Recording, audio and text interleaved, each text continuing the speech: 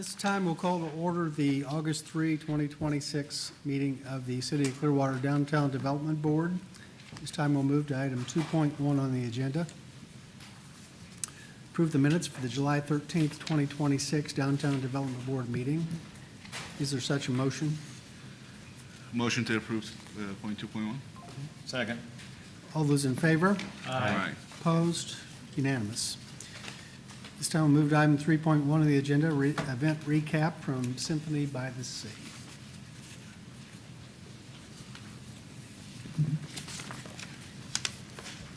Good afternoon, Vicki Shire, CRA Division Manager. Hopefully everybody's drying off on this rainy day.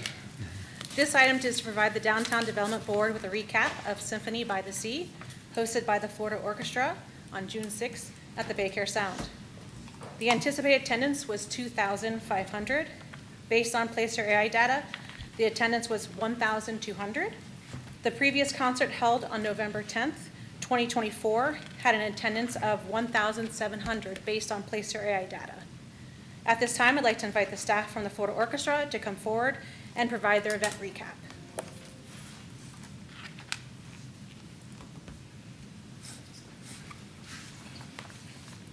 Good afternoon. My name is Lori Osborne. I'm the Vice President of Strategic Partnerships at the Florida Orchestra. And today my colleague, Anita Samaru. Yeah, good afternoon. I'm Anita Samaru. I'm the Vice President of Finance and Administration at the Florida Orchestra. We are going to offer you a recap of our wonderful Symphony by the Sea. Hopefully I can click this and we'll see how it goes. All right. Do you want me to do it? No. Got it. Oh, all right, I see it. Oh my gosh. Okay, I got it. Our event overview. So the Symphony by the Sea was a free public concert held Saturday, June 6th at the Bay Care Sound, starting at 7:30. Our performances included Salute to America, the America 250 with patriotic tunes, a movie theme featuring some of John Williams' favorites of Star Wars, Raiders of the Lost Ark, and Jaws, and then as well as some Broadway tunes. And as Vicki noted, there wasn't quite the attendance we had hoped. We actually tabulated approximately 1,565, but we had anticipated between 2,500 and 3,000. But we'll keep talking about that in a moment. This year, we introduced a community partners. We invited some community partners to come and set up information booths and opened up earlier before the actual concert so that our guests could come in for free and then take a look of what else our beautiful Clearwater area can offer. So some of our community partners included Hope Village of America, the Community Dental Clinic, and Lift Academy. We also asked the Salvation Army to come and set up some donation booths as folks entered. They could donate either canned goods or personal care items. And I can say that we successfully managed to collect approximately 150 pounds of donated goods for the Salvation Army. Some of our participant feedback included just the gratefulness of our community partners being able to come and share more information about their organizations to the community. And I will say, I'm not going to read each one of them, but the third one from Lift Academy said, thank you for coming, and we look forward to future partnerships. Because we were able to establish these relationships and invite them, we've now decided to continue other opportunities for us to collaborate. So later this season, some of the Academy students are going to come to TFO so that we can offer more information about who we are, what we do. So I really do see this as a bridge building opportunity for our community. Some of our press and social media mentions include not only our brochure that was already pre-established, being set on our website and sending email reminders to our patrons and donors. We also sent out press releases. We partnered with Amplify Clearwater and were included on their website as well as a Leadership Tampa Bay website in their e-newsletter. And then for social media, we produced more than 19 total social media posts. That included Instagram, all of the social media, Instagram, Facebook, TikTok, and LinkedIn. We managed to get more than 70,000 total views and impressions through our social media, as then over nearly 2,500 total engagements and 46,000 cumulative reach with our social media pursuing. Some of our event challenges, well, and this goes back to one of the reasons I think we didn't quite achieve the number that we had hoped, was because we had to change the event date. It was originally scheduled for May 7th, but we needed to move it due to the Country Thunder concert. And that announcement happened approximately 3 weeks before our scheduled date. Because of that, we had to then reissue new media updates, change of venue announcements, et cetera. So one of the reasons I think that we didn't quite achieve the goal that we had hoped was because of that last minute change. But we were glad to be able to change to another date. And we were grateful for the city to be able to get that June 6th date. The other reason I think we weren't quite at the number we had hoped was because it fell outside of our typical time of our season. Our season ends in May and we push to June, and as you also know, that's summertime, so all of the kids are gone from school and we weren't able to get quite those groups.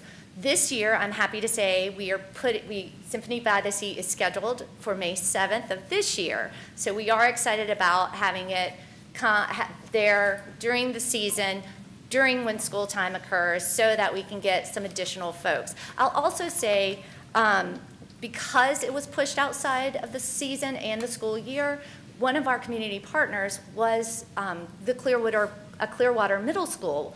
They were going to come and perform before our musicians performed, and once school ended, we just couldn't get that. So we're excited to bring back community partners, be able to reestablish that, and have them come at our upcoming Symphony by the Sea. So lessons learned. We want to continue spreading the awareness of the organization Symphony by the Sea. It is our most recent park concert. We have other established in other cities, so this is our newest. We want to continue to invest in it. We know that it will be successful. It will be an opportunity for our community to come every year, and we are excited about that. Again, as I mentioned, we're going to have it in season while school is going on this year, May 7th, so I hope you all put that on your calendars. We're going to seek additional sponsorships. I think that is an opportunity that we see as a need, and we think that we'll be able to achieve that. And then, again, continue to include those community partners. I know that it was successful just from our initial offering, and I think that we can continue to grow that. And I really appreciate the Downtown Development Board. Thank you for your trust and your enthusiasm with us, and we look forward to continue partnering with you. Okay. Thank you. Any questions from the board? Councilman Menino. Thank you, Mayor. Not a question, just a comment. Appreciate the flexibility on the date change. That's obviously a challenge 3 weeks out and a heavy lift by your team to make that happen, but we appreciate it. Hopefully your event was a success, and I know Country Thunder was as well, so hopefully that worked out. But appreciate that and look forward to you being able to have it in that calendar range where the schools can participate. We've noticed that in special events that once the coaches and teachers don't have their hands around the group, the kids' participations wane greatly. So I wish you the best of luck with that. Yeah, thank you. Thank you so much. Just like to echo that, it made it really, really tough on you to push it back, and appreciate you sliding your date because of, just what we've been trying to build this up as music education event. And I had a chance to talk with the Salvation Army this past week, and we attended, several of us attended a program at Ruth Eckerd Hall on Saturday night with theater and arts education. Music education is a very important part of our community, and definitely an important part of this event and what you're trying to do. So I think it's great that we're moving it back to an earlier date in the spring, late spring in May, to where school's still in session, and we can just try to make it not just a wonderful night of the Florida Orchestra performing in the best outdoor music venue in Tampa Bay, but also involving our music education community as you intended to do. And timing wasn't great to allow that to happen this year, but next year it will be. And I think there's a lot of enthusiasm right now throughout the community to support this event through music education organizations, and look forward to having more success and an increased attendance next year. Thank you. Yes, agreed. Thank you so much. We really appreciate it. Thank you, everyone. Thank you. Bye. Thank you. That will move to item 3.2 on the agenda. Approve the funding for the Chalk the Bay Art and Music Festival scheduled for January 15th to 17th, 2027, for a total not to exceed the amount of $30,000.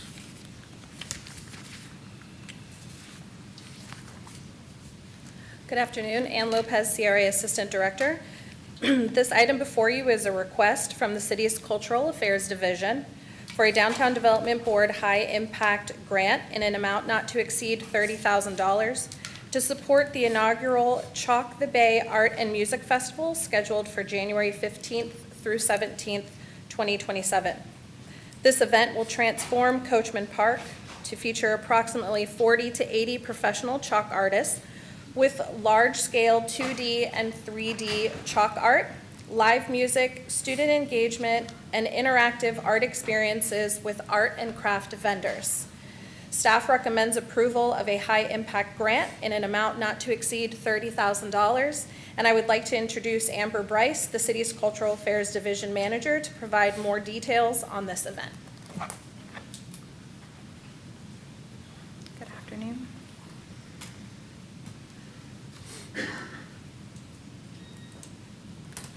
Good afternoon, trustees. Amber Bryce, Arts and Cultural Affairs Manager for the City of Clearwater. I'm excited to talk to you today about the Chalk the Bay Art and Music Festival that we are planning for January 15th through 17th in Coachman Park. This will be a free, family-friendly event. It will turn Coachman Park into an outdoor gallery featuring artists live chalking, artists from all over the U.S. and possibly internationally. As Ann said, food trucks, arts and crafts vendors, live music. I have here the expected attendance around 6,000. I think I'm just being extremely conservative. I looked at the Placer AI data for the Bloomin' Chalk Festival they had at Safety Harbor. They got 10,000 people over 2 days, so we're having a 3-day event. So I'm sure we can exceed that. I just wanted to be conservative. Our goal in my dream world would be 100 artists. I think realistically probably 70 to 80 with our budget. When I created this, we had 53 applications. As of this morning, we actually have 84 applications from artists from all over the U.S. and Mexico. So staff has retained artist and consultant Laura Thomas, who is actually here. She's a professional chalk artist and muralist. She'll be handling all artist communication, check-in, things like that, on-site logistics. Here, okay, this is the wrong presentation. So you can see our artist stipends are at the bottom here. We are offering stipends for artists traveling more than 2 hours away for a hotel. Here is our application. It's on myclearwater.com/chalk or Chalk the Bay. We also have a student application and sponsor application on there as well. Here is our schedule of events. So on Friday, there'll be a movie in the park, Scenes on the Green. This will also double as either a t-shirt or packet pickup. We're not sure what kind of race we're gonna have yet. Saturday will be the full festival day. So artists will be live chalking all day Friday and Saturday.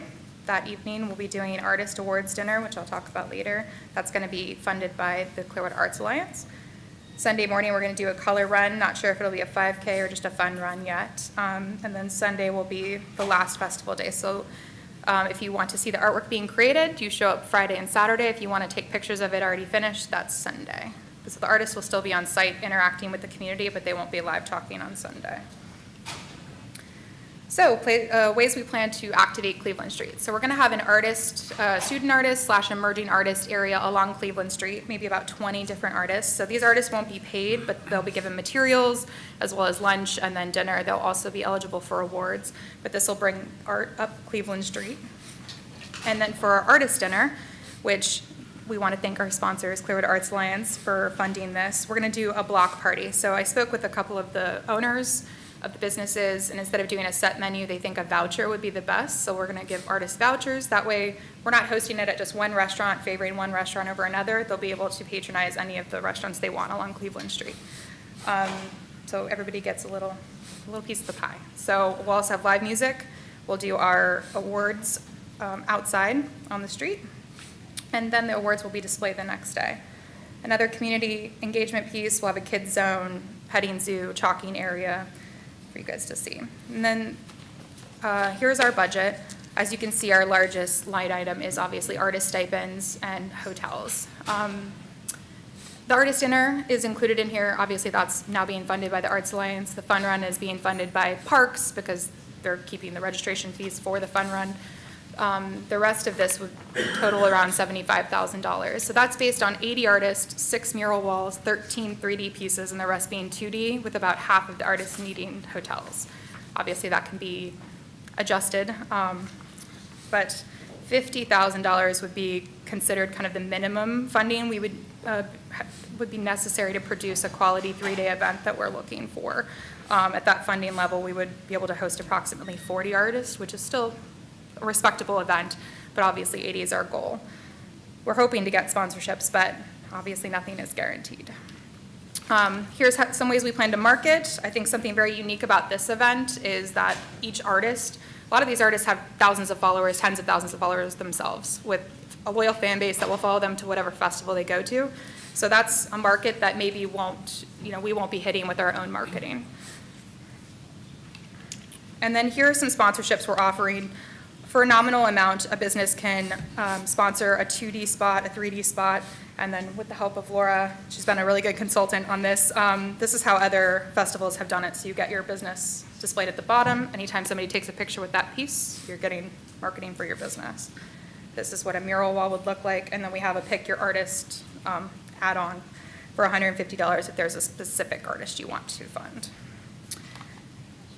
And then I just wanted to give you guys an update on the world's largest rubber duck. So Mama Duck, I have scheduled her to come back January 2028. We did have a staff wrap-up meeting. We all just felt like we wanted a little bit of a break. This was a lot for staff, and we really wanted to focus on some other events. With all of the renovation and everything, construction happening, we think that early 2028 will just be a really great time to bring her back. So I have scheduled her, the meeting, nobody within a 200-mile radius can have the duck, but just wanted to let you know that she's coming back, hopefully. Well, good. And then I have Jewel with Parks and Rec. I have Laura here, the consultant, and myself if you have any questions. Okay. Any discussion or questions from the board? Councilmember Teixeira. Yeah, this is very exciting for me. First of all, it's got a proven success record, right? So that's always, something we don't have to worry about. Already has a winning formula. The second is having that many artists with their followers. Again, another exciting opportunity to have more exposure. But last but not least, this is an organic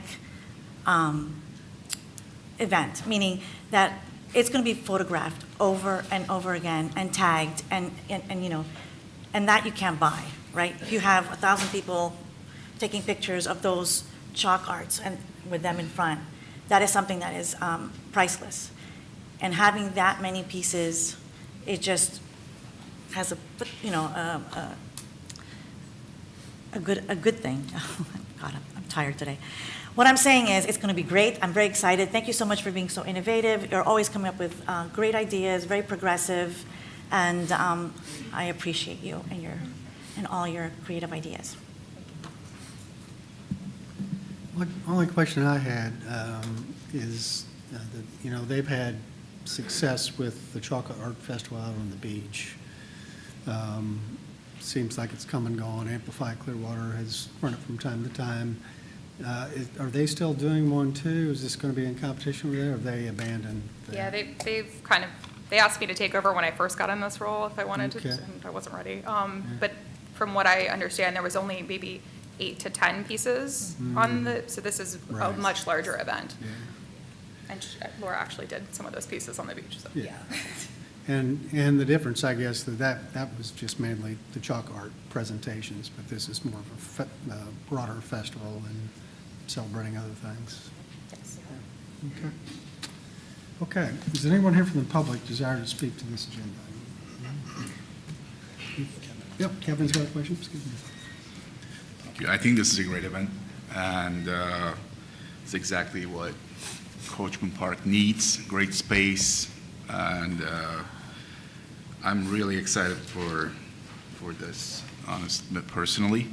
And about the dinner vouchers, I would recommend to meet with, and I can actually put everyone together as well, all the businesses, and I'm sure we can do something better than just the voucher as well, just to promote the businesses and also downtown Clearwater. So we can definitely work on that.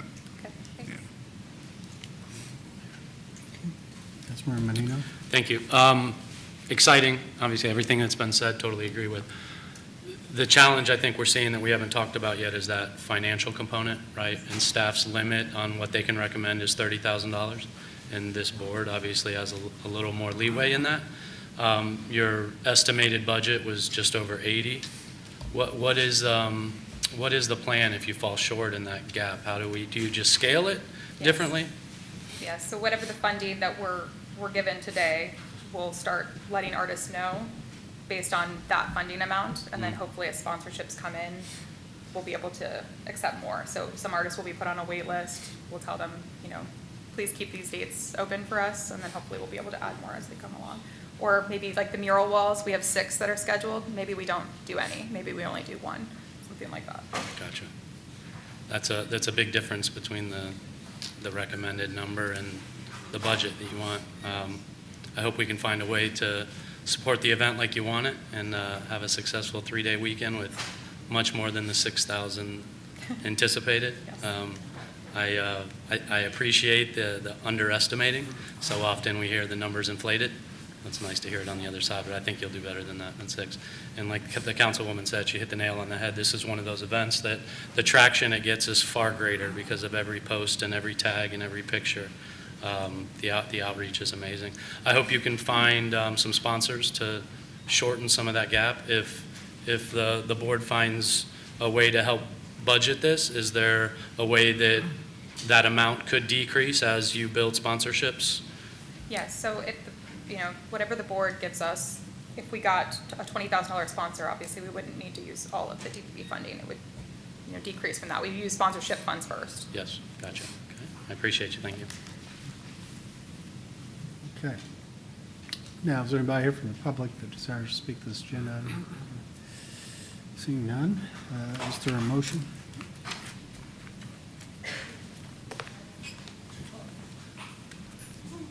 Motion to approve item 3.2. Second. Okay. Any further discussion? If not, all those in favor? Aye. No. Oh, wait, What amount are we approving, the staff recommended amount or the requested budget? Motion. Staff recommended. The staff recommended amount? what's the sweet spot? What's the compromise? So Tell me. as $50,000 would be kind of the minimum where we kind of estimate probably 40 artists, so it's still a respectable event, less marketing. We'd have to pull back on some other things, maybe, not a band, but like a solo artist, something like that. So 50,000 would be the sweet spot, I guess, but. The thing is, I'm looking at our unallocated funds as of August, right? So our fiscal year is almost over, and we're at over 560. And I think that the risk is very low for this event. And if I would have to choose an event that I would give more than recommended, I think this would be it. Because there is a big difference between 40 artists and 80. It will make us much more of a coveted event, and have a national footprint, I think, with 80. And so I would like to make a motion to grant them $50,000 for this event. Okay, it's been Sorry, moved and you're right. said we approve the main amount. Let me ask, we could always, if sponsorship's not going well, if you're not able to get sponsors, we could amend it and raise the money at a later time, right? Or we could do it the other way. If they get the sponsorships, then they subtract from what we have. But at least they have that cushion, and they know to move forward, right? You said that you were going to get the sponsorships first, and then whatever's left over, then you use the DDB funds. So that way, at least they know what they're working with, instead of going back and forth. But there was a motion, I'm sorry. Motion and second, and what was your amount that you wanted? The recommended amount, but I think what you recommended just now, it makes sense. You To do the other way rescinded, around. you rescind your motion? I'm sorry. Who seconded? David. You're adjusting your motion? Yes. Okay. Can we just agree that we're going to withdraw the motion, move and second, and then we're just going to withdraw it? Any objection to that? Motion to approve $50,000 on item 3.2. Second. Okay. So we've withdrawn the original motion, which was to approve the 3.2 as recommended. Okay, everyone has agreed to that. There's been no objection to it. And so now we will take this motion, which is his motion now, which is to approve the requested amount, I believe, Kevin? Yeah. 50, the requested amount. 50,000, second up that. to 50,000. Okay, so that's the motion that's been seconded. Okay, is there any discussion on this motion? Okay, all those in favor? Aye. Opposed? Unanimous. Okay? Thank you all very much. Thank you. All right. Next, we'll move to item, I think we're going to move to item 3.4 on the agenda and come back to 3.3. So at this time, if there's no objection, we'll go to 3.4, and that is approve a community event funding request by the Tampa Bay Ukulele Society to produce the T-Bus Ukulele Festival in the district on April 4, 2027, in the amount not to exceed $12,500. Good afternoon, Vicki Shire, CRA Division Manager. This is a request from the Tampa Bay Ukulele Society for a community funding request for an amount not to exceed $12,500 for the Tampa Bay Uke Fest in the district scheduled for April 4th, 2027. The event is a free music festival that will take place on the 400 block of Cleveland Street and Peace and Memorial. The estimated attendance is 1,000. The total event budget is $26,500 with the following. The applicant's contribution is $10,000. Third-party contributions is $3,500. And the applicant is requesting $12,500 in DDB funding. Last year's event had an estimated attendance of 629 visitors, according to the Placer AI data. The application meets the community event funding requirements, and staff recommends approval of the request in the amount not to exceed $12,500. At this time, I'd like to invite Robert Wild forward to provide a presentation and answer any questions the board may have.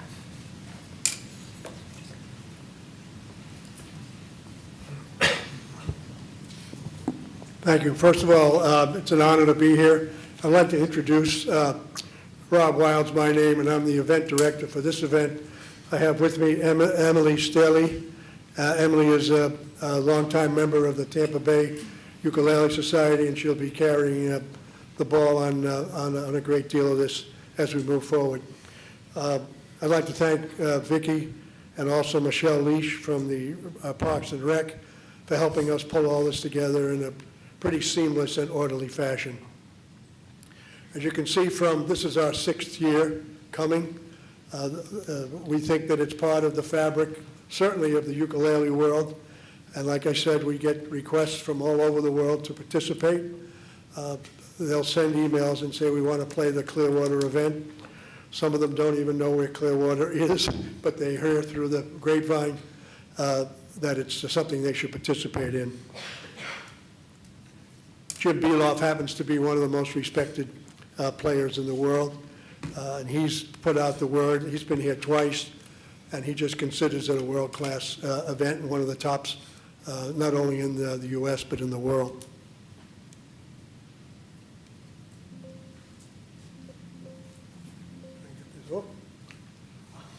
I only show this slide because everyone that I explain how this works always says, you mean it's like Shark Tank? We say that in the most positive fashion. And I always say, actually, it is. And when you look at it, I think Kevin could certainly pass for Mark Cuban. And I think Lena is certainly the equal of Laurie and Barbara. And then the question is, who is Mr. Wonderful? So it's down to 3 or 4 of you to take that accolade.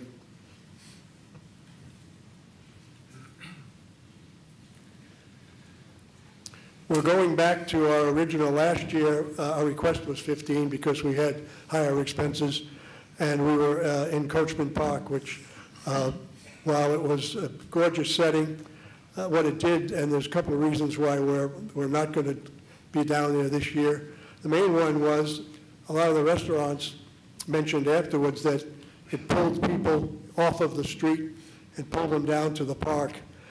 So we're going back to what we've done for 4 of the years, and that's be mainly on the 400 block. We're going to have a stage across in the parking spot across from Tequila's and Clear Sky. We're going to have another station between District Bistro and Clear Sky. And we're pleased to say we're going to have 8 hours of continuous music. We're going to have a concert between 3 to 5 p.m. In the Roebling Hall, now that it's been renovated. Also, during that time, we're still going to have a duo in the location by Clear Sky and District Bistro, so that we have complete 8 hours of musical entertainment.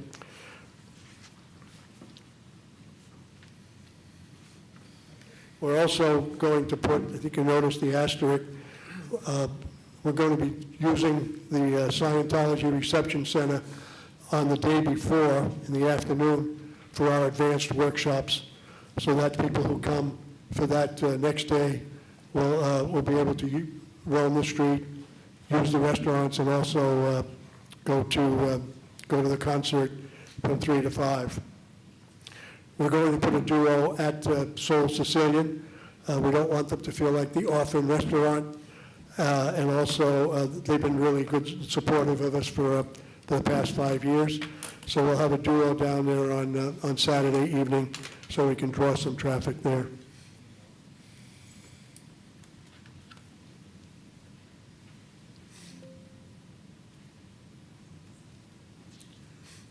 We've got great talent, some local and some from all over the country.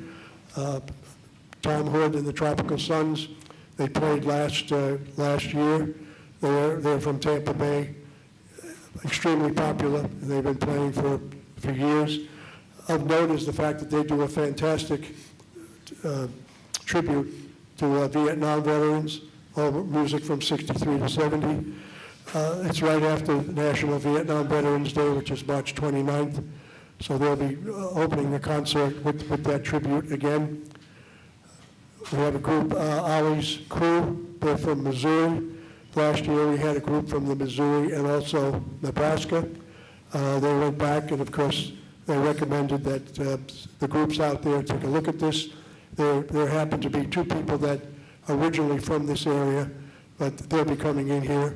Ann Koo is another very, very famous ukulele player and clinician. She splits her time between Boston and Hawaii. Fortunately, her husband, who's a surgeon, is on an assignment in Boston, so we'll be able to bring her down for the workshops and also to perform. And then Mandy Harvey, who's a former finalist in America's Got Talent. She was here 2 years ago. She lives in Riverview, so she'll be coming for the concert. So we're really pleased that we can put this kind of a stellar lineup. The concert will be free and open to the public, so we're hoping that we can draw a lot of people who maybe haven't seen this type of entertainment before. And that is one of the goals of the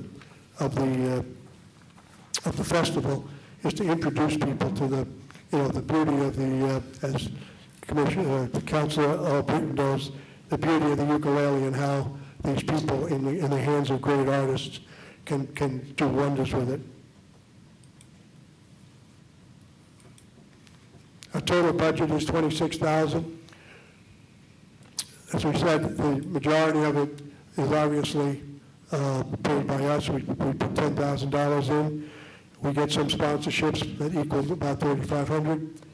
As far as the expenses, we have the normal sound, lighting, staging for both the concert inside and the outside activities, talent, and we market very heavily. We use the major media, the Dove, Tampa Bay Times, billboard displays, and we use all the standard social media and the other forms of advertising.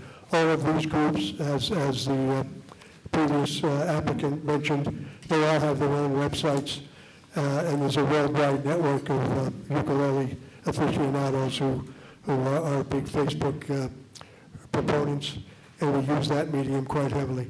But we do a lot of the major mainstream promotion and advertising as well. So the total budget is 26. We put in 10. We get 3,500 from our sponsors. Last year we asked for 15. This year we're looking for 12,500 from the DDB to take us to a point where we can do again a first-class event and continue to spread the word of downtown Clearwater and then its development, and also the ukulele and the ukulele artists.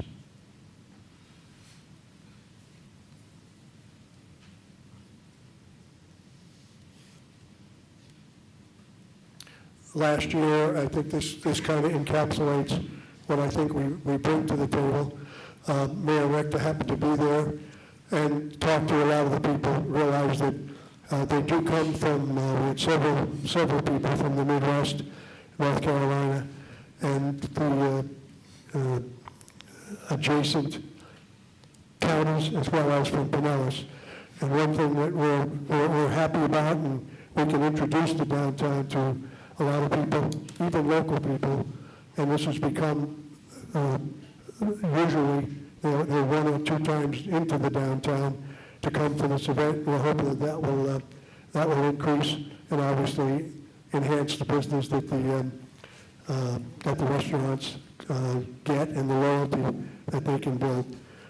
One thing I'll mention about the numbers, our first 2 or 3, the estimates not from us, but from others, was that over the course of the day, it probably cycles through a couple of thousand. And we're being conservative. The hall seats about 200, and throughout the day, we think we can do 1,000, probably many more.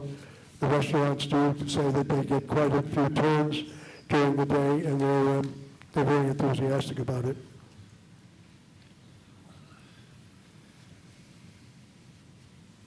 Again, thanks for the past participation. We literally couldn't do it without the cooperation, obviously, of the city and the funding from the DDB, and also from the merchants. The merchants provide a lot of services that without which we wouldn't be able to pull it off. So again, thanking you in advance, and good to see all of you. Thank you. Is there anyone here from the public that desires to speak to this agenda item? Okay. Seeing none, is there any board discussion? Councilmember Albritton. Yeah, this is one of those events that, the Downtown Development Board gets a lot of requests for money. I always considered somebody that has done this before and has had a good response from it. I mean, what is this, how many years now? This is the 6th year coming. I mean, and every year they've really attracted a lot of people. It's a fun event, and so I would vote to back this again. I think you do a great job. Thank you. Thank you. We want to get you to play one of these years. Yeah. Okay. Board Member Kevin? Yeah, I'm very happy to see that it's going to be on the street, on Cleveland Street. Yes. Comparing to the past 2, which I have seen, I think when it was on the Cleveland Street, I've seen more attraction, more lively activities versus being it in Coachman Park. I do have a question to ask. So last year, in total, how many visitors did you have attendees was? How many visitors? Yeah, like how many? What was Well, we don't know how many on the street.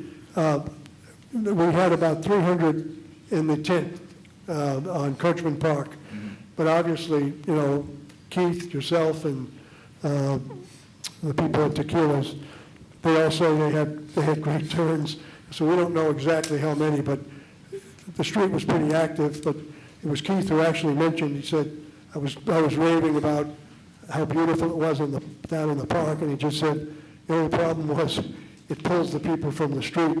So that's what brought that to mind. And we're estimating, we think we'd do 1,000 easily, but from the first couple of years, feedback not from us, but from people in the city and on the street, thought we cycled through a couple of thousand. Yeah, I didn't go to the park, so that's why I wasn't really sure. So the expectation is 1,000 people, and your marketing budget is 9,000, so that's, Yes. okay. We do billboard, we do major radio, we do Tampa Bay Times, and those are all fairly expensive mediums. But we try to pull, if we want to pull from outside the catchment area and from across the bridge, unfortunately, that's what it takes. Vice Mayor Cotton? Yeah, thank you. I'll definitely agree with Councilmember Albritton on this one. I think it's a unique event that, puts Clearwater on a map for a unique niche market. According to the Placer AI data, we had about 629 visitors at your event last year. With the 12.5, it's roughly $20 a person. I think it's money well spent, and I look forward to supporting you this year, too, going on to Cleveland Street. Thank you. Anything else? Yeah, thank you. Thank you, Mayor. Yeah, I think it's a good event. It is unique. We do have a lot of diverse events downtown. It brings different people from all different walks of life. I'm not going to be Mr. Wonderful. I won't play that role for you. But I guess my question would be, did you spend the same $9,000 in marketing and promotions last year? Yes, probably a tad more, because we had, some of the sponsors spent their own money as well.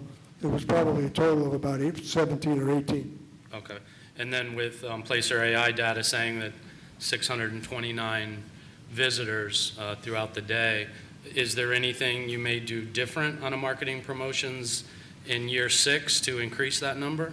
Well, like I said, we've heard feedback from previous years that, it's hard to count how many are coming in and out of the street, but we probably will do more social media. We did a lot this year, but we can upgrade that. But, like I said, the mediums we use are expensive, and the cost per 1,000 is a lot. So we'll probably stay with that, but try to do some other things, some more networking perhaps, and some more social media. Okay. Well, your numbers will definitely be better this year, being as though you moved. You're putting yourself in the middle of Cleveland Street. Oh, absolutely. I think it'll definitely be what it's been the last 4 or 5 years. And like I said, those are numbers people told us. We wouldn't really have anyone that actually counted it. But. Well, the geofence of the Placer AI is geographically going to put every single person that went to grab dinner or a drink or pizza or a taco is going to get counted into your numbers next year, whether they just stumbled upon it or not. So they go by the number of turns, and Keith and they've said they do 4 or 5 turns in a day, especially on a Sunday. Well, I love that it's free and open to the public, and I appreciate that aspect of your business model. Wish you nothing but the best success in year 6. Well, thank you. Anything else? Just a couple of observations. You get great media attention. Excuse me? You get great media attention for the event. I mean, the publicity, even though it didn't draw a lot of people last year, a lot of people heard about it. And they kept hearing downtown Clearwater, Coachman Park, and the advertising coming up to it. There's a value to that it's promoting downtown Clearwater just by the media attention that you get for the event. And the second thing is, you did experiment last year and divided it up a little bit. It was a smaller event down there under the tent, not like in previous years and like you're proposing for this year where it was all in one place there on Cleveland Street. And I felt like that probably impacted your attendance as well, that there wasn't commingling of different activities the way it had been in prior years, and I think that probably affected it too. So But in the year before, when you had it all up there together, I mean, it was similar experience. I met people from all over. And I think to Councilmember Albritton's comments earlier, which are right, it's for the amount of money we put into it, it really draws a unique crowd, a new crowd to downtown Clearwater, and I think it's money well spent, so. Well, as you probably noticed too, some of the good part of the demographic is older. Not as old as me, but it's older. And they were hesitant to walk all the way down to the end of Coachman, which as beautiful as it was, and it was a magnificent scene with the boat going by. But a lot of them did want to walk all the way down and all the way back up. So I think it's better where it is. Okay. Nothing else, then is there a motion? Move to approve agenda item 3.4. Second. All those in favor? Aye. Opposed? Unanimous. Thank you very much. We'll now go back to agenda item 3.3. Approve a high-impact grant funding request from Florida Best Promotions, Inc. to produce the salsa and bachata at the district Halloween costume block party on October 31, 2026, in an amount not to exceed $30,000. Good afternoon, Vicki Shire, CRA Division Manager. This item is a request from the Florida Best Promotions, Inc. for a high-impact funding request, an amount not to exceed $30,000 for the Salsa Bachata at the district Halloween costume block party scheduled for October 31st, 2026. The event is free and open to the public and will take place in the 500 block of Cleveland Street. The estimated attendance is 5,000. Last year's Salsa in the district had an attendance of 2,300 according to Placer AI data. The total event budget is $69,400 with the following: $19,000 in estimated sponsorships, $8,253.50 in city high-impact event co-sponsorship in-kind services, a pending $10,000 Visit St. Pete Clearwater grant, and the applicant is requesting $55,600 in DDB funding. The application meets the high-impact funding requirements. While the applicant has requested $55,600, the DDB high-impact funding policy limits awards to $30,000. Therefore, staff recommends approval of funding the amount not to exceed $30,000. At this time, I'd like to invite Richard Del Rio to answer any questions you may have. Thank you. Hello, and thank you for allowing me to be here again. We're excited about this year's event, October 31st, Halloween. We expect it to be a very energetic, colorful event that brings all walks of life to the area from all over the Bay Area and Florida in general. We've been doing the event now since 23 with success each year. This year we've actually started doing monthly events, which has also been very successful. This year we're excited. The band that we're hiring is a tribute band.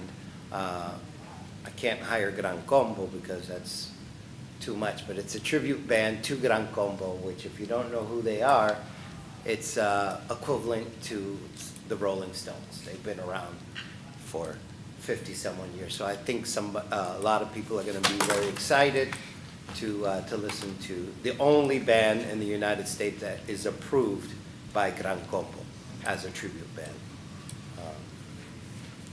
We have also begun a stronger focus on bringing outsiders in. I think we've done a pretty good job at that, but we're focusing more. In fact, this year is our first attempt at some international marketing.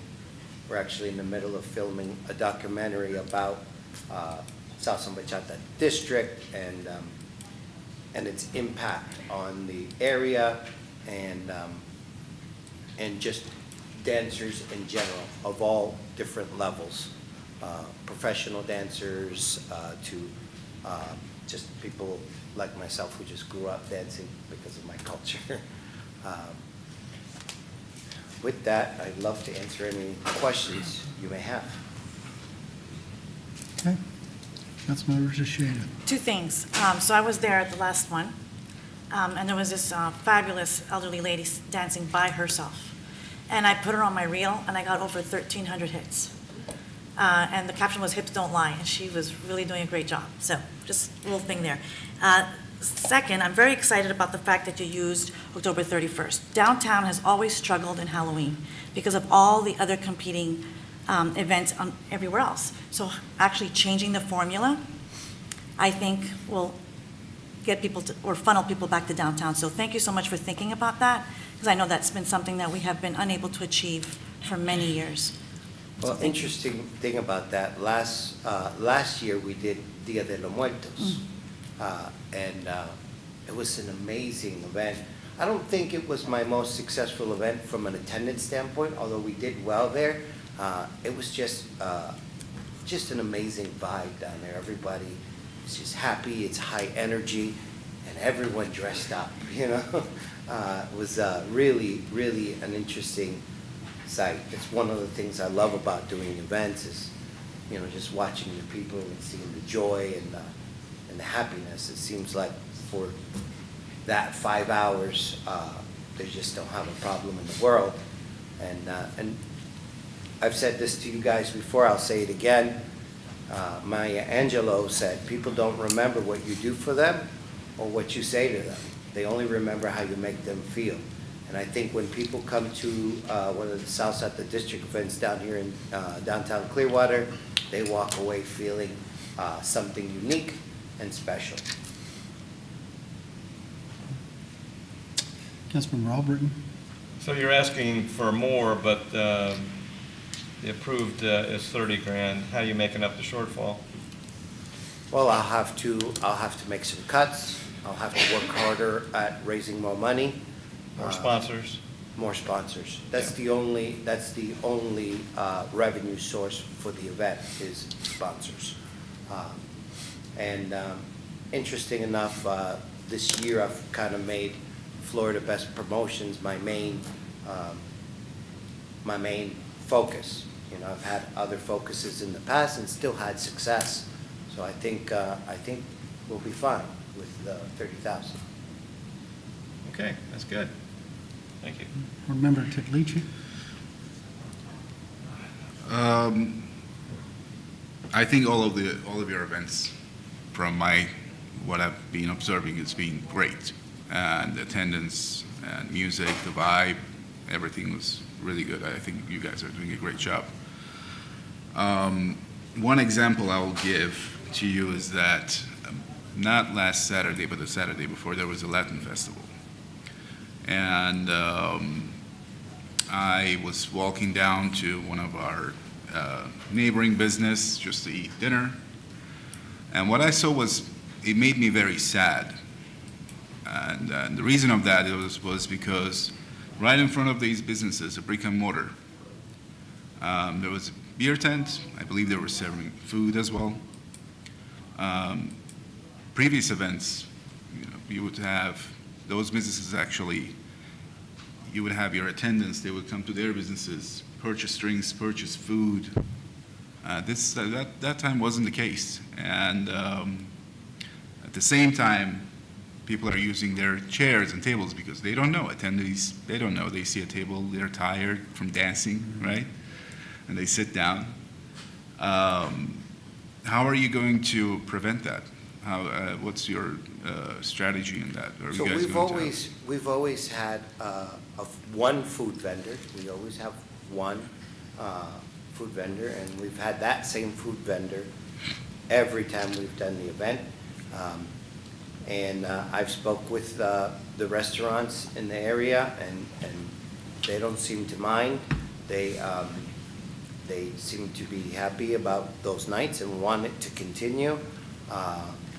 And they seem to be doing well financially on those nights.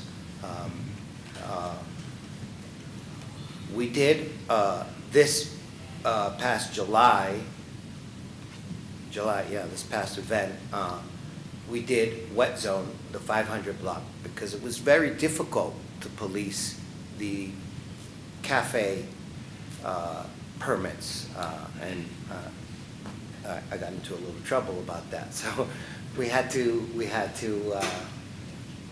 make some changes, and the easiest way to do that was to wet zone that block, and also add another revenue source for us. But even with that, everyone seems to be very, very happy with the turnout, with financially how they did those nights, and you know, we probably would continue to do that, specifically because of our need to find ways to raise money for the event. Now, if those businesses were to be able to support the event financially, then we could take that out, obviously. But those categories are a significant revenue source and help the event to have the success that it's having. And, you know, it is a Latin event. There are no Latin restaurants down there. You have to have Latin food at a Latin event. It's part of the experience, you know. But till now, we have not had any problems with the businesses down there complaining about that. And everyone seems to be doing well, including the food vendor that comes in.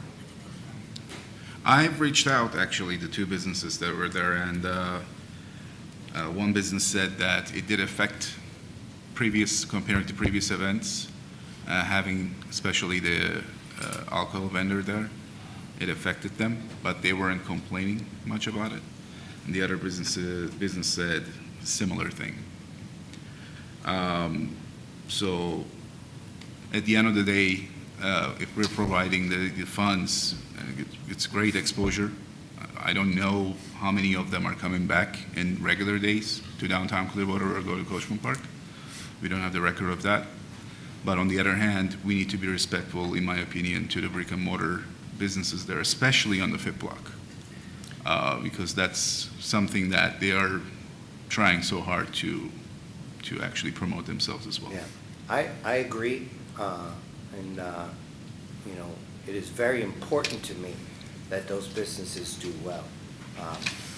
You know, it's a little surprising to me to hear that they showed you that, because that's not what I was told when I asked them. But neither here nor there, I will follow up with them again and make sure that everyone's happy.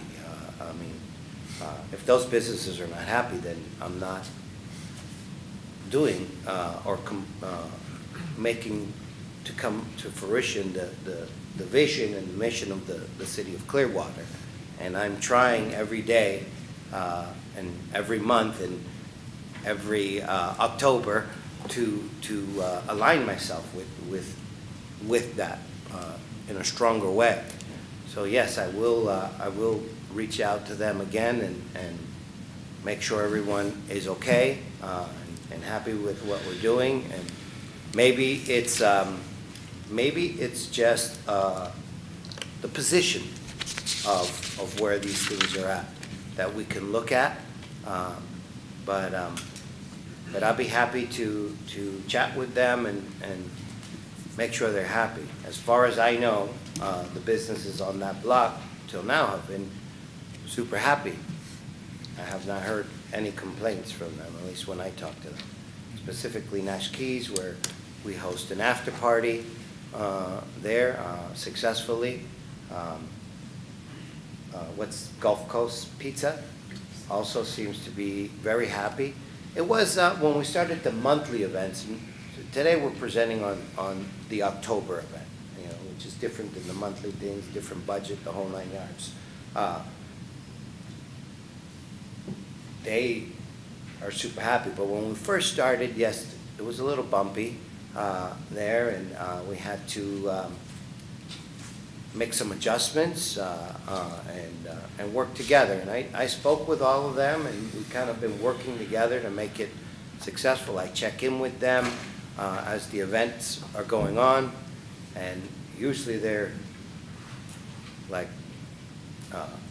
very, excited and happy with what's going on that day. They have to bring more staff in and all those things because it's so busy for them. If they're telling you that, then that tells me that I have more work to do there. Just for the last event. That was where the they first had- time we had beer. Yeah, and that's my concern. Yeah. And that's where I saw the difference between the previous events than the very last one. That's the first one on the monthly series that Mhm. we've had beer. But for the one that I'm presenting today, it has always had that since I started in 2023. Okay, thank you for answering. Okay. Anybody else? Vice Mayor? So for me, it comes down to all of these events, and yours specifically, you always typically seem to have a good turnout. But we're trying to support those brick and mortar businesses, right? And as you say, you've had a different experience, and, you take that in stride for sure. But maybe we look to get with those brick and mortar businesses that are around your event and then say, hey, maybe I don't do the beer cart, but you can work with my event. We do a drink special type of a package or something like that. Yeah. I don't know, fact, try and this- think outside of the box in that type of a way. In fact, this past July, I tried to work with Nash Keys for them to have the bar outside. We already, talked with them, and they got the cafe permit, which ended up being a problem. So then we wet zoned it, and they were not ready to be out there. In fact, I went to them and I wanted them to do it. They just couldn't do it, so I got it done. But I went to them and offered it to them. But I will continue to work with them and make it better.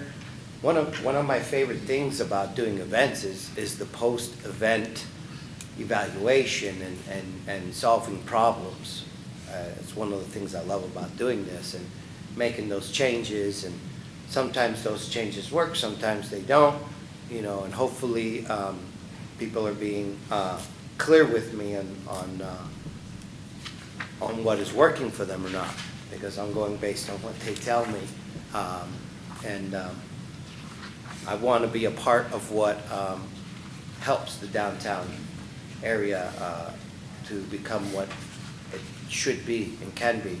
And I don't know, I don't have to tell you guys this, I've said this to you guys a million times. I love Clearwater. I have fallen in love with Clearwater.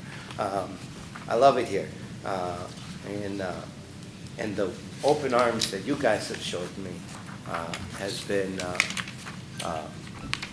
extraordinary to me. I've worked in different municipalities. I've never experienced this type of welcome and appreciation for what I do. I work hard at it. Anything further? No, not right now. See if anybody else has anything. Yeah. So I don't see online where, was a budget presented for this? Yes. Yeah, I don't see the materials. Am I overlooking it here? They're posted online. I didn't see it in our emails. It's on the legislative report. That's not really a budget, though. That's, where is Shows it? This is funding request. That's just the city's part of it. I didn't see a budget in any And of our. I ask that because I understand what you're saying, and don't get me wrong, you get lots of people there. Everybody agrees that, and it's high energy. You get a good turnout, and it's a great celebration of the Latin community. All your events have been great. But to the points been made earlier, this money is intended to help the businesses in downtown Clearwater, particularly those on Cleveland Street, for this kind of event that's right at their doorstep. And so, for me, the budget is really important because the Latin food, which is, times I've been, is that vendor is very popular. You know, I would be interested in what they're paying for the opportunity to participate in the thing, how much that is offsetting the expenses here. Certainly not fair to bring in a food vendor and have them crush it, you know, make a lot of money while folks at the expense. I understand the importance of having that element there, but, you know, budget-wise, they shouldn't be coming in and cleaning up financially instead of those folks frequenting the businesses that we're intended to help here. So for me, the budget's really important. You know, where sponsorship money, what's coming in to offset the expenses. And other than I see what it would cost the city here, I think it's fair for us to know. I'm assuming you're not making a lot of money yourself doing this, assuming that all these things are going to cost, but with the previous proposals we've seen here today, that's all been laid out for us. And I don't see that here. Yeah, I totally agree with that, and I am taken by surprise today that the word is that they didn't do well, you know, because I've, you know, been speaking with all of them, and that's not what I'm hearing from them. So I need to reach out to them again and figure that out. I don't mind telling you what El Yuca Yekia Huevana, which is the name of the restaurant that usually sells the food. He usually, for the big event, he usually pays $5,000, and he runs the food for the event. So usually he has one kiosk, and it's on the west end of the corner of Garden in Cleveland, which is not across from any restaurants or anything like that. On the monthlies events, it's a little different because I'm only on the 500 block. Little correction on the October event, which I'm presenting on today, it's the 500 block and the 600 block, including Station Square Park. And on that end, there really is not many restaurants over there. We certainly don't put any food vendors adjacent to any restaurants during that event. And we've always sold alcohol at the events, this event, going back to 2023. And like I said, I've never had the feedback. I'm caught by surprise by that.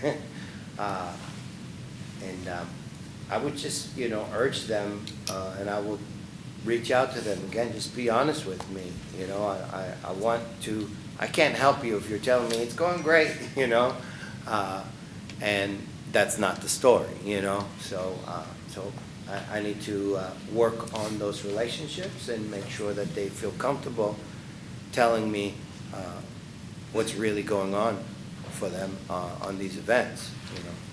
Specifically with Nash Keys on the 500 block, I think they're the only place that has full liquor on that block. And we also do an after party there, which traditionally is very successful. So, you know, from my conversations with them, they seem to be very happy. Yeah. And with Gulf Coast as well, they're Okay. extremely happy, Yeah. you know. Yeah. Vicki, you have something to share? Yeah. Yes. I do apologize, there was a budget attached to the application when you submitted it, so it just did not get attached to the agenda, we do apologize. I also can make sure that we reach out to the merchants on the final block as well if you'd like, because we haven't got any negative feedback as well regarding his events, but we're happy to follow up with them if you'd like. Sorry, I'm a little under the weather, I apologize. Yeah. So I just said, when he did submit his application, he did have a budget. I apologize, it was not attached to the agenda. We have not heard any negative feedback from the merchants on the 500 block, but staff is welcome to follow up with them to see and get feedback from them if you'd like. Well, you know, it's a pleasure of the board, but personally, I'd like to see a budget attached so we can review it and we can look, see where, you know, where the money is intended to go for support the event. Particularly, you know, this is the first time for this unique event we get that. But it's similar to other events that have been had there, so surely by now, and because they've been successful, you would think that, you know, there'd be a lot of folks want to partner and be part of the event. So it's a little surprised that, there's not more of an idea on who would potentially sponsor and partner based upon the past success. You know, we all know Univex had a great Taco Fest in Coachman Park. Telemundo was a big part of getting people there. So, you know, what media partners you maybe already have secured for this based upon past performance, I don't know. I do have some media partners. Yeah, I am yeah. partnering with Beasley Radio, 92.5 La Maxima, which the city of Clearwater has a longstanding relationship with, and they're doing they're back with La Herencia Hispana in September, which is the day after my monthly event. But yeah, I have a great relationship with them. I do think that I can do a much better job on the public relations side of this, and now with me focusing on this, I plan to spend more time on that. And I do believe the documentary that I'm filming, which should be ready by the end of this year to be released, you know, which is going to be highlighting Clearwater. My goal as a company, one of my goals as a company, is to brand the city of Clearwater as a destination for dancers all over the world. And there's a very strong community of dancers, and they're not just Latino. It's China, Italy, Switzerland, any place that you can imagine. They have a Latin dance community. You know, it's very popular all over the world. And Councilmember Teixeira? Okay, so let's move forward. You have the budget, Vicki? Yes, ma'am. Would you be comfortable looking at it now, or or you're looking for a continuance? What are we looking for Oh, to yeah, proceed? You know, we typically, and apologize that it didn't evidently get uploaded, but I mean, that's something that typically the board wants to look at, see what the expenses are. I am going to And ask have to questions adjust related that to that, your budget. past experience and why this cost is, whatever. The dancers and some things I've seen those at past events you've had, and they're really, I think there's, well, I know there was some adjustment over the funding that some of your events have gotten from Visit St. Pete Clearwater. It was adjusted downward based upon their Placer AI data that they had gotten. So I don't know if that affects, you know, some of your requests for funding for this event. But Absolutely, when it's a yeah. repeated event, and we've said this before as a board, when events come back and they have been successful like yours, I think the expectation is that we contribute less and less as we go along. I realize this is a Halloween event, a new event, but I would like the chance to take a look at the budget and evaluate and have you come back and answer questions about it. Sure. And maybe you've learned some things today that might change the budget. Yes. You know, if we do cut alcohol and food, then that's going to cut into a big portion of what we use to help pay for the event. You know, the event costs much more than what I'm asking for, including my 20% that I'm putting in as well. The event costs more than that. And we've had some setbacks too. I mean, hurricane season, you know, that was a big hit for us at Florida Best Promotions. January was another day where we had to reschedule and cost us money, ended up losing money that day as well. So we are working to become less dependent on the city and the DDB. We love nothing more than to be able to do this without any funding. I don't know if we'll ever get completely to zero funding, but yes, I would love that. I would love to do that and be a part of what brings downtown Clearwater back. And I think we've got a great start on that.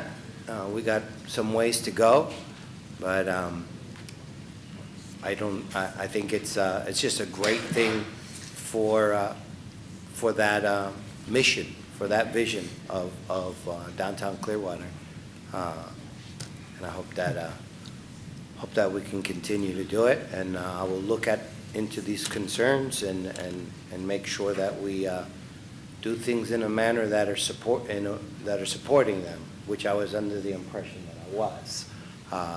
So I will reach out to all of them and see what we could do to work together. Like I said, the reason why Nash Keys didn't have that second bar out there, because they still had their cafe bar, outside of their establishment. So they still had a bar outside, but they weren't able to put another bar over there because something with they have a non-for-profit that wasn't ready or whatever, and we did this in a very, very short period of time. I met with Sergeant Lulak, and with Chris Coach, and they told me we needed to make some changes because we had some issues with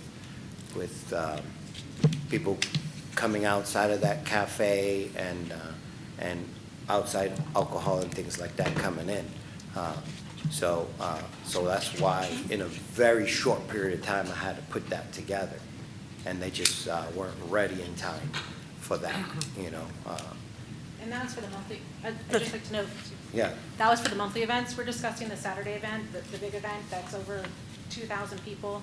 Last year, I believe you guys gave him 15,000, I believe, in funding last year, when he wasn't here, and you guys gave it to him, just like you guys were trying to remind you of that. The budget, I have on my phone, I can give it to you, or go print out real quick and let Jesus go through the director's report, and then you guys can look at it afterwards and make a decision if you'd like. I can see if I can get it printed real quick, or we can take them back to the September DDB budget meeting. I believe we have time there.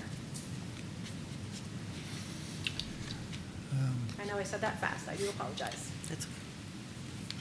Yeah, I'd prefer to not look at it here on the dais, it's. Okay, and the September budget? And I think, I think even he might change it now that he's heard some things tonight. You said we gave 15,000 last year? I believe so, that's what we So gave this them is, last year. this is doubling what we contributed last year? Yes, sir.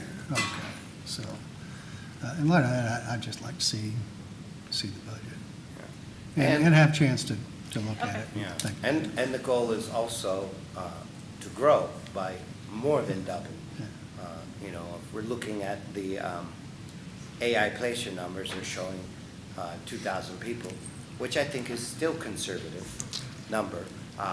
But we want to grow this, Eventually, we're going to outgrow just the downtown, and we're going to have to do downtown and Coachman Park. Thank you, Richard. We'll bring them back at the September next Thank budget you. meeting. I do apologize, and we'll make sure we have everything we need. Thank you very much, guys. Vicki. Thank you. Okay, thank you. Thank you so much. Okay, with that, we'll move to agenda item 3.5. Approve the June 2026 financial statement for filing.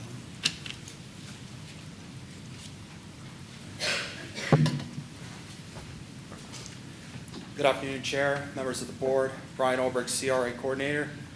The June 2026 financial statement is present for filing. During the month of June, expenditures totaled $45,846. To date, expenditures and transfers are approximately $940,890.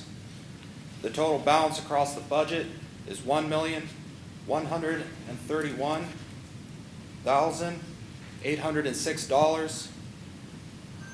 $25,000 was relocated from future downtown initiatives line to the marketing line to provide sufficient funding for approved grant requests throughout the remainder of this fiscal year. This reallocation does not increase the overall budget. It simply reallocates existing appropriations between budget line items to the current program needs. Any remaining balances have been reallocated to the unallocated special events grant line to support future downtown programming. Staff recommends approval of the June 2026 financial statement for filing. I'm happy to take any questions.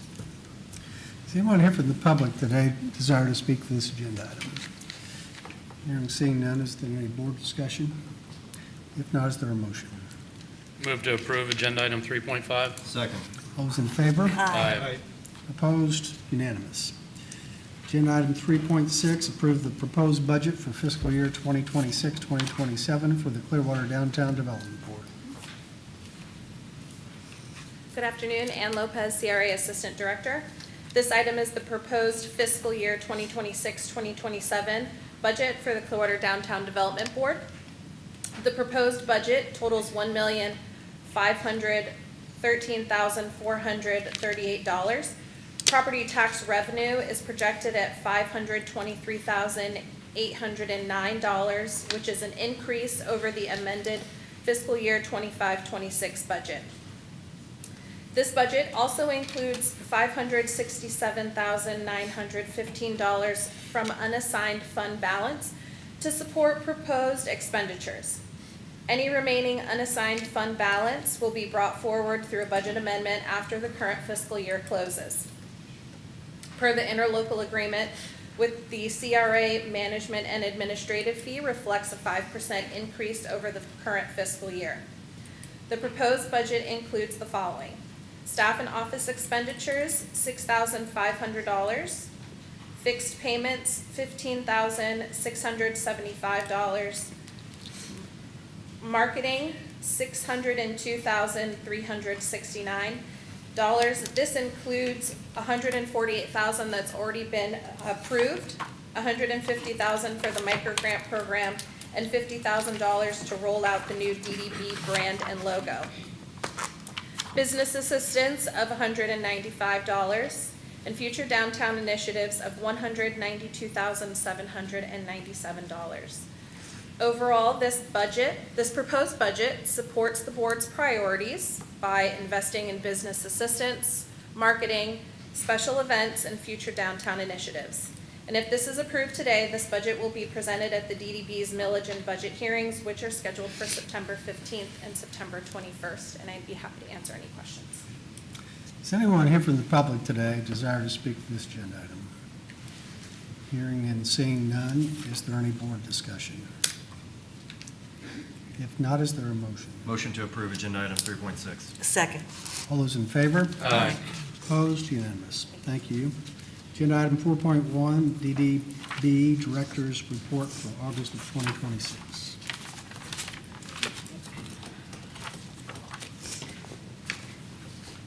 Good afternoon. Jesus Nino, CRA and DDB Director. This is your Director's Report for August 2026. As you see on the cover there, we're using our new logo, so we're proud of that. And in the future, this presentation, the complete template will be redone to match it a little bit better. So as you see there in the cover, we're starting to roll out our logo.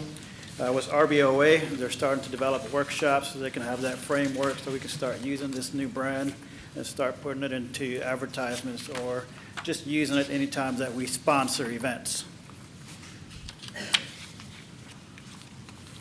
We have a call for mobile vendors that we're starting to bring to an end as far as collecting proposals of individuals that are interested, and our staff has already put together an evaluation team so we can start looking at those vendors, and then hopefully we can start implementing this program in the 400, 500 block.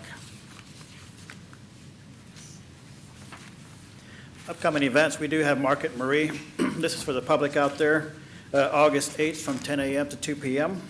So they support over 130 small businesses every second Saturday of the month. And this is presented by the Market Culture. Now, this one is fairly exciting for individuals out there in the public that are interested.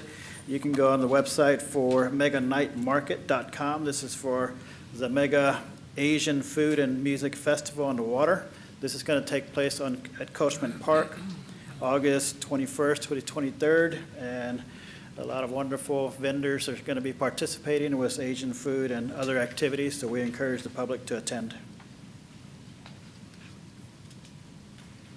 Then here for the 400 block, Kevin and other merchants are putting together the Hello Cleveland Street. This is for the month of August. We have a few events there with DDB funding up to $5,000 for those events. It's called Hello Cleveland Street. Then as far as Salsa and the Bachata, you've heard the presentation there on the 500 block of Cleveland Street. Saturdays, August, pretty much Saturdays. That concludes the DDB presentation. Thank you. Any questions for the director?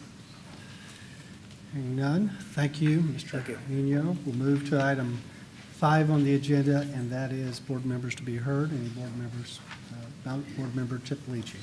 So I know it's been a longer meeting than anticipated, but in my opinion, when we fund events like what we just discussed, I don't know how the board feels about this, but there could be also a chance of allocating a partial budget to support businesses that are happening within the same block if there is a competition for that business, whether they're serving the same type of food, alcoholic drinks, or anything that can compete with the business. It's just an idea. Okay. By support, do you mean an appropriation, or are you meaning us helping you with security? So allocating whatever they're getting as from the DDB. So there could be some allocation equally distributed to businesses that attendees, let's say it's a voucher. There could be 100 vouchers, could be distributed to attendees, and the attendees could go use that voucher at the brick and mortar businesses. So brick and mortar businesses are also benefiting out of those events if there is obviously a competition.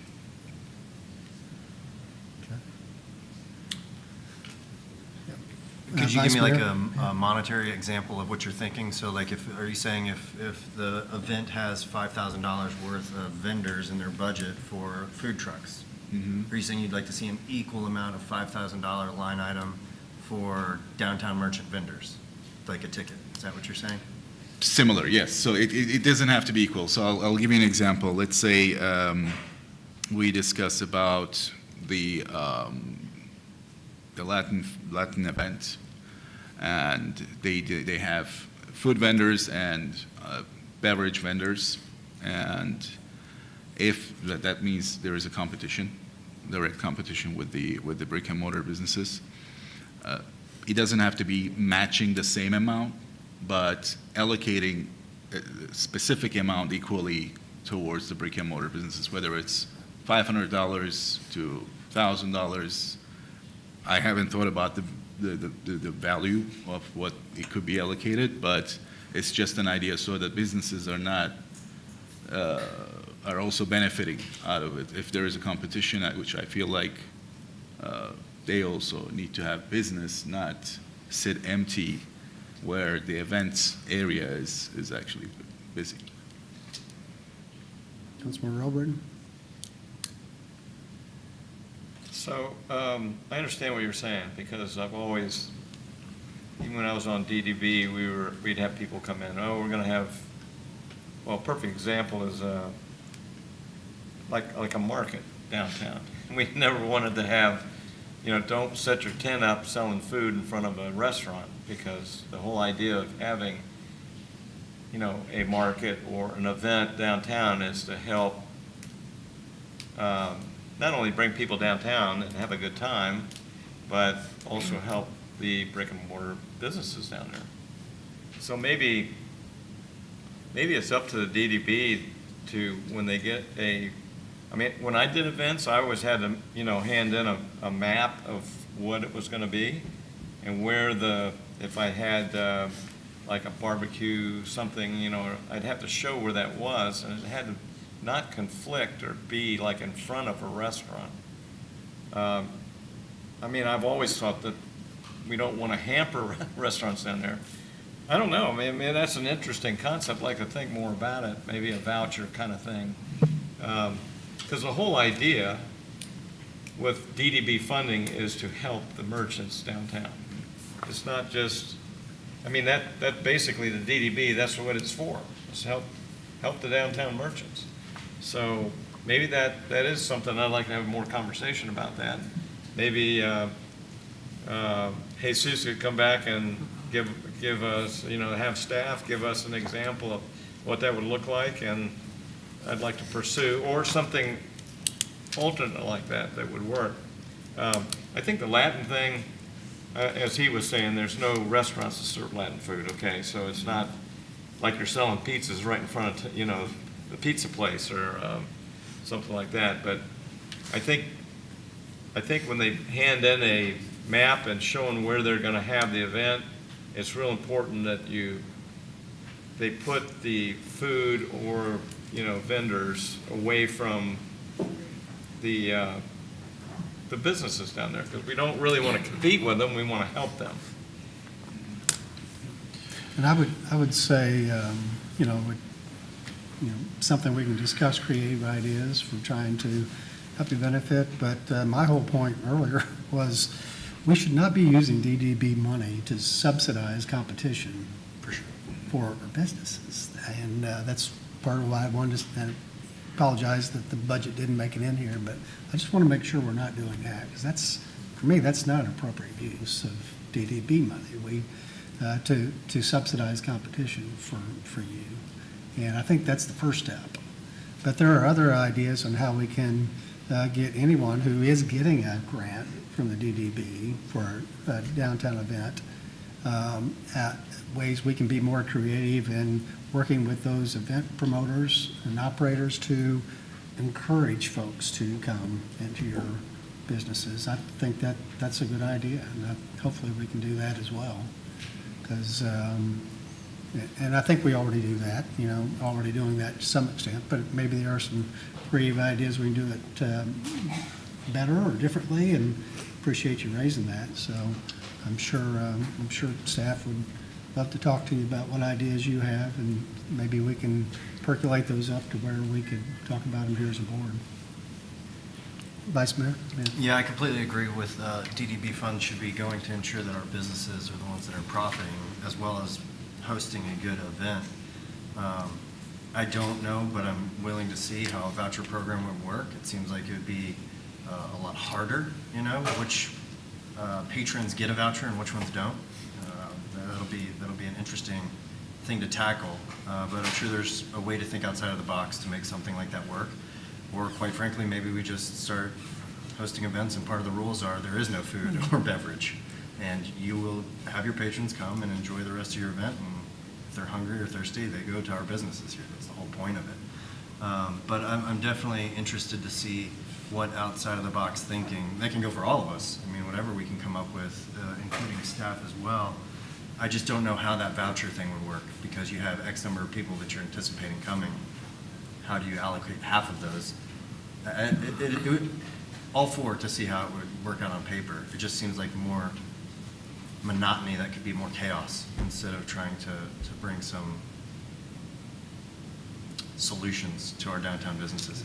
But I definitely think that we need to think outside of the box with this and really make sure that the point of this is to have events that are driving people to our businesses that are here. Councilmember Teixeira? I would love to brainstorm seriously, we can get together and come up with some ideas, but I think we should begin with perhaps the application process, instead of a suggested thing, make it a requirement, where they document what initiatives have they done, what kind of steps did they do to include the brick and mortar, so making it a requirement, that there has to be something there.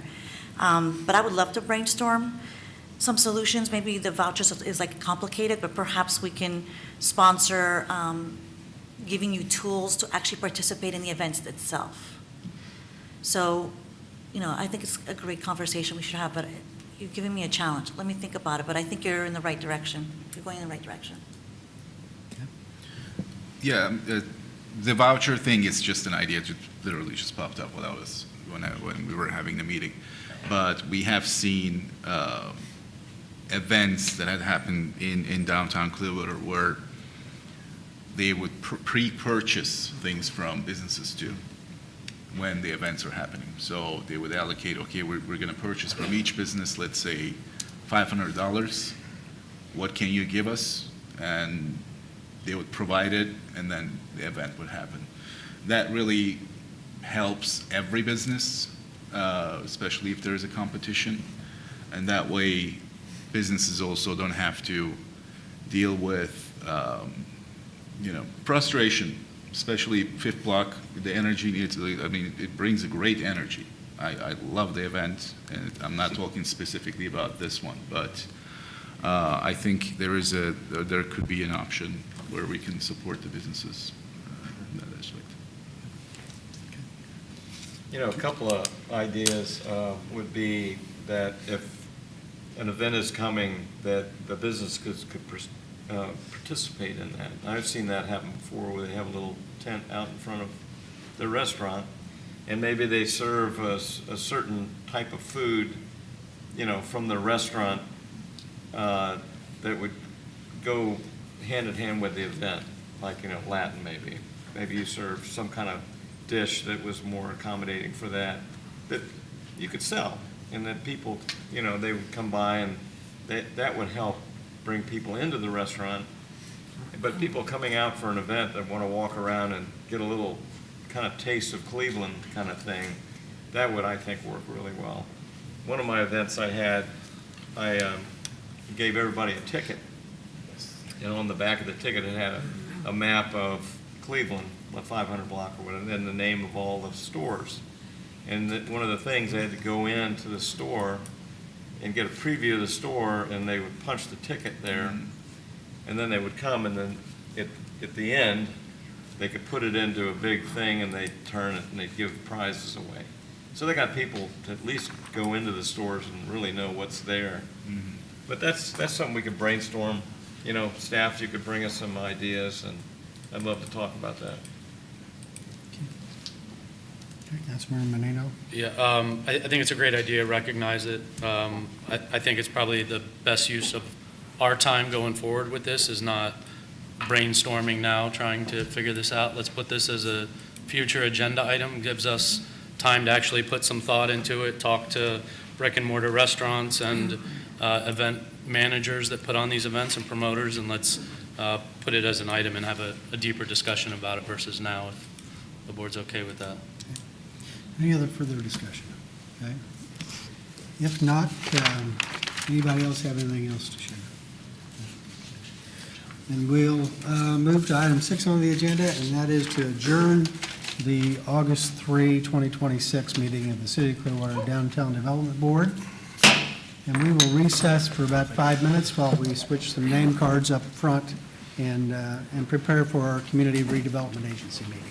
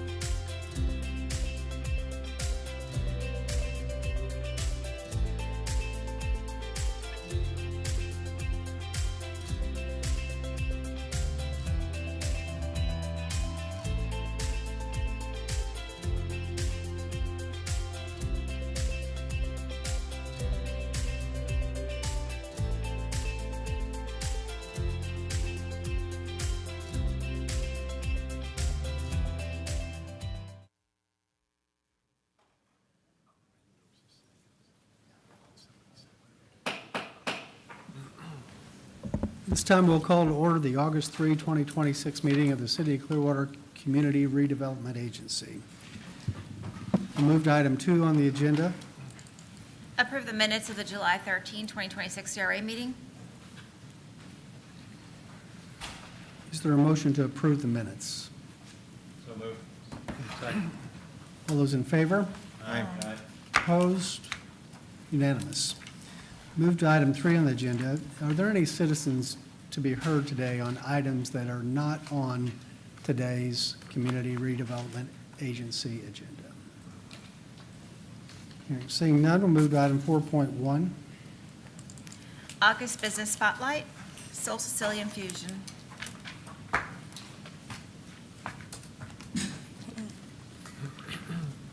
Good afternoon, everyone. My name is Tasha Hatley, CRA Specialist, and today I'm pleased to recognize Soul Sicilian Fusion as our August Business Spotlight winner. Located at 516 Cleveland Street in downtown Clearwater, Soul Sicilian Fusion has become a destination for Italian cuisine and warm hospitality. Since opening in 2019, co-owners Nello Menza and Natalia Harrison have built a family-operated restaurant that offers residents and visitors a welcoming place to gather and enjoy freshly prepared, house-made cuisines. Soul Sicilian Fusion features signature dishes like octopus pasta, along with homemade pizzas, sauces, desserts, and gelato. Every meal is thoughtfully prepared, creating a memorable experience that has earned the restaurant a loyal following. Their commitment to quality, hospitality, and serving the community has earned them recognition as Best Italian Restaurant in Clearwater, awarded by Gambero Rosso, a leading Italian food and wine media group. To help tell their story, CRA staff and public communications produced a video and article, which has been shared throughout social media channels and is also available at myclearwatercra.com. Soul Sicilian Fusion reflects the city and CRA's shared goals of supporting locally owned business, strengthening downtown economic vitality, and creating a vibrant downtown. At this time, we invite you to view the video. Thank you. Natalia. I am the owner and the manager of Soul Sicilian Fusion. Soul Sicilian Fusion been open in September of 2019. We will be celebrating 7 years this September. We serve majority Italian food with the flavor of Sicily. I'm so sorry, I'm gonna start that over. My name is Natalia. I am the owner and the manager of Soul Sicilian Fusion. Soul Sicilian Fusion been open in September of 2019. We will be celebrating 7 years this September. We serve majority Italian food with the flavor of Sicily. The chef and owner is Nello Menza. He is also Sicilian. This is a family restaurant, so majority of people who work here is family. Customer can expect, first of all, great food, great wine, great ambience. We make everything here is fresh. Pasta, of course, homemade. All sauces made in the house. Also dessert, we make our own desserts in-house, including our own gelato. We just recently been awarded like a best Italian restaurant in Clearwater. We open from Tuesday till Saturday. We closed on Sunday and Monday. Our hours of operation from 5 till 10. When we open on Sunday, most likely same hours.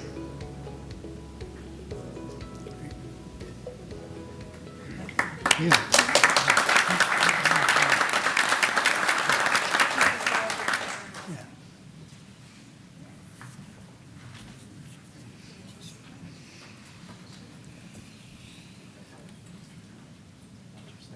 Congratulations, yeah.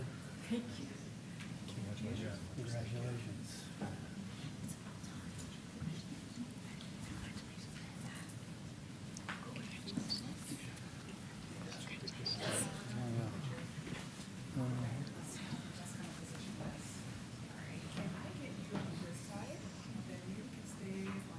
I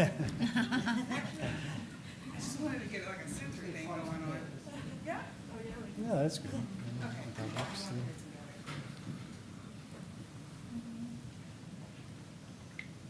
right. 3, 2, 1. 3, 2, 1. And can I get you two together closer? Really nice. All right, and then I'll just have you shimmy you on this side a little bit here. There we go. Much better. All right, everyone over here. 3, 2, 1. 3, 2, 1. Perfect. Thank you.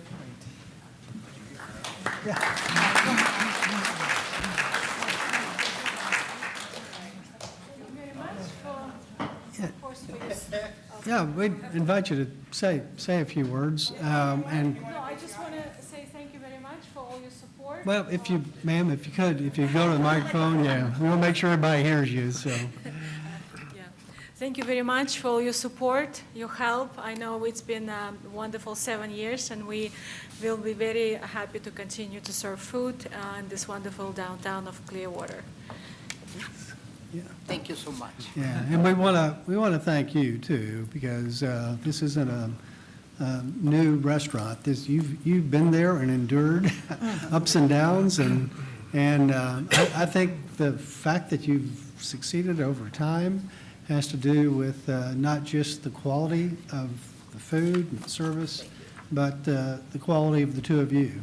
And you brought an expertise and a touch. Very classy touch to downtown Clearwater that our citizens greatly appreciate. Which has led to the success of your business. So thank you for doing what you do and making downtown Clearwater great. Thank you. Thank you.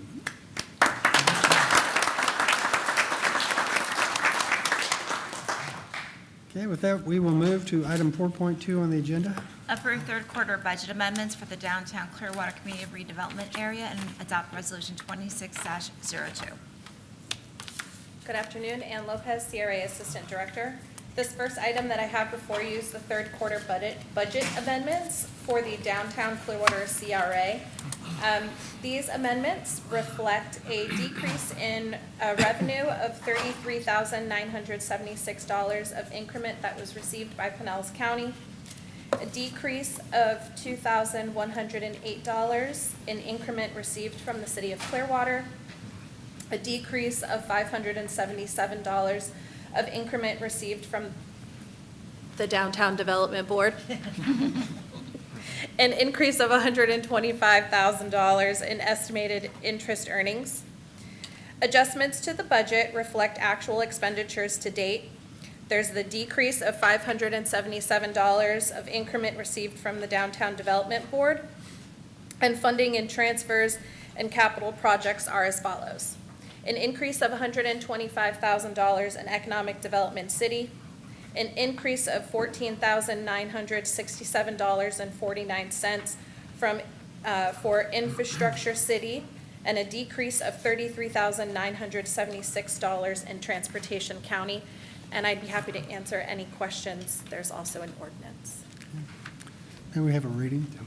Resolution number 26-02, resolution of the Community Redevelopment Agency of the City of Clearwater, Florida, adopting the third quarter amendments to the Downtown CRA FY 2025-2026 annual operating budget, providing an effective date.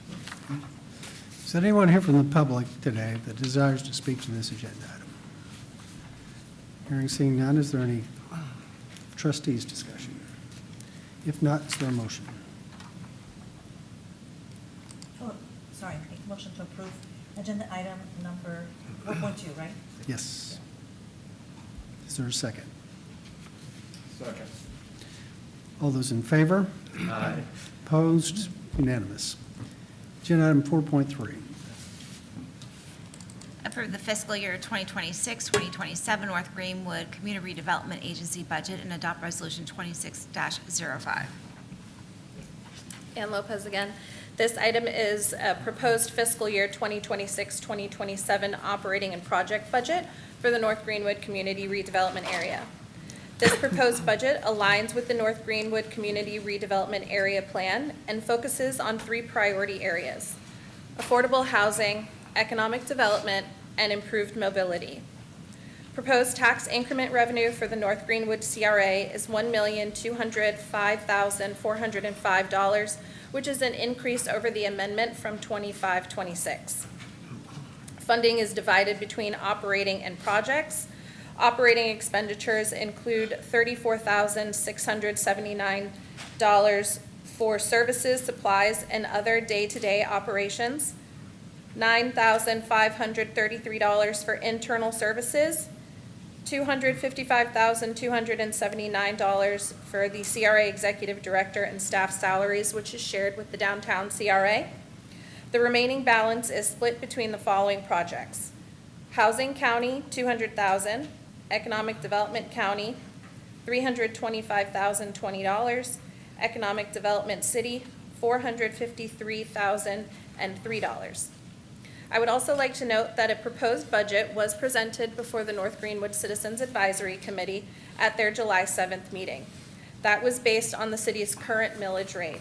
At the July 16th City Council meeting, the council approved a rollback rate of 5.8773 mils. As a result, the budget that's being presented to you today has been updated to reflect that millage rate and corresponding changes to the tax increment revenue for the CRA. If approved today, this proposed budget will be shared at the September 2nd North Greenwood Citizens Advisory Committee, and I'd be happy to answer any questions. There's also an ordinance. May we have a reading on this? Resolution number 26-05, a resolution of the Community Redevelopment Agency of the City of Clearwater, Florida, adopting the North Greenwood CRA FY 2026-2027 annual operating budget, providing an effective date. Is anyone here from the public today that desires to speak to this agenda item? Hearing seeing none, is there any trustees' discussion? If not, is there a motion? Move to agenda item 4.3. Second. All those in favor? Aye. Opposed? Unanimous. Agenda item 4.4. Approve the fiscal year 2026-2027 downtown Clearwater Community Redevelopment Budget, area budget, and adopt resolution 26-04. This item is the proposed fiscal year 26-27 budget for the downtown community redevelopment area. This proposed budget supports implementation of the downtown plan and continued redevelopment efforts through the downtown CRA. Total tax increment revenue is projected at $6,710,910, which is an increase over the amended 25-26 budget.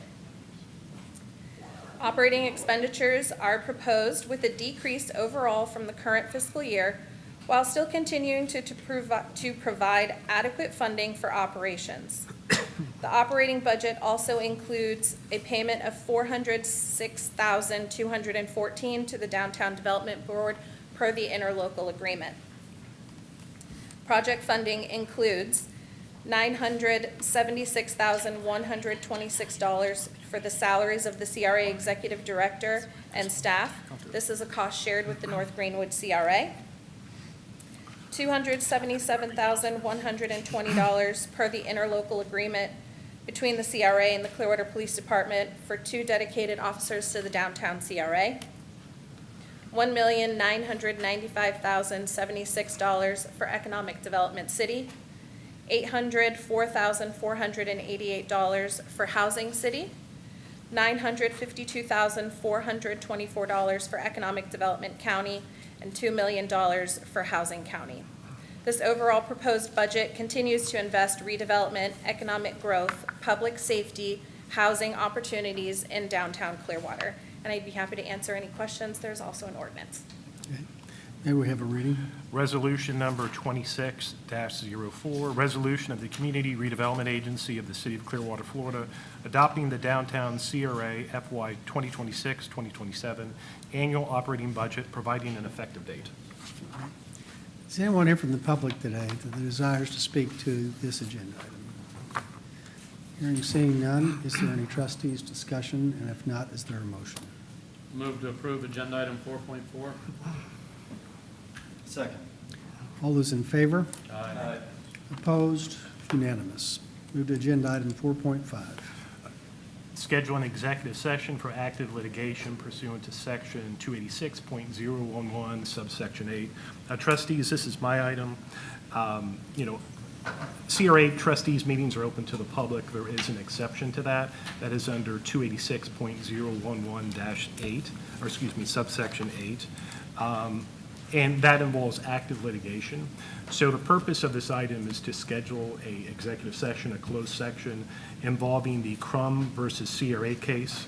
It's 2023 CA 8557-CI. Tentatively, I have a session scheduled for August the 20th at 11 a.m. That should have been confirmed with everybody's calendar. And during that session, we were able to discuss either settlement negotiations or strategy sessions related to expenditures. By statute, I'm required to state that I'm seeking advice concerning this litigation, so I am seeking advice concerning this litigation. During the session, the trustees will be available. I'll be present. The chief executive officer will be present, as well as outside counsel. Nobody else can attend, and there will be a court reporter. So I'm open for questions if you have any. Okay. Any questions? Okay. Do we need to take action to schedule it for that date and Yes. time? Yeah. Okay. And August the remind- 20th, 2026, at 11 a.m. Yeah. So moved. Second. Okay, moved and seconded. Anyone here from the public desire to speak to this agenda? Okay, hearing and seeing none. All those in favor? Aye. Opposed? Unanimous. Move to agenda item 4.6. Approve an agreement for development, purchase, and sale of property between the City of Clearwater Community Redevelopment Agency and BDP Development Partners LLC for 7 community redevelopment agency-owned parcels located between South Martin Luther King Jr. Avenue and South Washington Avenue, north of Gold Street, and authorize the appropriate officials to execute all documents necessary to effectuate closing.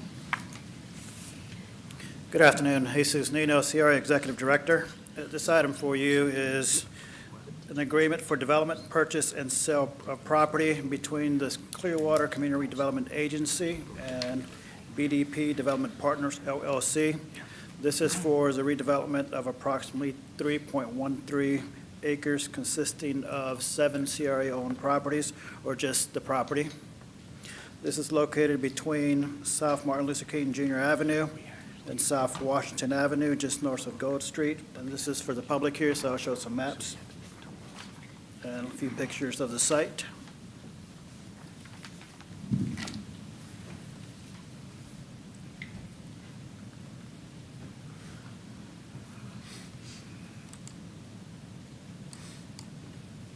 You can see in this particular picture, the property is vacant. It is currently being used by other departments as far as for staging for various projects.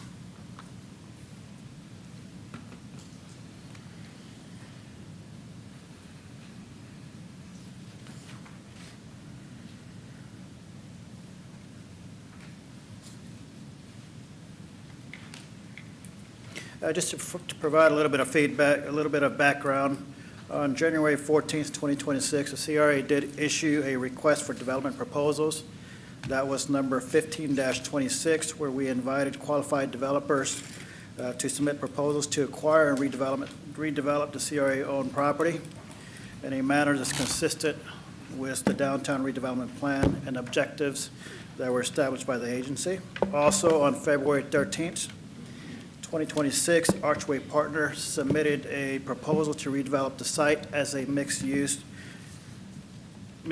and mixed-income development consisting of at least 178 affordable resident units with a ground floor commercial component. And they're utilizing low-income housing tax credits as their primary financing source. BDP Development Partners, the entity before you today, is an affiliate of Archway that was formed to acquire, finance, develop, own, and operate the project. On June 15th, 2026, this board did authorize staff to negotiate an agreement with the developer. Staff has successfully negotiated that agreement, and we're not presenting you the findings of that agreement, the contents of the agreement. So that agreement provides for the sale of 7 CRA-owned properties for the appraised purchase price of $2.52 million. Staff believes that the purchase price represents a value that is determined to be in the public interest for the redevelopment, consistent with the downtown CRA plan and also consistent with Florida statutes. Also, as shown here on the concept plans that I put up here,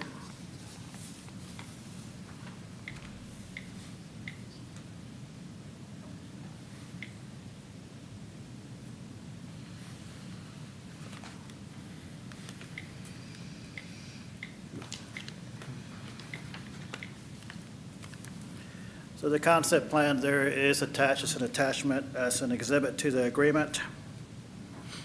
So this project is going to be a low-income housing tax credit project that includes, again, 178 units of residential units, together with at least 3,000 square feet of ground commercial space, which is creating a mixed-use development that expands housing opportunities while supporting neighborhood-serving retail and services. Because of the financing structure, the project may be constructed in one or more phases. The initial phase will include at least 75 housing units, with the remaining units completed in subsequent phases as financing is secured. So the concept that was shown to you is preliminary and will continue to be refined through the city's development review process while remaining substantially consistent with the approved concept and the requirements of the agreement. So the agreement also contains important safeguards for the agency. The developer must obtain all required development approvals before closing on the property. Closing is further conditioned upon securing financing and being prepared to commence construction, ensuring the property is conveyed only when the project is basically permit-ready and construction-ready. So the agreement also establishes clear project milestones, construction deadlines, and enforcement provisions to protect the agency's interests while recognizing the realities of affordable housing. Staff may approve up to 1 3-year extensions. Let's make sure I said that correctly. Staff may approve up to 3 1-year extensions, 1 year at a time if warranted. If additional time is needed by the developer beyond those extensions, the board here or the trustees may approve 2 additional 1-year extensions, ensuring continued trustee oversight and accountability.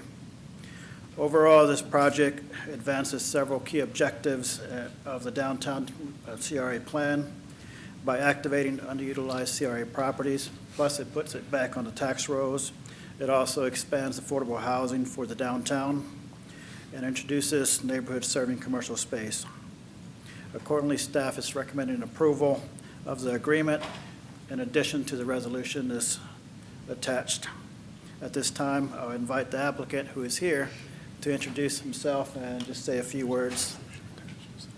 And from there, we'll be open for questions.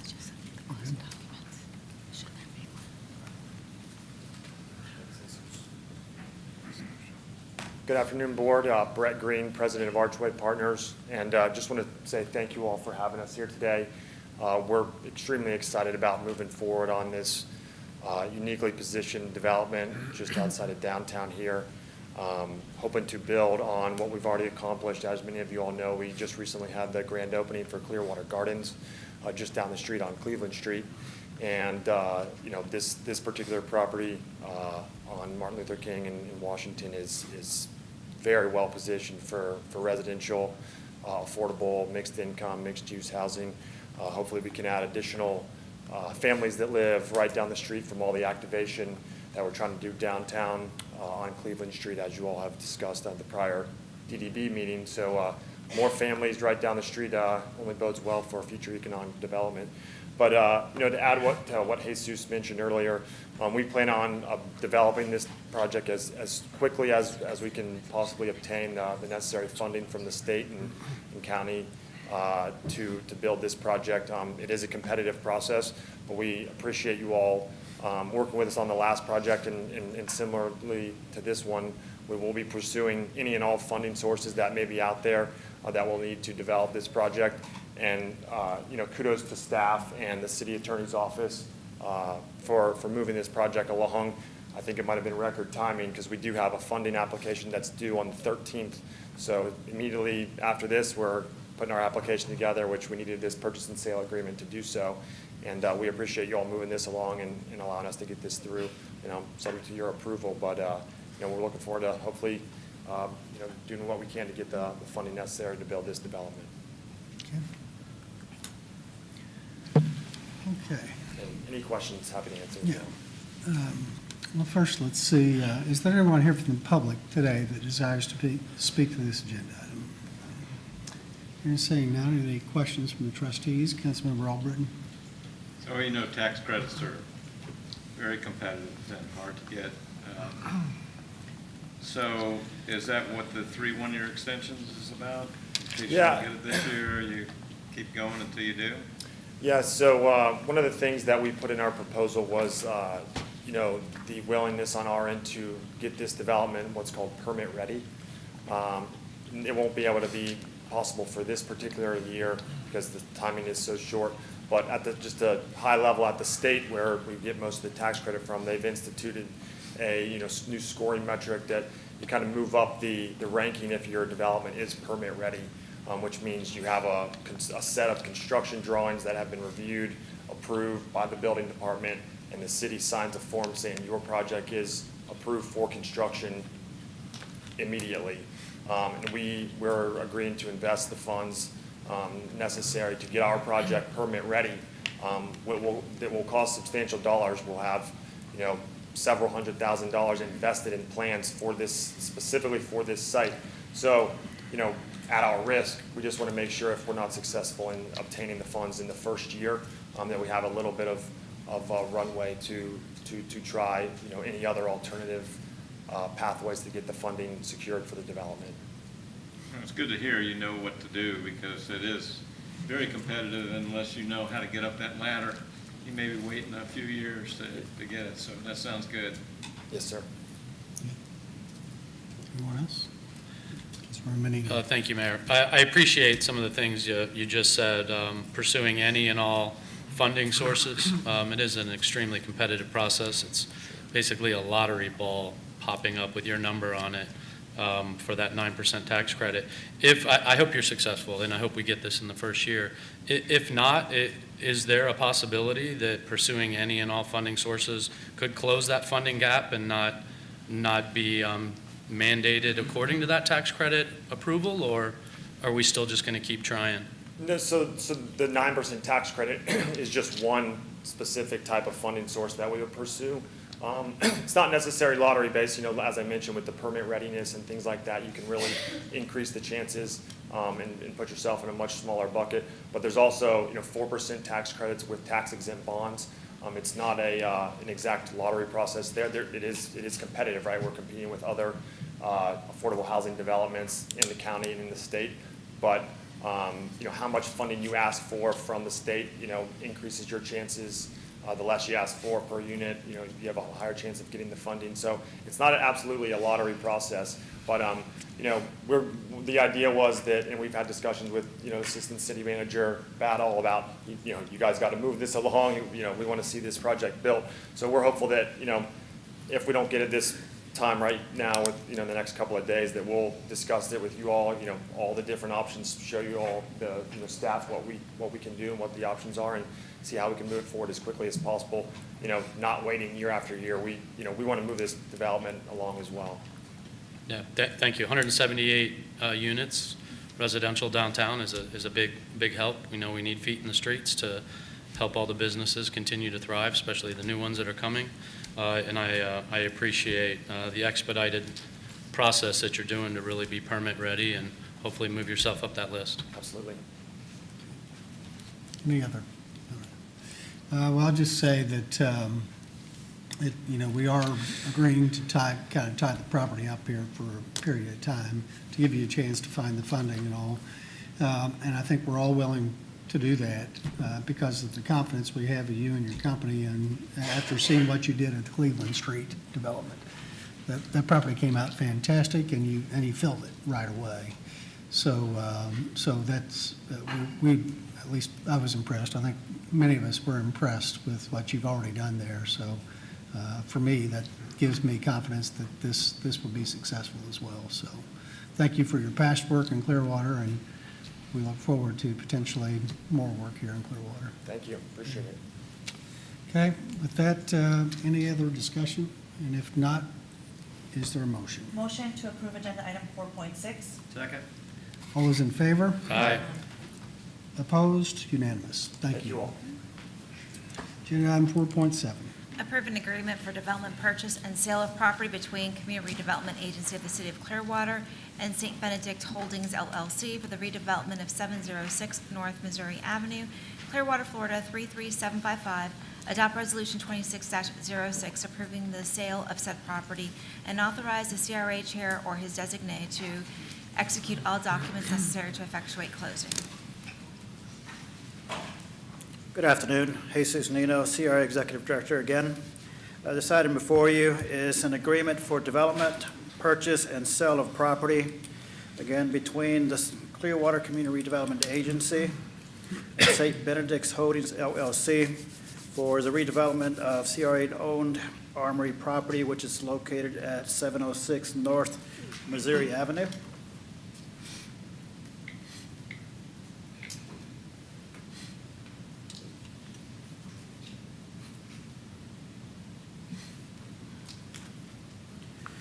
To provide some background, on February 22nd, 2026, the CRA published a notice of disposition of property inviting proposals to acquire and redevelop the Armory site. That solicitation sought a local business headquartered in Clearwater that would redevelop the property for commercial uses in a manner consistent with the North Greenwood Community Redevelopment Area Plan. St. Benedict's Holding was the only respondent and submitted a proposal to expand the operations campus of Yo Mama's Foods, a locally headquartered company that's located right across the street. On April 20th, 2026, this board authorized staff to enter into negotiations with the developer or St. Benedict's Holdings LLC. Staff successfully completed those negotiations, and we're here before you to present that agreement. So the agreement provides for the sale of the property for a purchase price of $2 million. Those proceeds will be used to offset costs associated with relocating Parks and Recreation out of that facility. So the intended use of the Armory site includes warehousing, distribution, shipping, light manufacturing, packaging, corporate offices, training, research and development, and other related commercial uses. So the property must be placed into its intended commercial uses within 120 days after closing, and must also continue operating in the manner in that manner for a 15-year period. So another important feature of the agreement is the preservation of the historic Armory building. So the developer has agreed to use reasonable best efforts to preserve and adaptively reuse the main Armory structure while allowing appropriate improvements needed for modern business operations. So the agreement also includes important community benefits. During the 15-year restrictive period, the business has committed to actively recruit and hire employees for its Clearwater operations. It will use reasonable efforts to create up to 30 full-time jobs with the goal of employing at least 10 North Greenwood residents. The business will also partner with Career Source to advertise job opportunities, participate in at least one job hiring event each year with the CRA, and work towards establishing apprenticeships, internships, or technical college partnerships to create pathways to employment. Overall, this project advances several key objectives of the North Greenwood Community Redevelopment Area Plan by turning a property back into the tax rolls, which will contribute back into the increment funds of the area. So currently, staff is requesting approval for this agreement for development, purchase, and sale of the property, adoption of Resolution 26-06, approving for the sale of the property. In addition, the applicant is here to answer any questions, Mr. David Habib. Also, we have Mr. Matt Middich here to also answer any questions on details of the agreement. And if I missed anything, Mr. Battle, you can slip it in there. May we have a reading? Go ahead. Resolution. Yeah, do the- Resolution number 26-06, resolution of the Community Redevelopment Agency of the City of Clearwater, Florida, approving and authorizing conveyance of certain real property located at 706 North Missouri Avenue, Clearwater, Florida, 33755, by special warranty deed pursuant to the terms of an agreement for development, purchase, and sale of property, authorizing appropriate officials to execute said deed, releasing any automatic reservation and right of entry in accordance with Section 270.11 Florida statutes, providing for severability and providing for an effective date. Does anyone here from the public desire to speak to this agenda item? Hearing seen none, is there any trustees' discussion or questions? Vice Mayor Cotton. Yes, sir, thank you.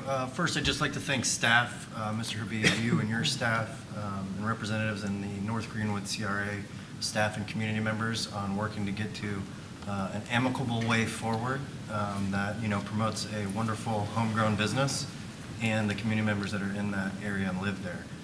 So I think this is a great project. I look forward to it, and I just wanted to say thank you again to everybody involved. So. Councilmember Menino. Thank you, Mayor. Thank you for being here. Appreciate the time that you and your staff and our staff put. Appreciate you listening throughout the process.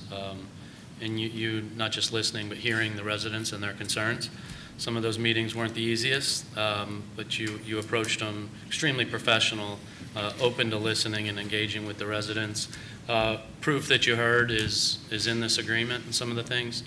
Preservation of the building and adding employees, paying attention to if you can add employment in our North Greenwood area, as well as maybe an apprenticeship down the road, I heard. All great things for the community. You've been a tremendous success story for the city of Clearwater. We look forward to hearing many more success stories. So, yeah, thank you. Thank you. Councilmember Teixeira. So without repeating all the details in the contract, let me just say that I am very pleased that this agreement reflects many of the concerns that the community has expressed. And we have spoken many times, and I'm really appreciative that you listened. But I especially appreciate that these commitments are in writing.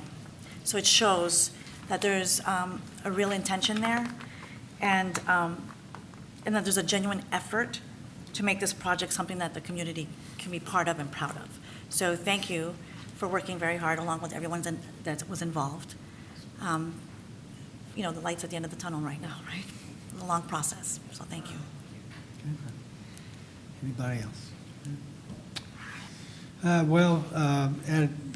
Adding on to what the others have said, congratulations on being number 16 in the Tampa Bay Business Journal Fast 50 here recently. Not the first time you've been recognized as a fast-growing company, not just here in Tampa Bay, but nationally. Sometimes you'll see Yo Mamas on Good Morning America, first thing in the morning, and national television. So for us to keep this nationally known brand not just in Clearwater, but in this CRA, to retain you in our community as part of the CRA, it's a big win for not just the city, but it's a big win for our entire community and for this CRA. And I appreciate you personally respecting the history of this neighborhood and the history of the Armory and what the Armory has meant to members of our community for many, many years, and how many memories they've had there. And I appreciate you going out of your way to show your respect for that and work with the community to develop this property the way that will help your business grow and succeed further, and also respect that.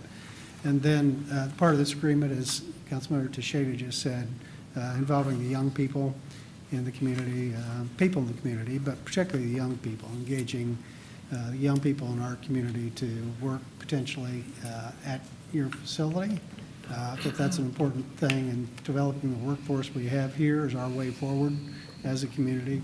Hard to relocate folks here to Clearwater to work for our businesses, but we can certainly cultivate the talent that exists in our young people, and your commitment in this agreement to doing that going forward is important too. So thank you for wanting to remain here in Clearwater. Others could have moved easily out of town. We know you had offers to do that, and so appreciate your love for our city and your willingness to stay here, and congratulations on this agreement.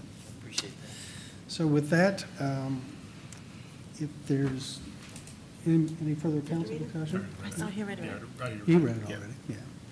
And I think I asked for public, anyone here from the public desire to speak to this agenda item? Okay. With that, is there a motion? I'll move to approve agenda item 4.7. Second. All those in favor? Aye. Opposed? Unanimous. Thank you. Very much. I'd also like to say,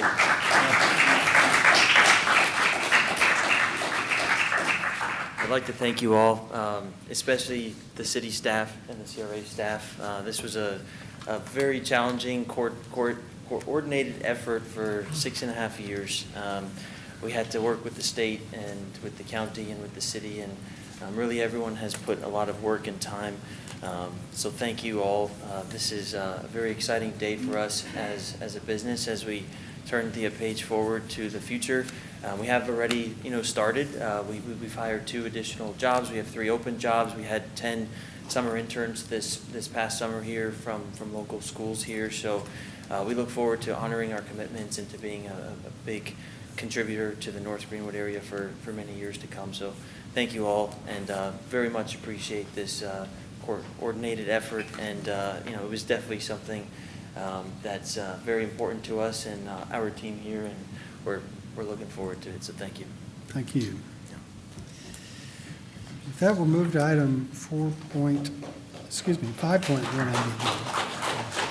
agenda. CRA's Director's Report, August 2026.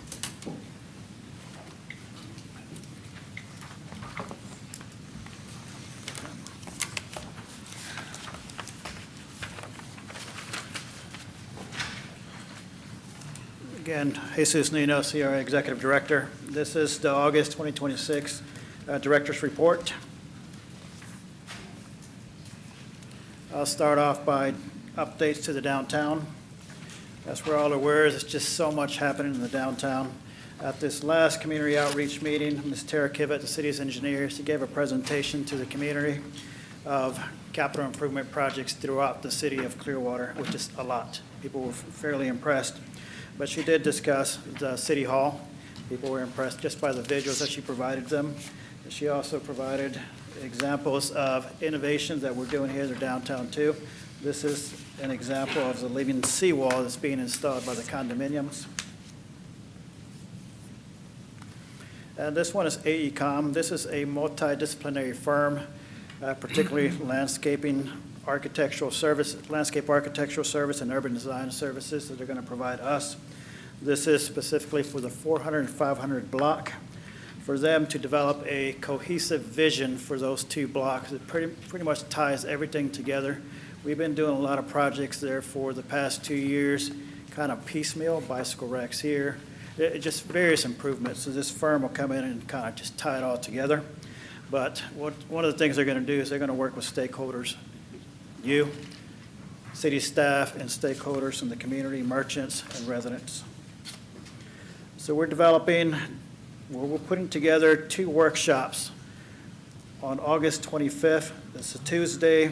There's 2 sessions, afternoon from 2 to 3:30 p.m. and another one from 5:30 to 7 p.m. To be located here in the library. This is going to be a special workshop for residents, businesses, property owners, and community stakeholders to come together with AECOM and explore ideas on how to improve the 400, 500 blocks. So all of you are invited in the community that's watching. Then we've already started working with Tampa Bay Regional Planning Council to update our downtown community redevelopment area plan. So this is just to make sure that we remove any type of outdated information. For instance, the plan right now says that CRA will convince the county not to basically leave the downtown. It doesn't prevent us from holding them back or anything, but we're just kind of trying to remove that type of language and other cleanup language just to make it easier to redevelop. The Osceola parking garage, this is exciting news. So they're about to start going vertical, and once they start doing that, that's going to be a very fast project. Their precast pieces, they're going to be delivered soon, and from what I understand, they're going to go vertical starting on the week of August the 15th. Osceola Avenue corridor improvements. The Public Works Department has already put out a bid for a contractor. That bid went out on July 29th, 2026. The deadline to submit basically the bids are September 9th, 2026 at 2 p.m. 600 block of Cleveland Street. All of you have been seeing all the Cleveland Street Alliance, I think that's what it's called, Cleveland Street Alliance information that's out there. So as you see, the 600 block, they've already done a lot of demolition. Hopefully they start construction fairly soon for that particular project. The People's Bank, that's nothing new anymore. They basically unveiled the clock. This took place on July 25th, 2026, and from what we understand, they have over 3,000 people attended that basically unveiling of the clock. Then speaking of the People's Bank, it's also exciting news that Streetlight Taco is going to be the tenant for that particular building. I'm not sure if you had a chance to visit the Streetlight Taco over in Tampa, but it is good. So I'm sure this one will be just as good. And that's for the public out there, 432 Cleveland Street. Then this one is also another exciting business. This is at 420 Cleveland Street on the 400 block. This is Nubo. It's a soft food bakery, basically. Once we get more information, we'll bring it to you. It's pretty exciting. Then this one we haven't spoken to is the business tenant that's going into the 1196 Cleveland Street, but if you do drive by, you do see some activity in there, individuals walking around putting up art and paintings. So they do have a sign up that it's going to be called the Dream Space. CRA staff is attempting to contact them to see how we can help them, either with a grant or just great customer service from the city. Then the construction of the Ballard Hotel, that's obviously continues, but hopefully fairly soon, in the next couple of weeks or months, they're going to start going vertical, and that's when it's going to be very interesting as far as our skyline with just construction going up instead of just foundations. Same thing with the bluffs. Hopefully they start going up fairly soon. This one, the city's administration, they continue to do their partnership with Pinellas County with their RFN for the disposition surplus of their properties, and we continue to work with them. Clearwater Main Library, we're continuing to meet with individuals and kind of give tours out there.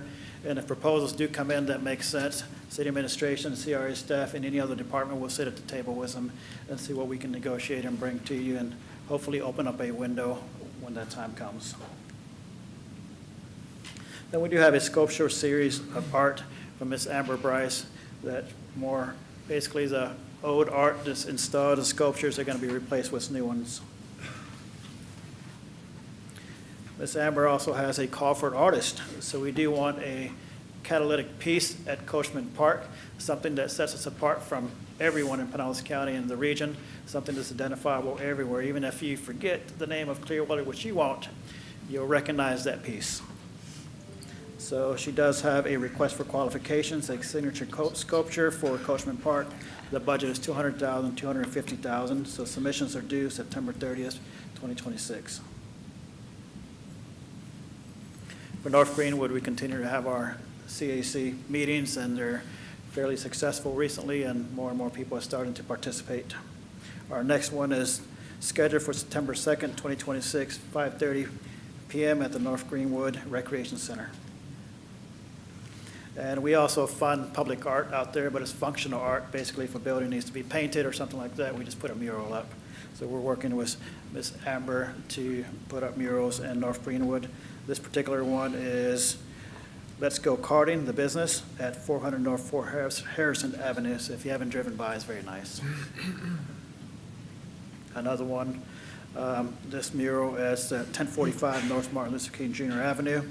This is at the Early Head Start Center. Continued. Night at the North Ward that took place July 30th. That was a big success. And thank you for the mayor, the city manager, assistant city manager Battle, R. Britton, and Lena. They were there in attendance, and the presentation was awesome for the community. Then the tour itself, it was very impressive.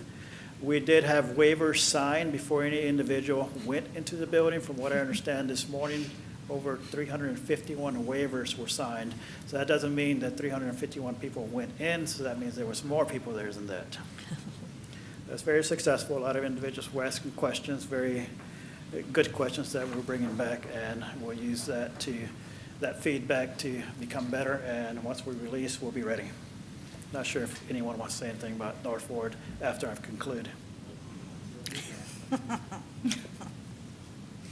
Property disposition, we're just continuing to dispose of our properties just to get them on the tax rolls. The next one, the one that's right now out, is 103 Northeast Avenue. That concludes my presentation. Hopefully I went quickly. Any questions for the record?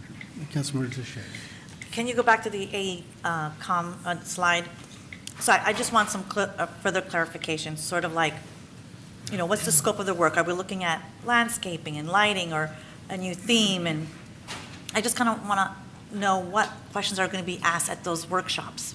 So that's part of the workshops. They are putting together surveys that they're going to send out to individuals, but it's also elicitation. So basically, they'll be just trying to kind of draw ideas from individuals. So it's all of the above: shading, lighting, landscaping, nothing that's going to be real disruptive to the actual infrastructure there, but it's just a new design of the district or whatever it may be called. But it's just kind of just getting that feedback and ideas and from the community and stakeholders. Okay, and then are they part of the, what do you call it, parklets or no? Are they going to be contributing to that? What? They may. So this is part of the Cleveland Street Activation and Mobile Vendor Initiative. This is just kind of a next step. And we did hire a firm called Placemakers Design Studios. They came in, they designed 2 parklets. Mm-hmm. So we do have those designs, and we're ready to basically construct them, but we are kind of waiting for Osceola Avenue as well. If they do open up the 400 block, then it's not going to be good to install it now. Plus, we're kind of just waiting a little bit for the heat to go away. But the 500 block, we're hoping to go ahead and put in that parklet. Okay. And then last but not least, as part of the board for the TBRPC, I wanted to formally thank our staff as well as them for getting together and working very hard. Serving on this board has really given me a big appreciation for the amount of brain power that is available in that board. And so I really wanted to thank everybody, including our staff, for working together for the benefit of our downtown. That was it. Okay, any other questions for the director? All right, thank you. Thank you. That we'll move to item 6 on the agenda, and that is to adjourn the August 3rd, 2026 meeting of the City of Clearwater Community Redevelopment Agency. This time I'll call to order the August 3rd, 2026 meeting of the City of Clearwater Pension Trustees. We move to item 2.1 on the agenda. That Approve the minutes of the June 15, 2026 Pension Trustees meeting. is there a motion to approve the minutes? So moved. Second. All those in favor? Aye. Opposed? Unanimous. Item 3, citizens to be heard regarding items not on today's pension trustees agenda. Hearing none, we'll move to item 4.1. Approve the new hires for acceptance into the pension plan as listed. Oh, okay, I'm on the wrong Good one. afternoon, Tiffany Macris, Human Resources Director, available for any questions on this item. Okay. Is anyone here from the public desire to speak to this agenda? Okay. Hearing and seeing none, is there any council discussion? If not, or trustees discussion? If not, is there a motion? Move to approve agenda item 4.1. Second. All those in favor? Aye. Opposed? Unanimous. Agenda item 4.2. Approve the following requests of employees: Scott Adam, Gas Department, and Leah Murray, Human Resources Department, to vest their pension as provided. Tiffany Macris, Human Resources Director, available for any questions. Okay. Anyone here from the public desire to speak to agenda item 4.2? Hearing seeing none. Any trustees discussion? If not, is there a motion? Motion to approve agenda item 4.2. Second. All those in favor? Aye. Opposed? Unanimous. Agenda item 4.3. Approval of the following request of Priscilla Murphy, Public Utilities Department, Craig Murray, Police Department, Patricia Stevens Utuni, City Clerk's Office, Karen Vaughn, City Clerk's Office, and Jeffrey Walker, Public Works Department, for a regular pension as provided by sections 2.416 and 2.424. Tiffany Macris, Human Resources Director, available for any questions. Anyone here from the public desire to speak to agenda item 4.3? Hearing seeing none. Any trustees discussion? And if not, is there a motion? Motion to approve agenda item 4.3. Second. All those in favor? Aye. Opposed? Unanimous. Agenda item 4.4. Approve pension plan administrative expenditures for fiscal year 2027, totaling not to exceed $450,575. Good afternoon, trustees. Jay Ravens, Finance Director. This request is for approval of various administrative expenditures for the pension plan for fiscal year 2027 in the total not to exceed amount of $450,575, which is a 1.5% increase from fiscal year 2026. This includes all administrative expenditures in support of the pension plan, other than certain professional services contracts and agreements that have been brought to the trustees separately, such as the actuary contract and money manager agreements. Be happy to answer any questions. Anyone here from the public desire to speak to agenda item 4.4? Hearing seeing none. Any trustees discussion? If not, is there a motion? Move to approve agenda item 4.4. Second. All those in favor? Aye. Aye. Opposed? Unanimous. Agenda item 5. Director's report. Okay, if there's no report, then we move to item 6 on the agenda, and that is to adjourn the August 3rd, 2026 meeting of the City of Clearwater Pension Trustees. This time, we'll call to order the work session of the Clearwater City Council for August 3rd, 2026. Move to item 2.1 on the agenda, which is our August Service Awards. First, I'd like to call forward Joel Silcox of Parks and Recreation. He's a 5-year employee of the City of Clearwater.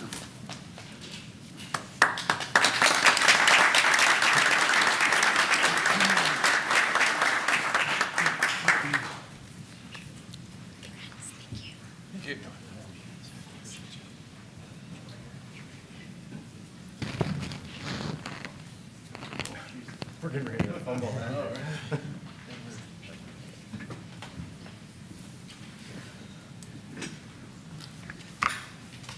Next, I'd like to call forward Larry Jones from Marine and Aviation, who's been an employee with the city for 20 years.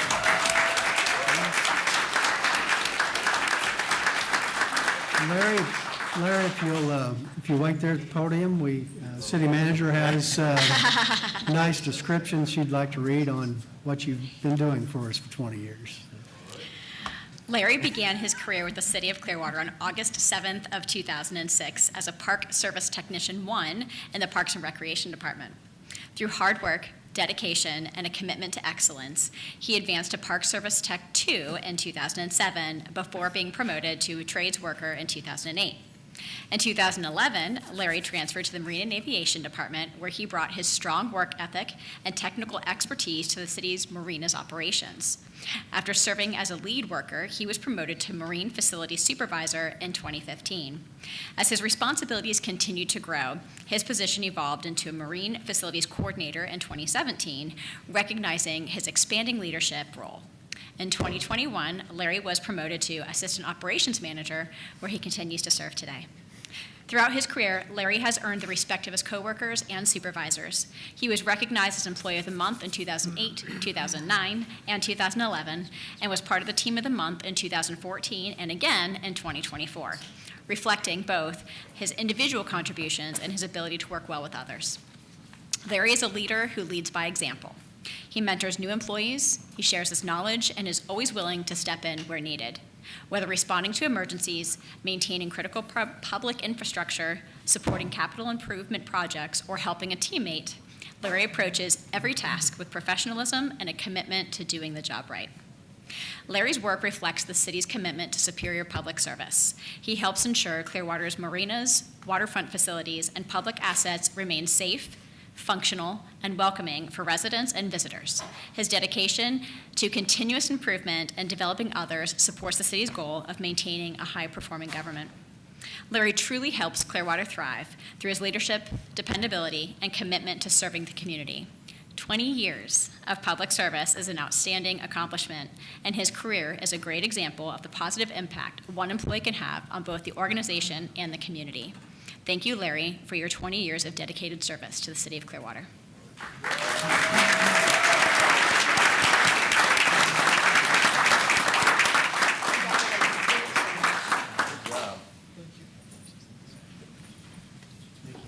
Appreciate 20 years. Great service. Yeah.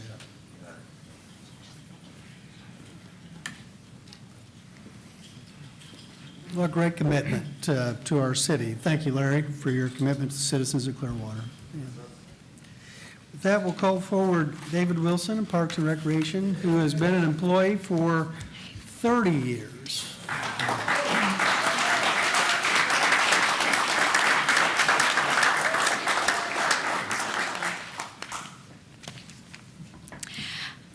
Oops, hold on one second. Dave began his career with the City of Clearwater as a recreation leader in 1996 as one of the first employees at the brand-new Countryside Recreation Center. Dave spent the next 21 years at Countryside and was promoted to recreation programmer in 2004, and again in 2007 to facility supervisor. In 2017, Dave was selected to be the rec center manager for the new Morningside Recreation Complex. Dave was involved in every aspect of opening this new facility, from building design to the operation of staff and equipment, as well as scheduling activities, classes, and programs. The building opened in late 2018 and became one of our busiest recreation facilities. Dave is a servant leader with an outstanding work ethic. He leads by example and always has a positive can-do attitude. Dave is known for his outstanding customer service skills and his ability to create and implement memorable community events. Through his dedication to providing quality programs and exceptional experiences for residents, Dave exemplifies the city's commitment to superior public service. His leadership, attention to detail, and commitment to continuous improvement also reflect the values of a high-performing government. Dave also heads up our division's employee recognition committee and makes sure our employees know how important they are to the department and the city. He understands that investing in employees and recognizing their contributions strengthens our organization and helps us better serve our community. Dave has received many accolades over his 30 years, including being named Recreation Programming Employee of the Year in 2015. Dave's contribution to the City of Clearwater and its citizens is immeasurable. He has positively impacted and helped strengthen both the Countryside and Morningside communities by providing quality recreation opportunities to participants of all ages. His dedication, leadership, and commitment to excellence have helped make Clearwater a stronger, more connected community. Congratulations, Dave, for 30 years of excellent service to the City of Clearwater.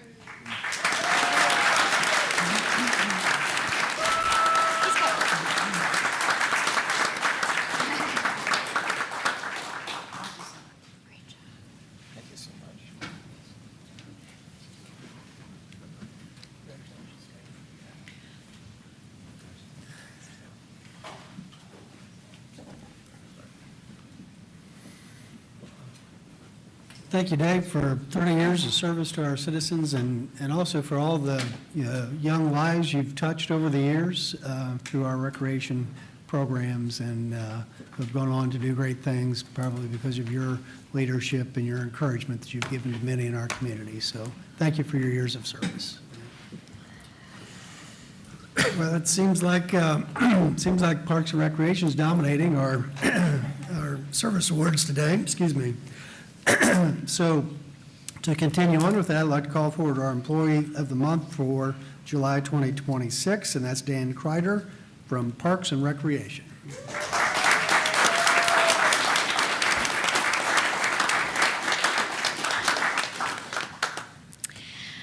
Many people were forced to make life changes as a result of the hurricanes of 2024, and Dan was one of them.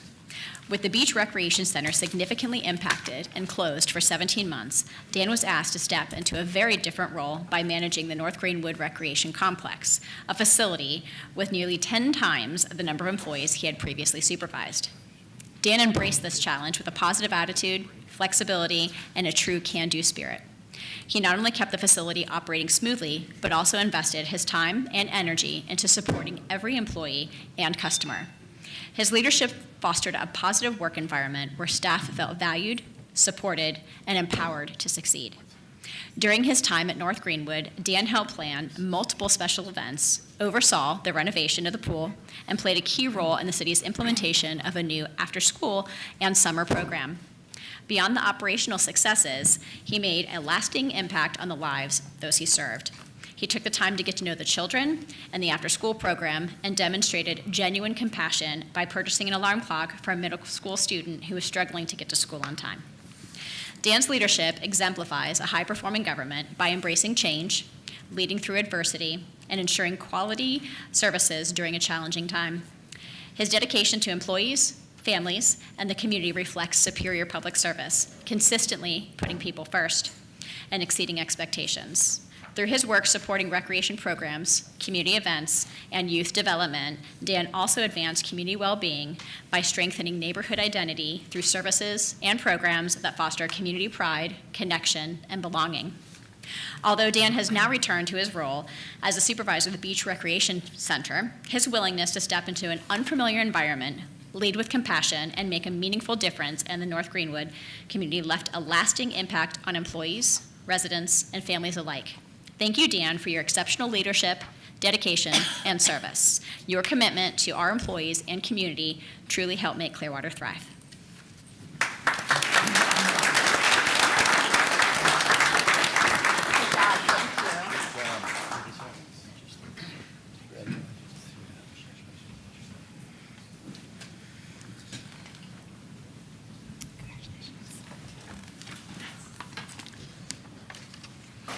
Congratulations, Dan, well deserved. That will move to item 3.1 on the agenda. Appoint an individual to the Neighborhood and Affordable Housing Advisory Board as a citizen representative for a term through August 6, 2030. Council members, in your agenda packs, you have applications for Sean Aston. He is a business analyst.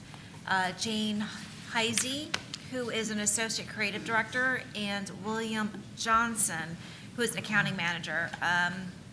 Unfortunately, Ms. Byers, who has completed her term, is no longer interested in serving on this board for personal reasons, and that is why the item is before you. The other thing to note is that if you're not able to make a decision today, that's okay. Just know that the next item that follows, so this is the missing member for the AHAC. So whoever is selected to serve on NAHAB would then be added to the AHAC resolution. That is the item that follows this agenda item. Okay. Okay. Any thoughts? Okay. Go ahead. No, again, appreciate people's interest in serving the city. Always needed. I think on this one, all obviously qualified, but I wrote Sean Austin's name down. I've done some work on the neighborhood affordability of housing, work for the city, and being able to analyze data is important, as well as understanding how policy impacts those decisions, and those are things that he's his strong suit. So I'm open to anybody else's suggestions, but I wrote Sean Austin down. Councilman Albritton? I agree, I think, with the business analyst would be very helpful in that. And, I mean, they all are very qualified, but I would agree with Sean. Vice Mayor? I mean, it seems like we're going cyclically down the line here. I also saw the senior business analyst, as well as, the 6+ years of living in the area. I just think that he'd be a good asset to that board as well. Okay, so I feel that all of them are, equally qualified. However, none of them really fit the specialized professional categories that we were looking for. So based on that, I would like to support William Johnson. He's applied before to other boards, and we have all spoken favorably about him previously. And he would represent a part of the city that is not currently represented on the board. So to me, that would be my recommendation. Well, I'm the last one, so I guess I had looked at Sean Austin too. I just thought, and I served on the AHAC for a couple of years, so I just think he's probably the best fit for that. Appreciate Mr. Johnson applying again for something different, but I agree with the other three that Mr. Austin is the one, I think. So on that, do we have consensus, or do you want to? Yeah, that's fine. Okay. And then, okay. So Thank you. that's 3.1. So agenda item 4.1. Approve the City of Clearwater's fiscal year 2026-2027 annual action plan, which is the second action plan of the 2025-2026 through 2029-2030 consolidated plan to implement the goals and objectives set forth in the consolidated plan and authorize the appropriate officials to enter into agreements with HUD and organizations.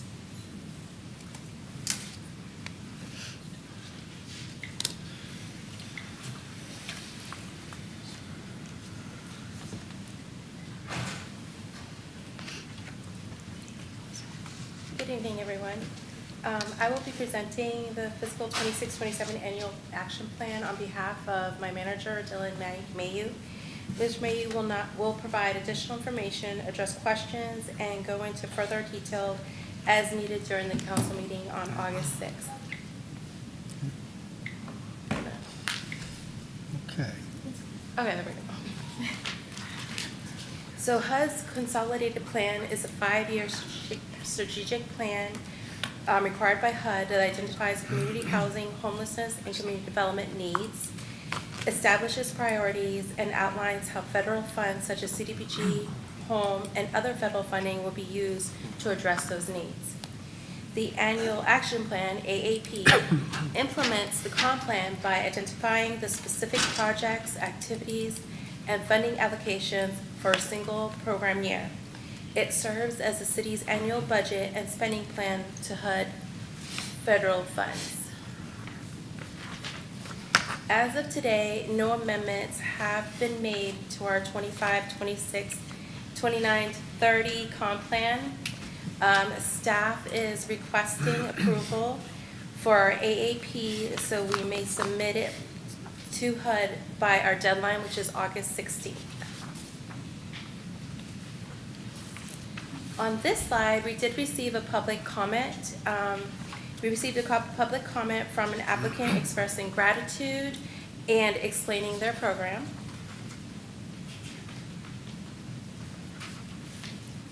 So on this slide, we have our available funding.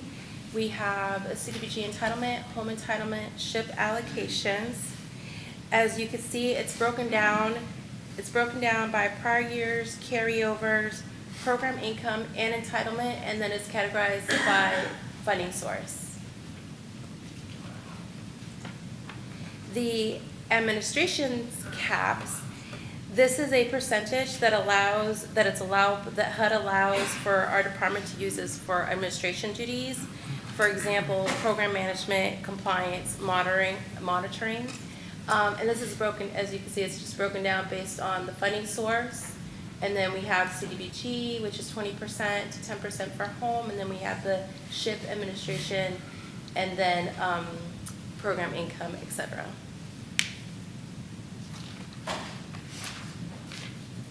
So CDBG public facilities and infrastructure improvements, they are broken down into goals that reflect our comp plan. So we'll start off with our homelessness. So for the projects, we have Homelessness Empowerment Project, Emergency Shelter, which is HEP, and they're going to be doing drainage improvements and ADA door installation. Then we have HEP once more at their dental and wellness clinic, and they're going to be working on their parking lot and reconstruction of drainage improvements. Then we have St. Vincent de Paul, which is at the community kitchen. They're going to be replacing their roof and relocating their HVACs to make it more like a stable, safer place for them. Then we have the community, under community development, we're going to have directions for living, and they will be working on their calibration and training space improvements. It's where they have their trainings and work with their clients. Then we have learning independent for tomorrow, which is it's a lift. It's a school in Clearwater, and they're going to be working on safety and security first improvements for their students. Then under our special needs goal, we're going to be working with Hope Villages, and they'll be doing window improvements for their shelter. Next, we have CDBG Public Services. For public services, HUD caps 15% of the activities annually. So that's all you can spend, it's only 15%, unfortunately. So for our public services, we have under homeless, we have West Care, which is the Turning Point. They provide shelter and supportive services for individuals experiencing mental health and substance use challenges. Then we have Metropolitan Ministries, which they have their Neighborhood Hope and North Greenwood program. They provide case management and self-sufficient support to families and individuals. Under community development services, we partnered with Interculture Advocacy. They provide victim advocacy and support services for victims of crimes. And under our special needs services, which is Hope Villages of America, and they have there will be possibly partnering for domestic abuse, case management, and supportive services. Under CDBG Economic Development, there's activities. We have we have Prospera, which provides technical assistance and education to micro-enterprise businesses, and Upwards, which also provides technical assistance and education to micro-enterprise businesses, but they're specifically for child care providers within the city limits. And we also have our CDBG Facade Improvement Program, which allows us to assist businesses located within our designated low to moderate income areas, primarily within residential neighborhoods, by funding exterior improvements to their building facades.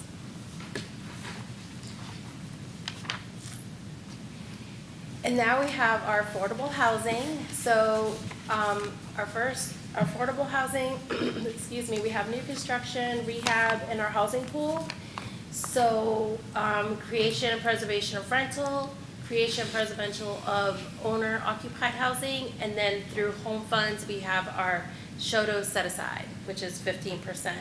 And just so everyone's aware, a home allows funds to be carried forward and combined other multiple years, making it possible to support larger scale affordable housing projects.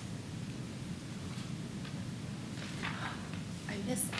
Okay, so then for our housing assistance, we work with the 3 agencies: Suncoast Housing Connections, Housing and Education Alliance, and then Tampa Bay Neighborhood Housing Services.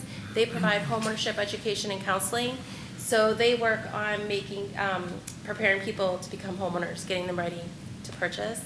And then we have our purchase assistance program that we work on. And we have 2 nonprofits that'll be helping us. We'll have Suncoast Housing Connections, Tampa Bay Neighborhood Housing Services, and they will be processing the down payment assistance loans. And we also partnered up with the Clearwater Housing Authority, and they work with our home funds for Home TBRA for security deposits. We also have CDBG removal of slum and blight, and that's just basically for property acquisition, demo, basically for elimination of slum and blight. And that is it. Does anybody have any questions? Any questions? Oh, no, I was saying great job. Thank you. Thought you had something? Yes. Was Thank waiting you. for something really, Off the wall there? yeah, tough. Okay. Thank you for that report on agenda item 4.1. Agenda item 4.2. Appoint 10 members to the 2026 Affordable Housing Advisory Committee. Good afternoon, Mr. Mayor, City Council, City Manager, Assistant City Managers, and other respective officials on the dais. This item tonight was continued, if you recall, from the July 16 council meeting to follow up with the city clerk's item. There was a resignation, so we have a new member there. This item is to appoint 10 members to the 2026 Affordable Housing Committee and adopt Resolution 2612. This is consistent with Florida State Statute 420.9076.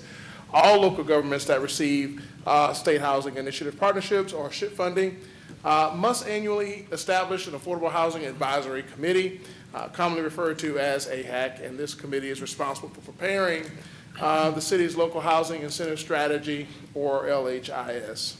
The committee will meet throughout the remainder of the year to develop the 2026 local housing incentive strategy, which is required to be submitted by the City Council by December 31st of this year. The LHIS will identify strategies and potential regulatory changes that support the development and preservation of affordable housing within the city of Clearwater. Staff recommends that the City Council appoint the recommended members to the 2026 AHAC and adopt Resolution 2612. I'm happy to answer any questions that you may have. Okay. Any questions on this agenda? No? Okay. Thank you. Thank you. Now move to item 4.3 on the agenda. And before we discuss this, I want to state on the record that I identified a potential voting conflict a while back, a long time ago, and discussed it with both the prior city attorney and our current city attorney, and they have confirmed that I do have a voting conflict on this issue. With regard to my continued employment, been an employee of Sports Facilities Management, LLC, located here in Clearwater for 12 years. And it is part of the Sports Facilities Companies family of companies. And Sports Facilities Advisory, LLC, is a consultant to the proposer here on this agenda item. So I'm also general counsel for all of the sports facilities companies, so I act as general counsel for Sports Facilities Advisory, LLC, which is also, as I said, consulting with the proposer here today. So for those reasons, I have a voting conflict and have confirmed that and will not be participating in this vote. Okay. So with that, City Attorney? Yeah, and Mayor, I have consulted with you a couple times as it relates to a voting conflict under 112.3143. There is a restriction on the ability for an appointed official to participate in any matter regarding an item. That participation clause does not apply to elected officials, just so the public is aware. Yes. And I've identified no other conflicts under 112. Regarding doing business with one's agency and conflicting contractual relationships, what that requires is a contract between, let's say, the public entity and the council or the public official's company. In this situation, Sports Facilities Management would not have a contract with the city. The potential contract would be between Sunshine and the city. So under 112.313, that would not apply to subcontractors. But in full transparency, I will not be voting on this agenda item today, which is the pressing matter, okay? Yes, Councilmember Menino. Thank you, Mayor. I as well, for the record, will not be voting on this agenda item as we sit here today. It has been brought to our attention that it's not a definite, but there is a possibility of a voting conflict due to my years as a youth soccer coach in our community for one of our community partners, the Clearwater Charger Soccer Club. We have worked directly with legal, our city attorney's office. We've submitted an opinion to the Florida Ethics Commission, basically just to err on the side of caution. As of today, I too will not be voting, but we could get that decision back by Thursday. And if that happens, I will be voting. So as of today, I will not be. Just want to clarify. So Councilmember Benino's conflict is slightly different. He's using 286.012. Under that statute, a council member is supposed to vote. Now, there's an exception to that if there is appears to be or a possible conflict under 112.3143. So in his situation, we are in the process of requesting a legal advisory opinion from the Florida Commission on Ethics. So, and again, the conflict must exist at the time of the voting. That's the key. Okay. So at this time, I think we have a presentation. Yeah, and before we start, if I could just talk about the charter for a couple minutes. So under the city charter, section 2.01, subsection D, subsection 5, real property, there's a couple different charter restrictions. One involves subsection 5, and that deals with the use of a property in OSR.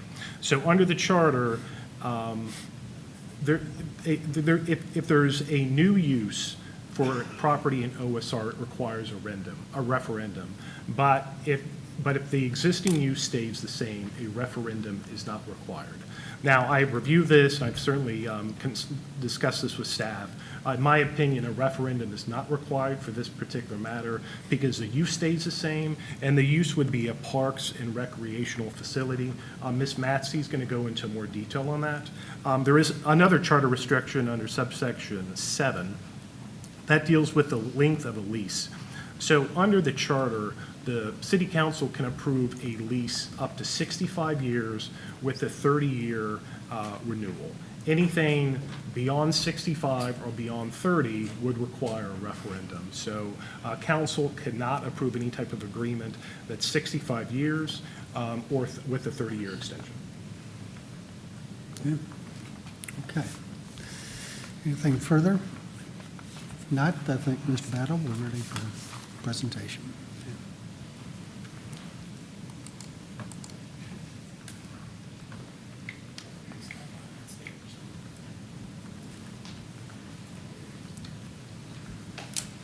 I would have been giving you the wrong presentation, so we got that corrected. So for the record, I'm going to have a couple of people participate in my presentation. So I'm going to talk about some topics. Then Wendell Gardner from Public Resources Advisory Group will come up and talk about the financial review and analysis that his firm performed, as well as Lauren Matsky will participate with me and talk more about from a planning and zoning standpoint about the use, as mentioned by the interim city attorney. So again, my name is Al Battle. I'm an assistant city manager here for you at the beautiful city of Clearwater. I want to acknowledge the fact that we received this proposal in its first form back in November, and then a second version in November of 2025 for a property at 1875 Airport Drive, commonly referred to as public golf course, the Landings. So high level, what is a public-private partnership? You've heard the term used on many of an occasion, but I just want to lay it out from a definitional standpoint for the public who's watching and those who are in attendance. Partnership between a government entity and a private company, private entity, private partnership to construct, upgrade facilities. Could be facilities, could be park facilities, could be public infrastructure, could be a public facility project that the public entity ultimately owns, operates, and occupies. These are often used in those types of cases for large projects, not usually for small ones. So in this case, we're following that framework in terms of this is a very large particular project, large capital investment, and the private partner may choose to work with the city or any municipality on financing the project. In this case, this partner is proposing to finance the project totally privately with the benefit of using our property, the city's property, in the form of a long-term lease. Under Florida statute, this particular relationship is allowed. They happen frequently across the state of Florida. I participated in several of them in my past life. It establishes a clear process for evaluating them. As you read through the statute, it gives some framework in terms of receiving them, what should be included in the proposals, the process in which they should be reviewed from a internal review to a public review to the final decision-making process. All of those things are outlined in that statute. It allows the county or the municipality or even special district to consider them, whether they be unsolicited or through a solicitation process. So no, there's no special way that they can come to us. In this case, this is an unsolicited proposal, so we're bringing it to you for the first time in a public forum to present it and allow you to ask us questions about it. The City of Clearwater, prior to my coming here, we had a P3 ordinance that outlined exactly how the city would engage in these types of developments. The state has amended their statute from time to time, and what we found prior to receiving this proposal is that by trying to keep up with the state's amendments to the statute, it's probably best that we repeal our platform and follow the state statutory process in terms of reviewing the proposals, and that is the framework that we reviewed this particular proposal through. Excuse me. So, since this is unsolicited, we followed the unsolicited process as outlined by Florida statute, by which a developer gave us a proposal. They also included a fee. $25,000 is the fee that's outlined in statute, and also the fee that we identified as acceptable to pay for any additional professional services and evaluation work that would occur as a part of reviewing the proposal. High level review. This particular review is not consistent with what you would see in a normal project type of review, i.e. a site plan or a building plan or any other type of review in which there's an outcome at a regulatory level. This is a high-level review to really look at the concepts, understand the financing, review the financing and the financial tools and how the project has been put together from that standpoint, and understand and also ask questions in the process to understand if the proposal that's presented conceptually, financially, structurally, if it's good enough to meet a qualifying project threshold, and if so, bring that forward for you to discuss and review the proposal in its entirety. So this is where we are today in terms of that first city public meeting with the applicant. As you are aware, we've had several internal meetings with the applicant throughout the process, primarily with our financial consultant. Very little interaction with city staff, only to look at the proposal, provide some preliminary feedback based on what they've seen, as they would typically do in any other type of conversation where private interests come to the city and ask us to give them feedback about things that they're looking to invest and build in our city. We do that a lot. At this point, they gave us a little bit more, so we decided to help them understand some of the things that we would have concerns with, and I'll go over many of those through the presentation. There's some other steps that could occur as an unsolicited proposal, but as I go through the presentation later, I'll explain to you what our recommendation is, and the path could be just slightly askew from what's on the screen before you this morning or this afternoon. So from a background standpoint, as I mentioned before, we received the first version back in November of last year, and the second version, a more involved and more detailed proposal back in December of 2025. And we decided that that particular version was well enough, had enough information in it for us to move forward with its formal review. At that time, they also provided the application fee for us to pursue hiring the Public Resources Advisory Group and any other consultants we needed in order to review the proposal. The proposal in its entirety, multi-purpose, large sports complex facility with about 12 multi-purpose fields, pickleball courts, sand volleyball, aquatic and water park, attraction, fitness and wellness facilities, restaurant and food service, walking and biking trails. Very large project encompassing pretty much the entirety of the golf course. Construction at that time was anticipated to take anywhere from about 2 to 3 years. That schedule seems to comport still with what the proposal envisions for the project if they're selected. From a cost standpoint, it's anticipated to be about a $180 million investment. All of the funds in terms of the makeup of the capital stack are before you. $108 million of a private loan. A bulk of the funding also is anticipated to come from the Pinellas County Tourist Development Tax Fund, and private equity of about $27 million make up the capital stack. Clearly, our involvement with the project is the long-term lease, but also approval and acceptance of the proposal would provide a path forward for them to apply for those tourist development tax dollars. So this is really a linchpin of a couple of things. You're accepting it, approving it allows them to move to another step if you choose to accept and approve the project. So there's still multiple steps that will need to occur in order to get to the finish line of having a project that we can celebrate as having funding and acceptance and approval at all levels. So at this point in time, I'm going to ask Wendell Gardner, who's a member of the Public Resources Advisory team, to come up and talk a little bit about their review of the project. Thank you. As was said, I'm Wendell Gertner with Public Resource Advisory Group. We've been the municipal advisor to the city since 2019. And in that role, we help assist with your debt policies, your debt issuances, and we do financial analysis as needed. So we have reviewed the information that Sunshine has provided. You'll see our detailed analysis in your agenda package. And what I wanted to talk about today is not necessarily focusing on the numbers, because the numbers will change as the project evolves, but really talk about the financial structure, talk about what is being financed, and talk about what the revenue generators are. And in that, really look at what might be a little unusual or specific to this project, and where certain risks or unusual features may exist. You saw that the 180 million funding sources, do I trust the arrow?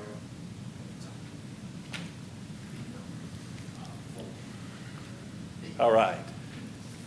So you can see here from the details, the $180 million consists of a construction loan,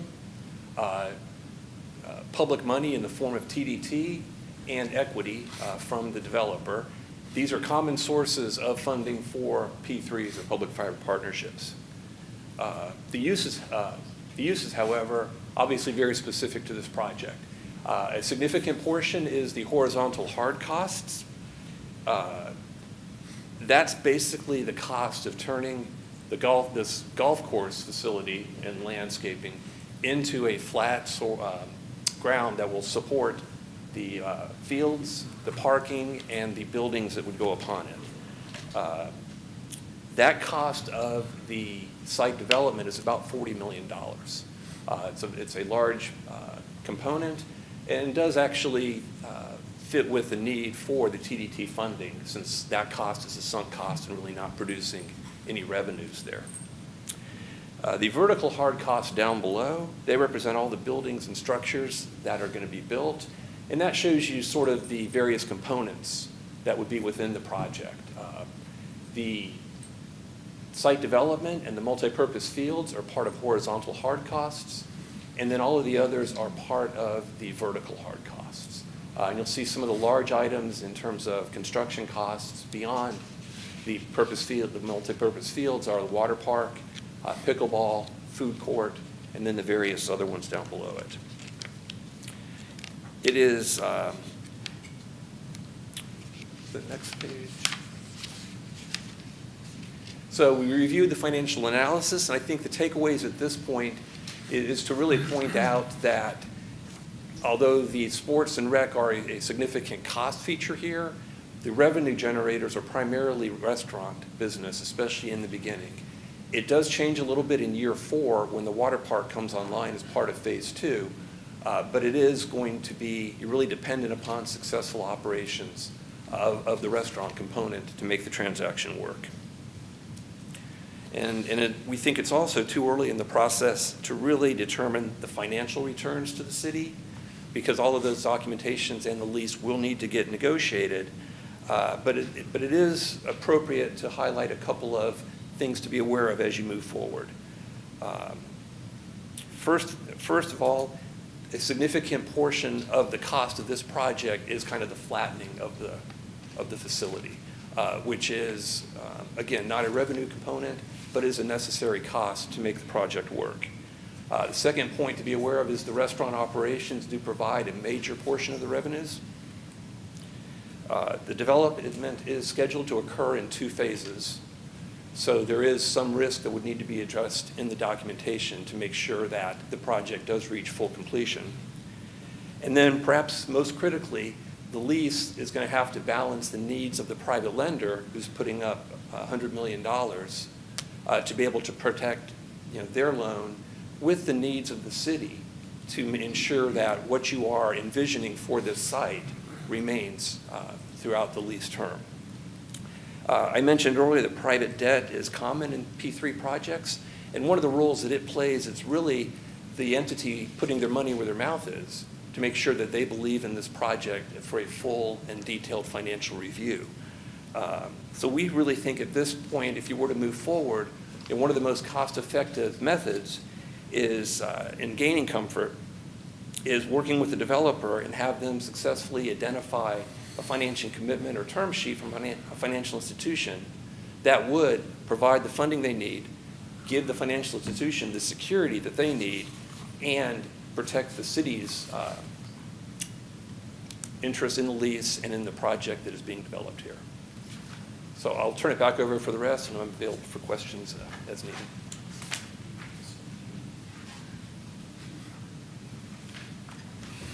So as I mentioned, in addition to Wendell's team's work on this particular review, we also asked our city departments that would normally be involved in the development process, and in some cases, Marine and Aviation, because they operate the airport adjacent to it, to also provide some comments. So the next few slides, I'll go through some of the comments that we received from them.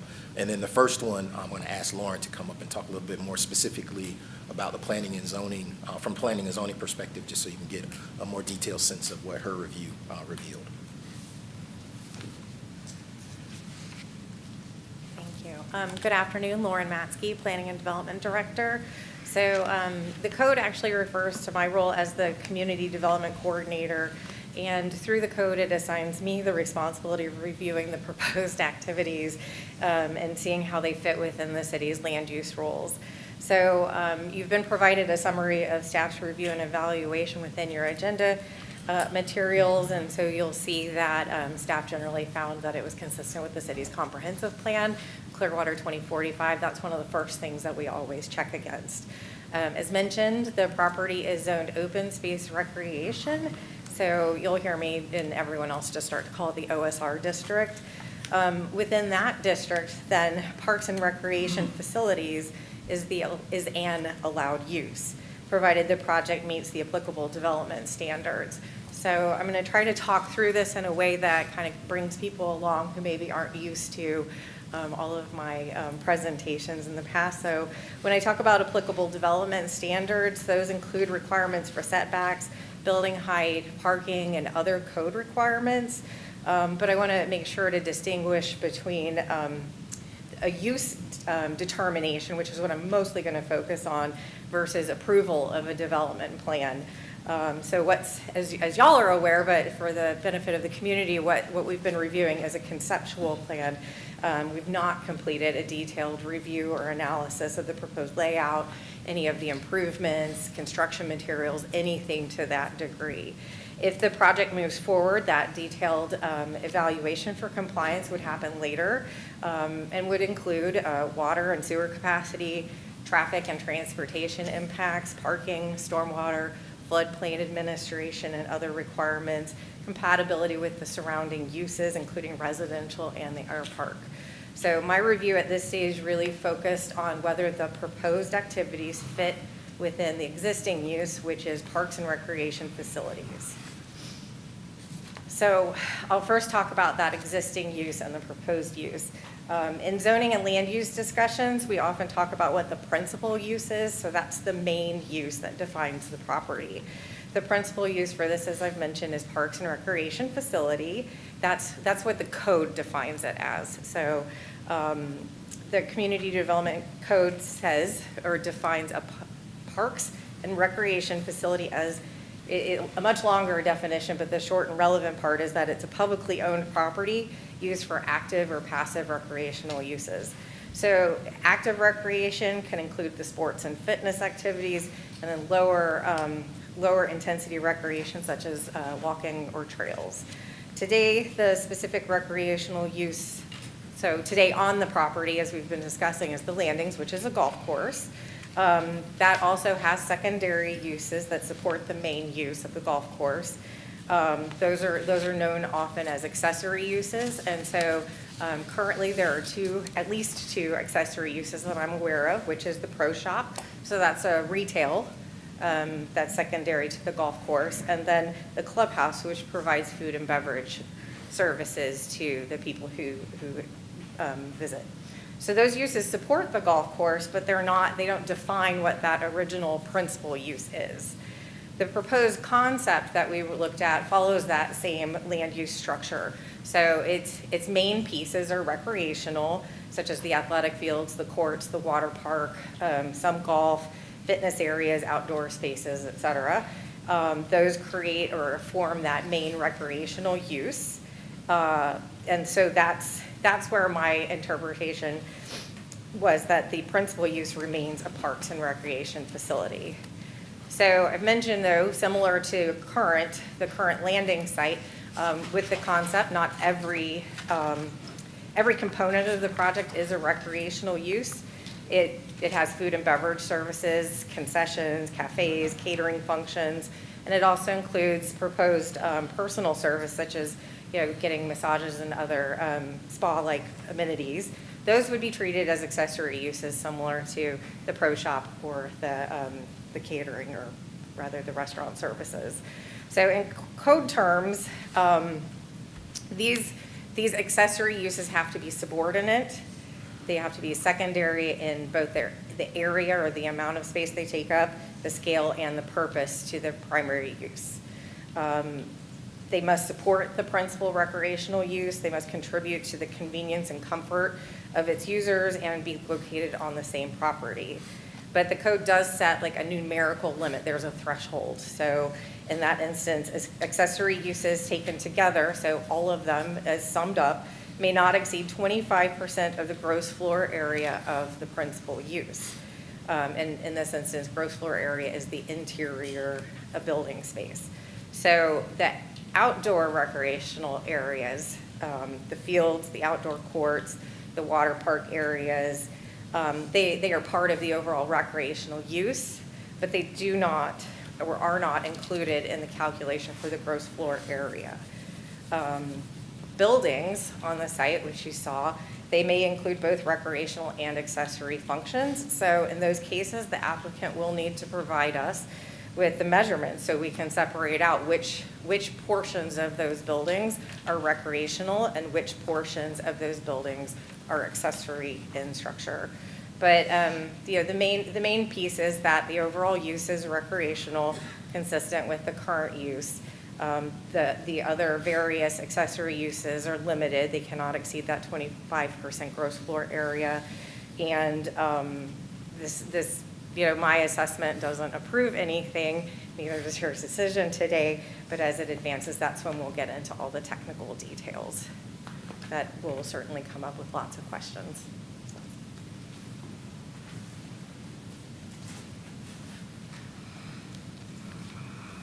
Okay, so I'll just briefly run through some of the other comments from other departments. Lawrence, we knew was something that was of importance just to review and understand the applicability of this particular use as it relates to the existing use in the OSR zoning district, so we wanted to give her opportunity to speak more in detail about these points.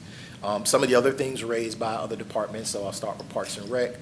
They specifically ended of note items that they brought up were public and the community's access to the facility, albeit private. Right now, there's no limitation. You come, you play, pay for play, and in this model, privately run, privately operated. What does that mean to the existing use from the standpoint of the public's access to the site? Also, the existing recreation programming that the city currently has and its offerings, is this competitive? Does this augment, how does that fit in the overall recipe of what the city of Clearwater offers to its residents? Facility maintenance from a long-term standpoint, we have a relationship similar with the Phillies, in which the relationship of maintaining the facilities is something that is a contractual obligation of the city.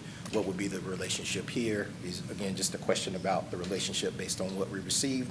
Also, the recreational service gap need, i.e.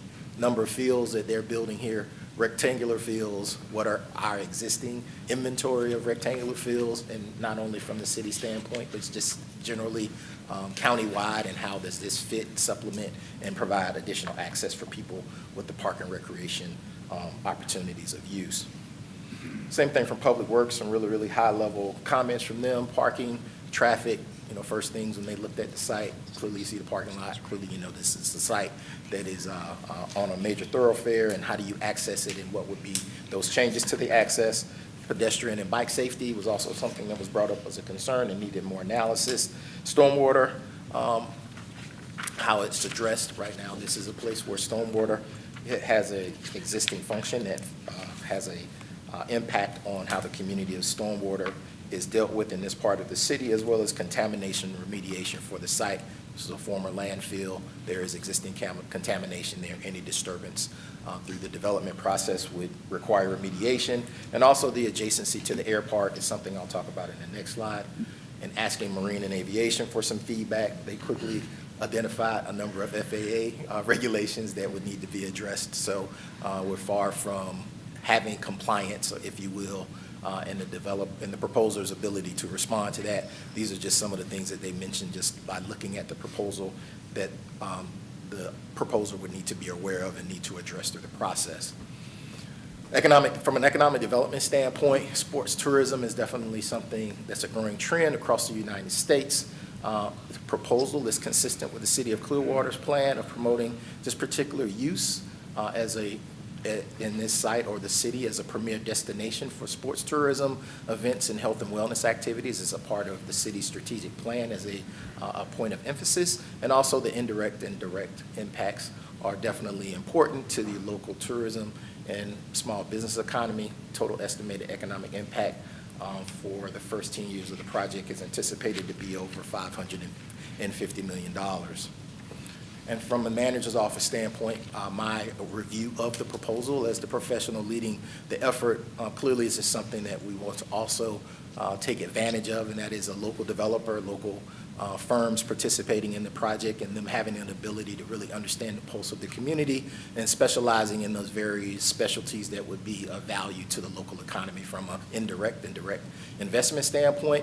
Again, knowing that this project supports the City of Clearwater strategic plan is a plus, and that this is also consistent with what we've been asked to do, and that is inspire and promote private investment in the public interest in terms of the development opportunities, not just downtown, not just North Greenwood, but and also all across our city. So our overall economic development strategy would be enhanced by at least reviewing this type of proposal and having a discussion about it and making a decision either way about how we want to proceed forward. So from a regulatory standpoint, still would be hurdles to cross. So this does not exempt that process, i.e. there's still traffic and infrastructure review that would be required, still stormwater review that would be required, airport compatibility, environmental compliance, site plan, and building things would still be requirements of the proposal if they were provided the opportunity to move forward. So then it becomes a matter of what are we here today for you to give us feedback about. So a couple of decisions that you can make on Thursday night, 3 of them really that we see, there could be more. But from the standpoint of the 3 that I want to highlight for you is that you can accept the proposal and direct us to move forward with negotiating an agreement to move forward with the development. That's one option. Second one, you may accept the proposal as a qualifying project, but ask us to go out and solicit additional proposals. The last one, you can reject it at face value based on the information presented today.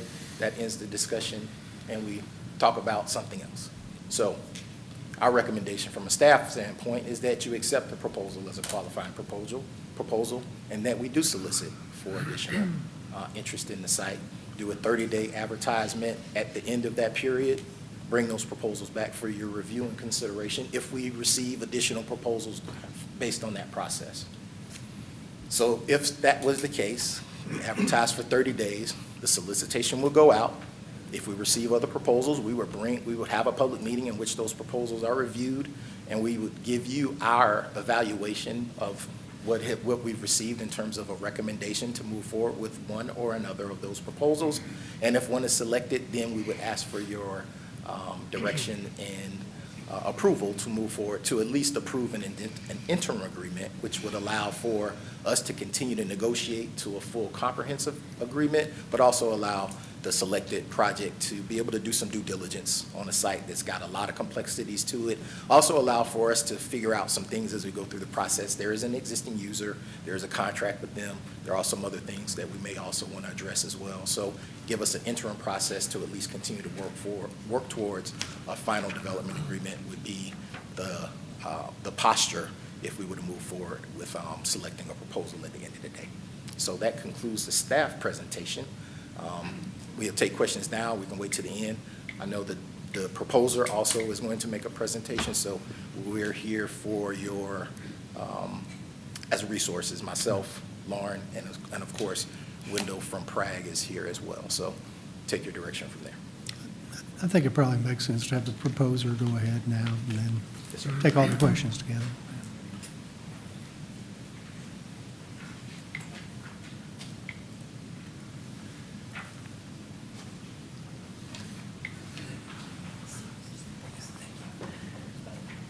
Good afternoon, not quite evening, City Council members and Mayor. Brian Ungst, 625 Court Street here on behalf of the proposer, Sunshine Recreational and Entertainment LLC, and its manager, Les Porter of Porter Development. We're also happy to be joined by our civil engineer, Sean Cashin.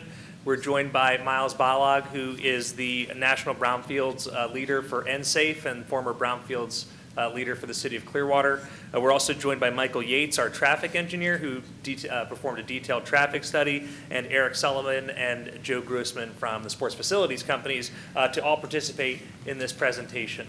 As the Assistant City Manager Battle said, nothing is before you tonight to approve in terms of a development or a lease or terms or a deal or anything that would be binding or enforceable.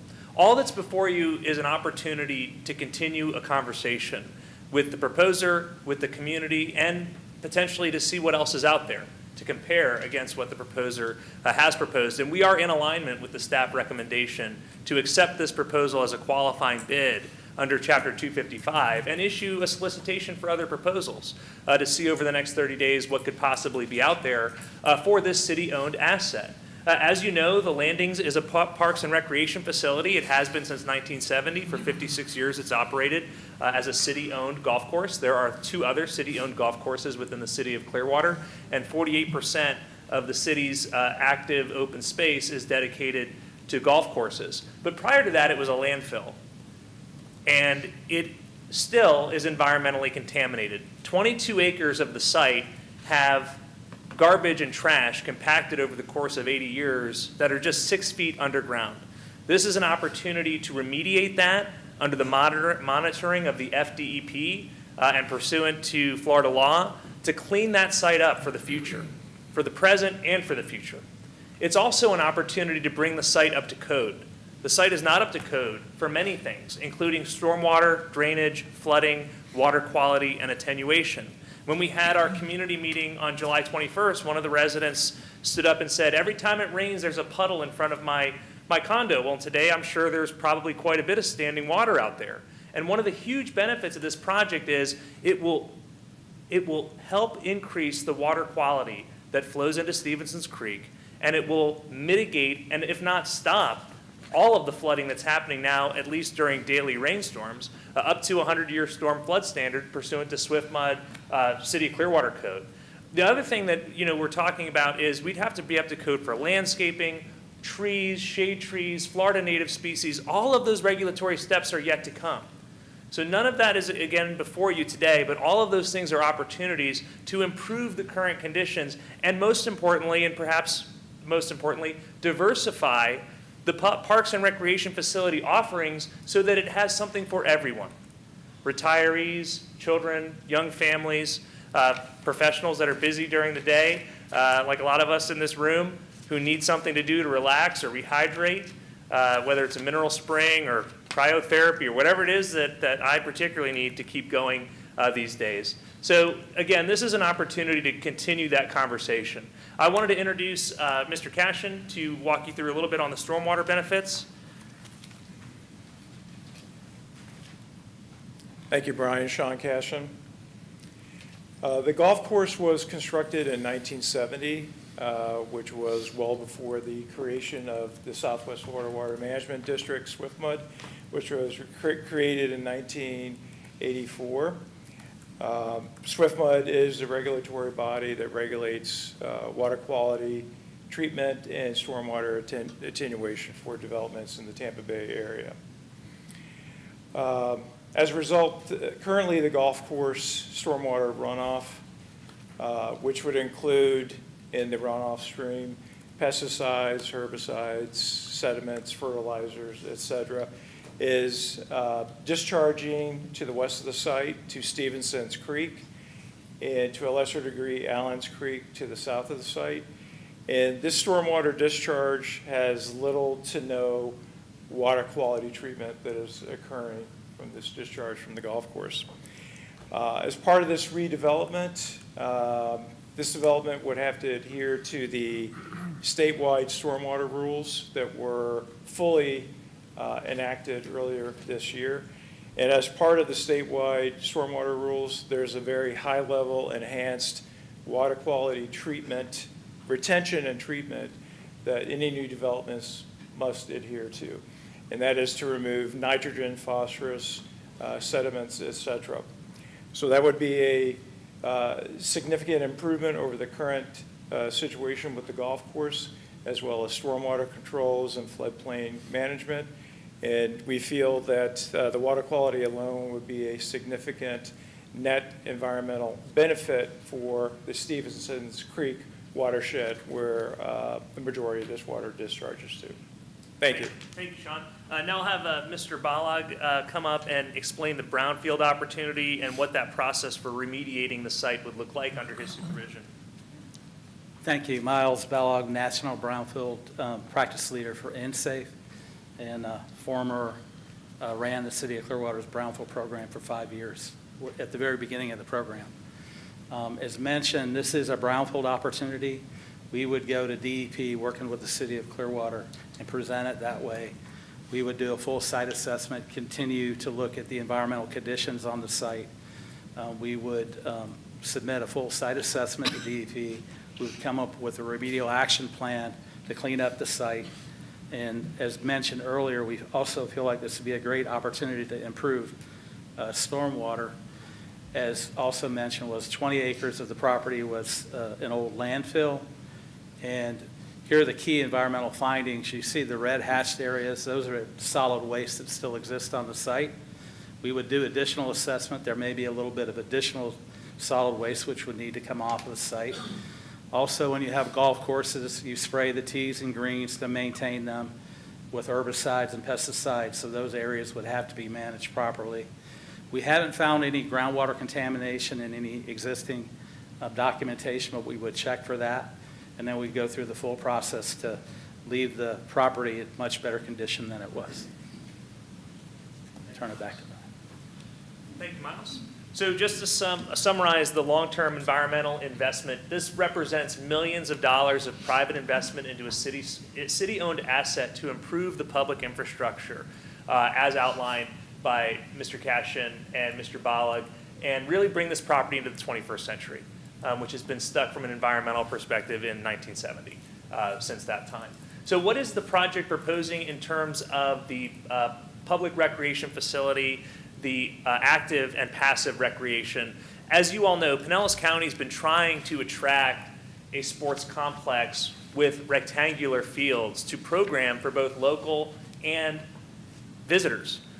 For over a decade, Pinellas County has been trying to attract a project like this. And this represents a great opportunity to fulfill that vision and to work with the CVB to bring that project here to Clearwater, which is also the home of the highest generation of bed tax in Pinellas County, which I know we're all very proud of. So it really goes hand in hand. So we're talking about 12 multi-purpose rectangular fields, 1 championship field, that would be for things like high school football championships or things of that nature, 24 pickleball courts, which are now all covered. That's something that we identified as an opportunity to help with compatibility with neighborhood concerns over pickleball noise. So those courts will all be covered now.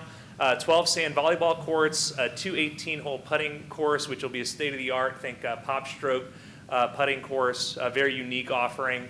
Family entertainment center, fitness and wellness offerings, which will include, like I said, those mineral springs and cold plunges, and all of the latest and greatest for rehydration and rehabilitation. The water amenity, which will be similar to a lazy river with a large pool, and then the food and beverage component. Another thing that I wanted to point out as part of our negotiations, if we get to a place where we even are negotiating, which we're not there yet, if we get to that place, we are very aware that we will be offering significant discounts for Clearwater residents and the folks here that are local to make sure that this site is accessible. So we did have some community meetings. I do want to make it very clear, we are not representing that anyone is supporting this project. Just because someone is willing to meet with us or asks to meet with us, that's an opportunity we'll take every day. I want to hear what everybody in the community thinks and how we can improve the project. That does not mean they're endorsing the project, nor have we ever implied that.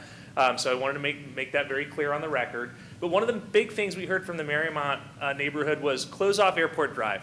There was an access there to the south, at the southwest of the site, and we have agreed to close that off. It may be required for emergency vehicle access. That hasn't gotten to traffic engineering yet. But from our perspective, from Mr. Yates' perspective, it's something we can accommodate. Again, it's to be negotiated, but we don't need it from our perspective. So it's something we're definitely willing to give on. Another thing we've agreed to is 24-hour security. Security was a big concern for the neighborhood. We've also agreed, as of just Thursday, you'll see there's some landscaping in between the fields and the parking.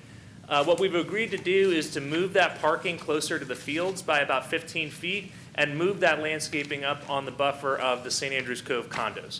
So that will increase the buffer from St. Andrews Cove condos with the mature landscaping to about 40-ish, 45 feet, maybe more. So we're talking about minimum buffers of 40 to 50 feet all the way around Airport Drive over to the St. Andrews condominiums. We've also agreed to add an opaque wall to make sure that we eliminate any of those noise pollution and lighting pollution concerns and address all of those other things through site planning and the negotiations. But this is the proposed site plan as it exists. We also moved the putt-putt to the north and put the water amenity more in the middle of the project. So next I'll introduce Michael Yates to discuss his traffic study. Good afternoon, Michael Yates with Palm Traffic. We did prepare a traffic study to evaluate the transportation impacts associated with the proposed development. We looked at a couple of different things. We looked at the Keene Road, how that would operate on a general link level of service.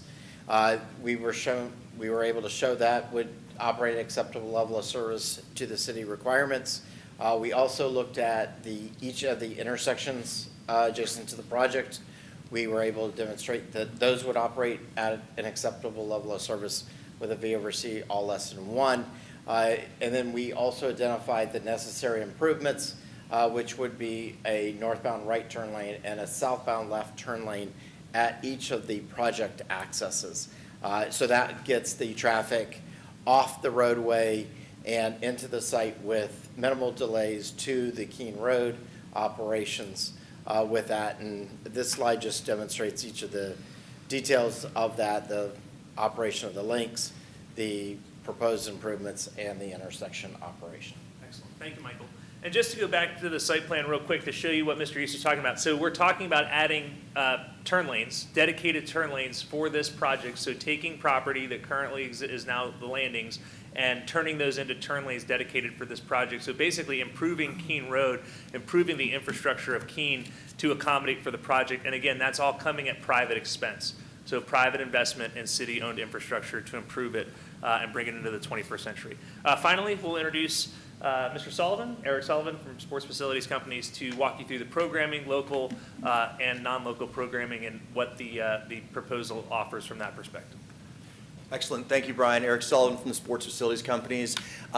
There's a lot of intentionality behind what's in this plan. So as you heard from staff, there's 12 multi-purpose fields in the championship field. 13 is a really important number from the tournament standpoint. It gets us to the U.S. soccer necessary standpoint to be a national destination. So when we think about this from the lack of long fields, we say long fields, regulation soccer fields that can also be used for soccer, football, field hockey, lacrosse, and a number of other uses. That's what we're talking about. And so what this allows us to do is work with U.S. Youth Soccer, work with national programming providers, work with FYSA, Florida Youth Soccer Association, ECNL, and a number of the other groups and events to bring those types of tournaments here to the market. Now, from a local standpoint, this is also very multi-generational in how we're thinking about it from the mix of amenities that we have on site and the mix of programming spaces. So local programming from a youth standpoint will be everything from after-school programs, summer camps, working closely with the award-winning Parks and Recreation staff, as we saw earlier today. Also working with a number of local user groups, so everything from local soccer clubs, flag football, boys and girls clubs, PAL, you name it. We want to work with all the different organizations that are local and driving local programming that can have a home here on the site. The balance is about 50-50 when we think about it from the overall calendar perspective and the seasonality of both the tournament standpoint and then the 365 appeal for local user groups. We have met with a number of local organizations just to understand their desires, their need. Longfield's being the largest segment of real estate on the site has by far and away been one of the biggest things we've heard from, but we're getting a lot of excitement also for the amenities related to the aquatics, the fitness, and some of the other more leisure and passive recreation opportunities there. We're also being really intentional about making sure this is accessible. So you heard Brian say we've committed to security, we've committed to accessibility, and we want to make sure that we've got fitness trails and other amenities that are welcome to bring the local population in at no cost. As we think about fitness, it's not just fitness for athletes. Certainly we will have sports performance training there where we can do all types of different classes. We'll grow on Mr. Porter's existing business from a CrossFit perspective that's here in Clearwater, as well as more low-impact opportunities like yoga, Pilates, and things of that nature. On the wellness side, the intent is truly to be, unlike a traditional spa, but truly a wellness center. As we think about the things that we're seeing national trends for low-impact fitness for seniors, we think about mobility, and we think about prehabbing for surgeries, rehabbing after surgeries. There's a lot of focus right now on healthier living, and this wellness center is designed to encompass all of those types of programs and opportunities.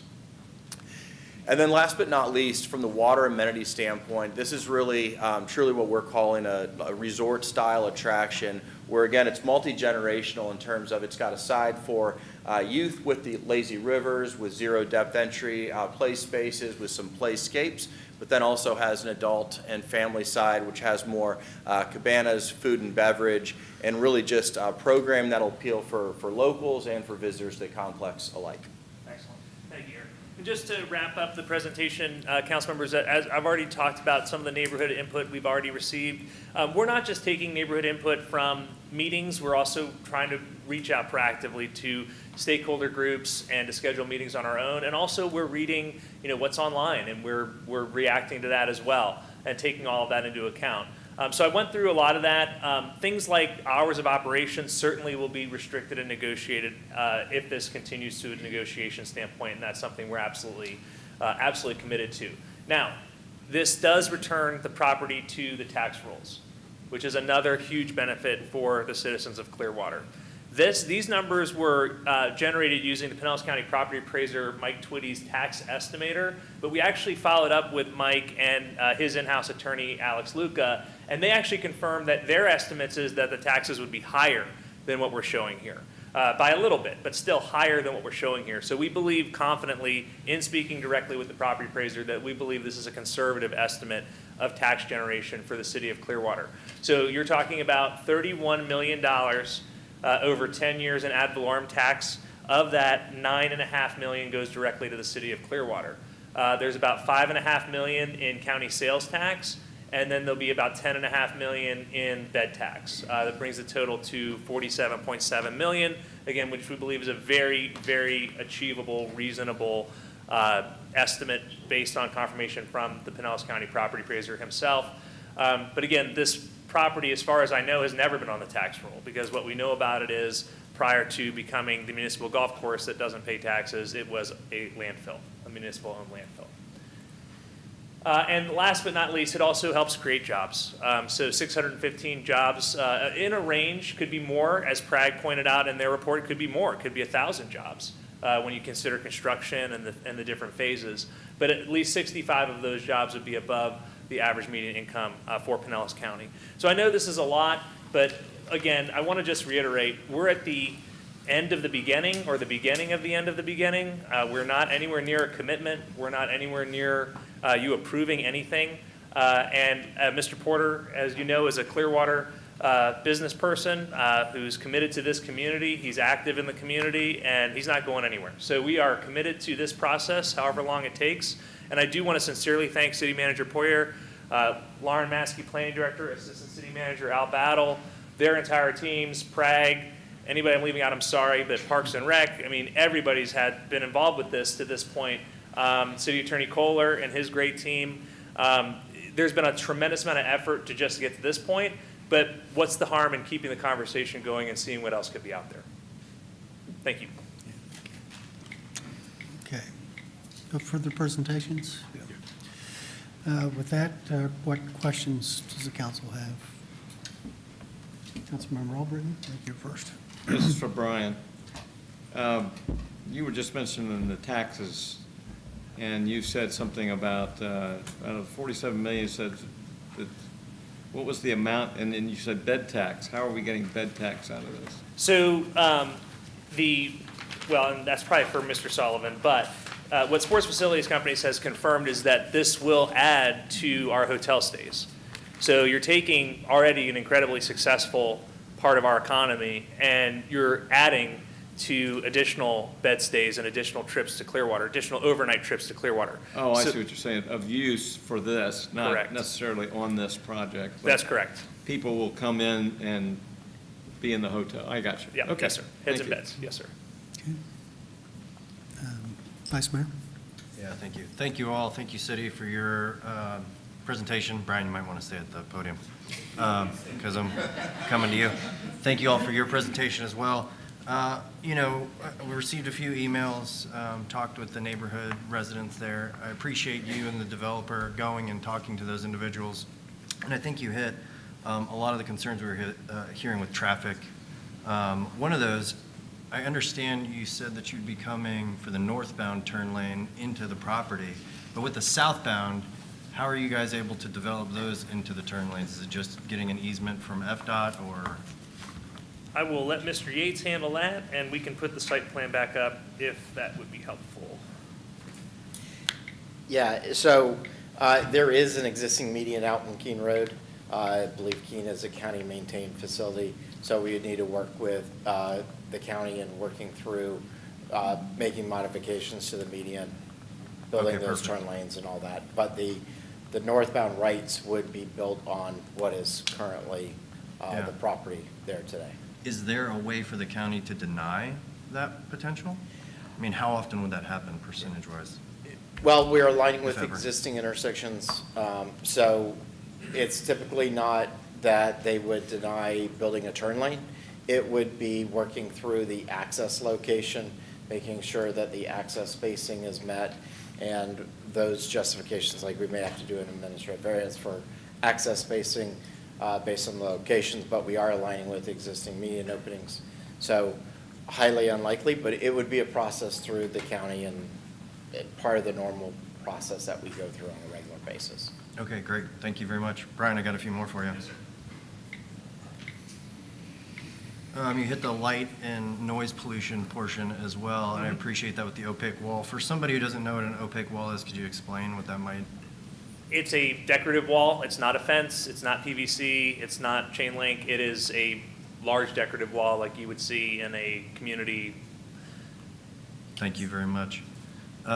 Additionally, I got another email this week from the apartment complex to the north of the property that was informing, I think all of us got it, about Helene, Milton, the flooding that came into their area. You did address how stormwater and enhancing those things would essentially ease that flooding. Could you just explain maybe why that is? Sure, and Mr. Cashin was actually at the community meeting when one of those residents spoke about that specific topic, and we're talking about the St. Andrews Cove apartments right there. Perfect, thank you. Sean Cashin. At the community meeting, some of the neighbors of the condos to the southwest had mentioned, I think it was during Hurricane Milton, that they had water right up to their doorstep, their patio. And, what are you guys going to do about that problem? So part of this development is within some floodplain areas that we're aware of. And as part of our overall stormwater management and floodplain programming plan, any impacts to the floodplain will be compensated for at a higher level. And we always look at situations such as this where there is currently flooding that is occurring and it may be impacting adjacent residents. So what we do is always try to improve the situation. So provide additional floodplain, stormwater retention controls, whatever we need to do in order to assure, especially adjacent property owners, that these flooding problems will be a thing of the past. We will improve the situation. And it will go through permitting, through SwiftMud, through the City of Clearwater, stormwater engineers, everybody who looks at that through the regulatory process, which of course we're nowhere near to being in that process. But it will be an objective improvement. It will be quantifiable. It's a quantifiable improvement, bringing it up to current standards and current code as verified by the outside experts, the regulatory bodies. Going on to the next thing that I've heard, and you hit on it a little bit, parking in the neighborhood. They're worried Yes. that when you do one of these events that parking will overflow or maybe not even get into the parking lot and start parking throughout the neighborhood. Can you speak to that a little more? Thank you for bringing that up because I think I forgot to mention that. So that was one of the first things we heard from the neighborhood along with security and lighting and noise is they are concerned that if we charged for parking, because there was a small element in the pro forma of charging for tournament parking, that folks wouldn't want to pay for it and would try to park it on street in the neighborhoods. And we do see that happening in Safety Harbor and South Tampa and areas where there's a lot of activity right next to older historic neighborhoods. And so we've agreed to take that out. So we will not charge for parking for anything, even for tournaments. So all of those parking spaces, which again, we do have a parking demand study and ample parking, all of those parking spaces will be available free of charge to the folks who are using the facility. Awesome. I think you even just hit on the next thing that I had here was crime. Can you speak to what it is that you all plan on doing to try and mitigate Right, and whatever on crime top of element having might be there? CCTV, surveillance cameras, and all of the things that you would typically have, we're gonna have this 6-foot wall all the way around the property. The only part of the property that won't have this opaque wall is along the actual air park. Which no one's gonna be running across the air park because that's secured up to, FDOT standards and city standards. And it's also gonna have retention ponds there. So you're gonna have this wall, and we've also agreed to this 24/7 on-site security as well. Okay, do you guys have a duration of how long you'll keep that security, or do we plan on maybe doing that for? I think it would be, the intent is to keep it there as long as the facility's running, and that certainly would be something we'd be willing to negotiate as part of any negotiations with the city. Awesome, thank you very much. I also appreciate you hitting the Clearwater resident potential for, some definite discounts in that. I know that we're not anywhere near that portion of this process, but the fact that you and the development team here are considering that means a great deal to me, especially when we're dealing with the people's land and potential long-term leases. So thank you very much. Yes, sir, thank you. Any other questions? Okay, right. Well, thank you all for attending today and presenting this proposal. Okay. With that, we will take a short recess before proceeding to agenda item 5.1.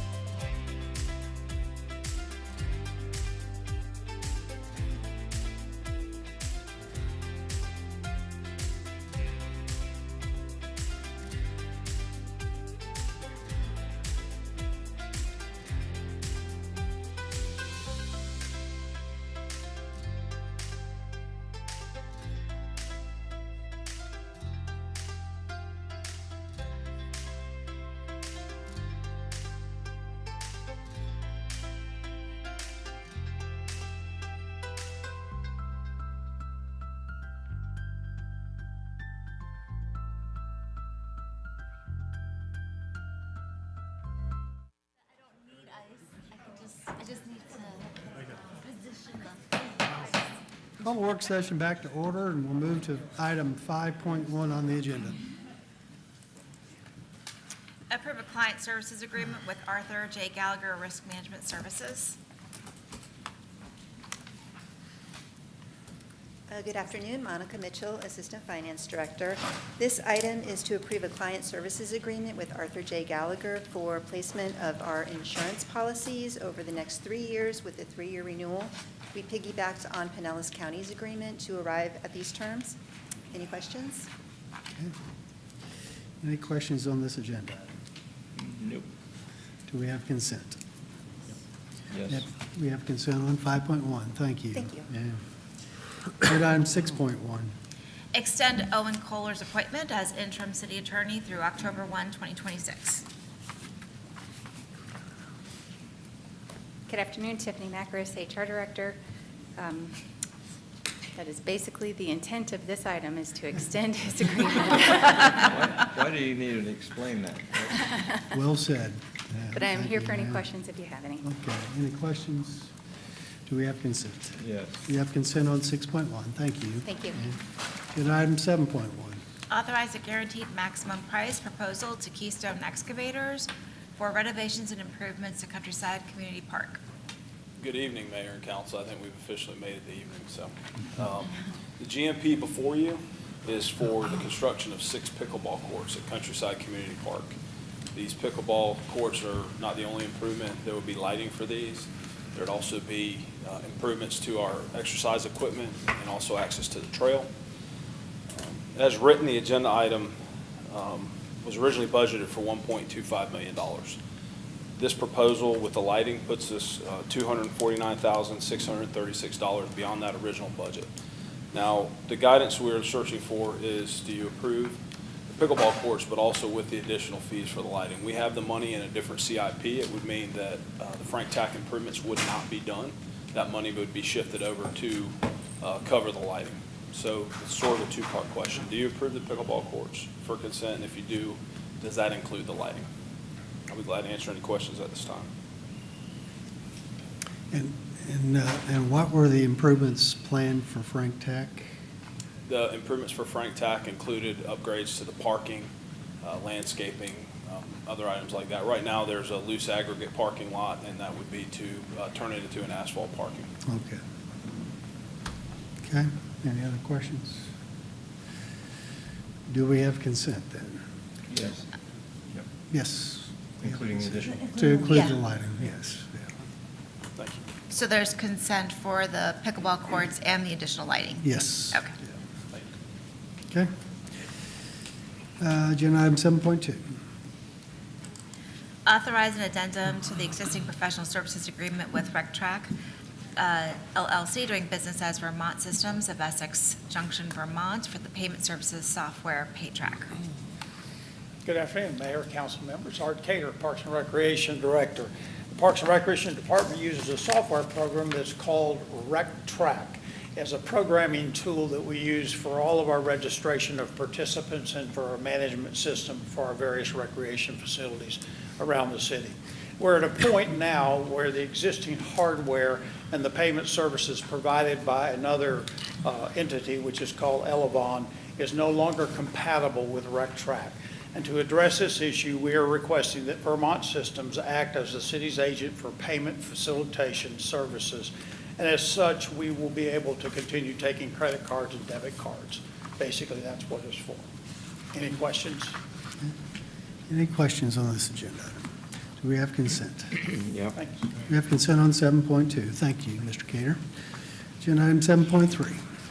Award a construction contract to Concrete Protection and Restoration for Carpenter Complex repairs. Good evening, Mayor, Council. Matthew Anderson, Assistant Director. The PO before you was competitively procured through the ITB process. We had 4 respondents, 3 of which were deemed complete. We reviewed those 3 complete respondents and selected the lowest responsible bidder, which was Concrete Protection and Restoration.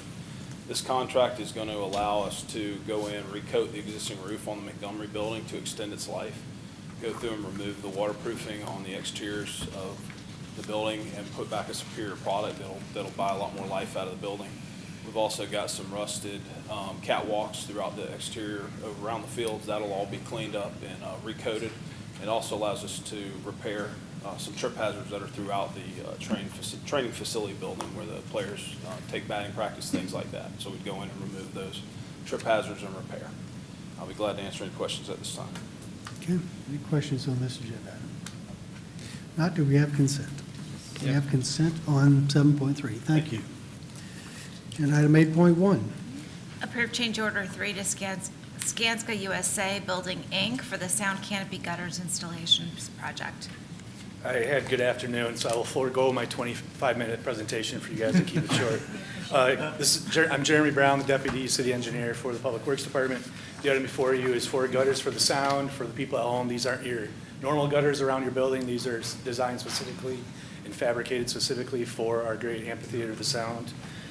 One thing that did come up was maintaining accessibility while they were installed. I had some assurances from the contractor that there won't be any issues with that. And in fact, at the time, they said, Jeremy, we do this all the time. In fact, we're working at the Houston Texans Stadium right now. So with that, installation is expected to occur sometime in the late December, and I'm happy to take any questions. Okay. Any questions on this agenda item? Okay. If not, do we have consent? Yes. You have consent on 8.1. Thank you, sir. Agenda item 9.1. Authorize the purchase of heavy and light-duty vehicles and equipment in a not-to-exceed amount of $22,251,080. Good afternoon, Mayor, City Council, City Leadership. Brandy Calandrea, Director of General Support Services. Along with me is Debbie Moore, our Fleet Purchasing Coordinator. This may be her last time. She's looking to retire, so I apologize. I heard the back. The item before you is the fiscal year 2027 vehicle and equipment purchase plan in the not-to-exceed amount of $22,251,080. The plan includes the purchase of approximately 273 vehicles and equipment, including 241 replacement units, or $20 million, $111,030, and 32 net new units for $2,140,050 that support operational and service needs across multiple city departments.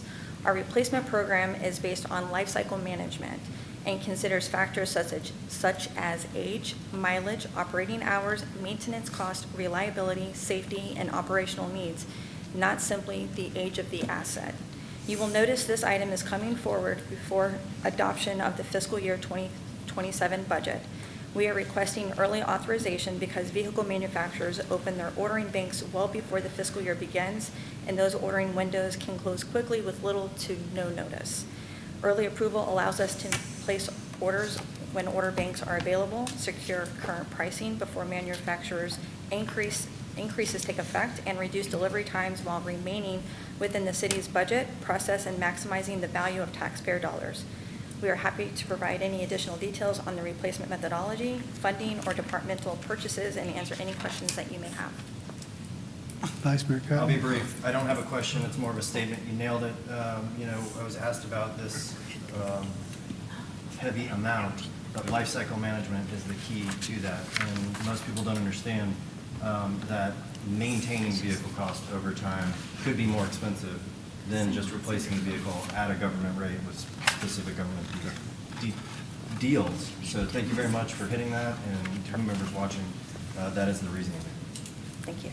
Councilmember Teixeira. Every time this topic comes up before an agenda, I always get a lot of questions. So I'm not going to ask you guys to answer all off the cuff, and the day's getting kind of long.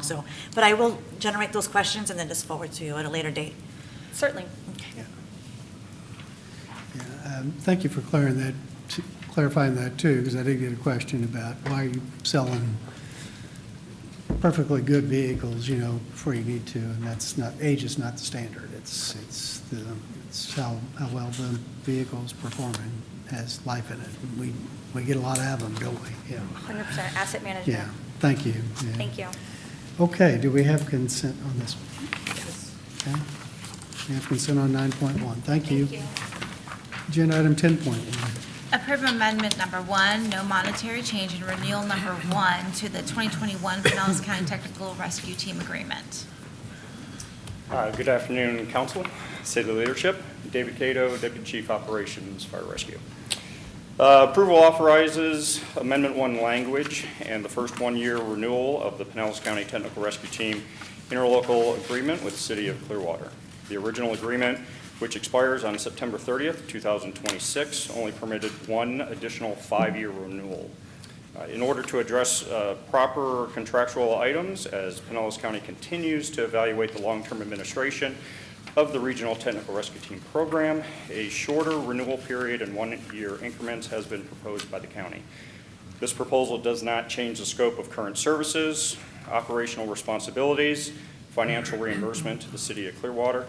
The renewal extends the current agreement from October 1st of 2026 through September 30th, 2027, and preserves Clearwater Fire Rescue's continued delivery of specialized rescue capabilities to include structural collapse, confined space, trench rescue, high angle, vehicle extrication, and urban flood response throughout Pinellas County. And I'll take any questions if you have them. Any questions on this agenda item? If not, do we have consent? We have consent on 10.1. Thank you. Agenda item 11.1. Authorize an increase on purchase orders to Joe Payne, Inc. and Quorum Services for Florida Building Code Inspection and Plan Review Services. Hi, I'm Dana Root. I'm the Assistant Building Official for the City of Clearwater. We currently have an annual purchase order of $850,000 for the services from either Joe Payne, Inc. or our secondary one is Quorum Services. It's for plan review and building and inspection services. We are asking for $350,000 more. This will take us through the end of the fiscal year of September 30th. Any questions? Okay. Questions on this agenda item? Councilmember Albritton. Yeah, is that because we have positions that aren't filled, or why we're going to third party? Or I know you've been doing it for a while, but I just didn't know. We've been doing it, as far as I know, for about 17 years. Sometimes we use it, sometimes we don't. Probably the past 10, 12 years, we've always used it.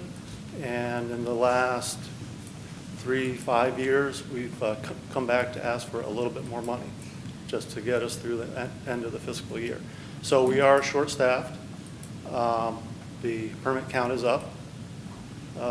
So it's multiple things. Okay, thank you. Okay. Anyone else? Okay. Do we have consent? Yep. We have consent on 11.1. Thank you. Thank you. Agenda item 12.1. Authorize a purchase order with Verizon Wireless for cellular and mobile data services. Mayor, Council, Dan Mayer, IT Director. We're coming back after a few years to renew contract with Verizon Wireless. It's a not-to-exceed number. It's not an obligation. It's about $50,000 a year less than our previous contract term.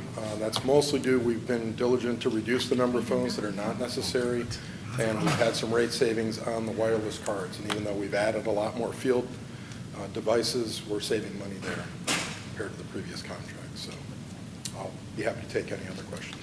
Okay. Any questions on this agenda item? If not, do we have consent? Yes. We have consent on 12.1. Thank you. Agenda item 13.1. Approve an encouragement agreement between the City of Clearwater and Florida Gas Transmission Company, LLC, for the installation of natural gas distribution pipelines to cross over Florida Gas Transmission Pipeline facilities. Good afternoon, Council. My name is Alex Leon. I'm the Assistant Director for CGS Energy. This is looking for your acceptance of an encouragement agreement between the city and Florida Gas Transmission, which will allow us to do a gas installation to serve a commercial customer. Questions on this agenda item? If not, do we have consent? Yep. We have consent on 13.1. Thank you. Agenda item 14.1. My item, amend Council Rule 6 to temporarily restore public comment regarding matters not on the agenda for additional period of time and adopt Resolution 26-13. So back in February of this year, Council restored citizens to be heard on items not on the agenda for a 3-month period of time. It was renewed in May, and then in May it was extended again until August. So August the 7th, which is this Friday, is when that sunset provision ends. So I have drafted a proposed resolution 26-13. Everything stays the same. What that means is that citizens would be able to speak on items not on the agenda. It would come at the end of the agenda in its current location, be limited to 30 minutes or 10 speakers, whichever is greater, and there's no sharing time. So I proposed extending the sunset date until November the 20th, 2026. It's just about another 3.5 months. So I'm open for questions. Okay. Are you really hoping? Pardon? Did you say they're hoping for questions? Yes. Any questions? Okay. All right, thank you. Agenda item 14.2. So 14.2 is adopt ordinance 9929-26 on the second reading and approve a memorandum of agreement with Duke. So 3 weeks ago, council approved the first reading of the 30-year franchise agreement with Duke. One legal document is approving the franchise agreement for the second reading. In addition, there is a memorandum of agreement between the city and Duke. I'm not going to go over it in detail, but if you look at section 3, there's about, I think, $2 million in benefits or investments by Duke for that particular agreement. They're both separate legal documents. They can't be placed on consent because we have an ordinance, and I'm available for questions. Okay. Any questions? I think we're good.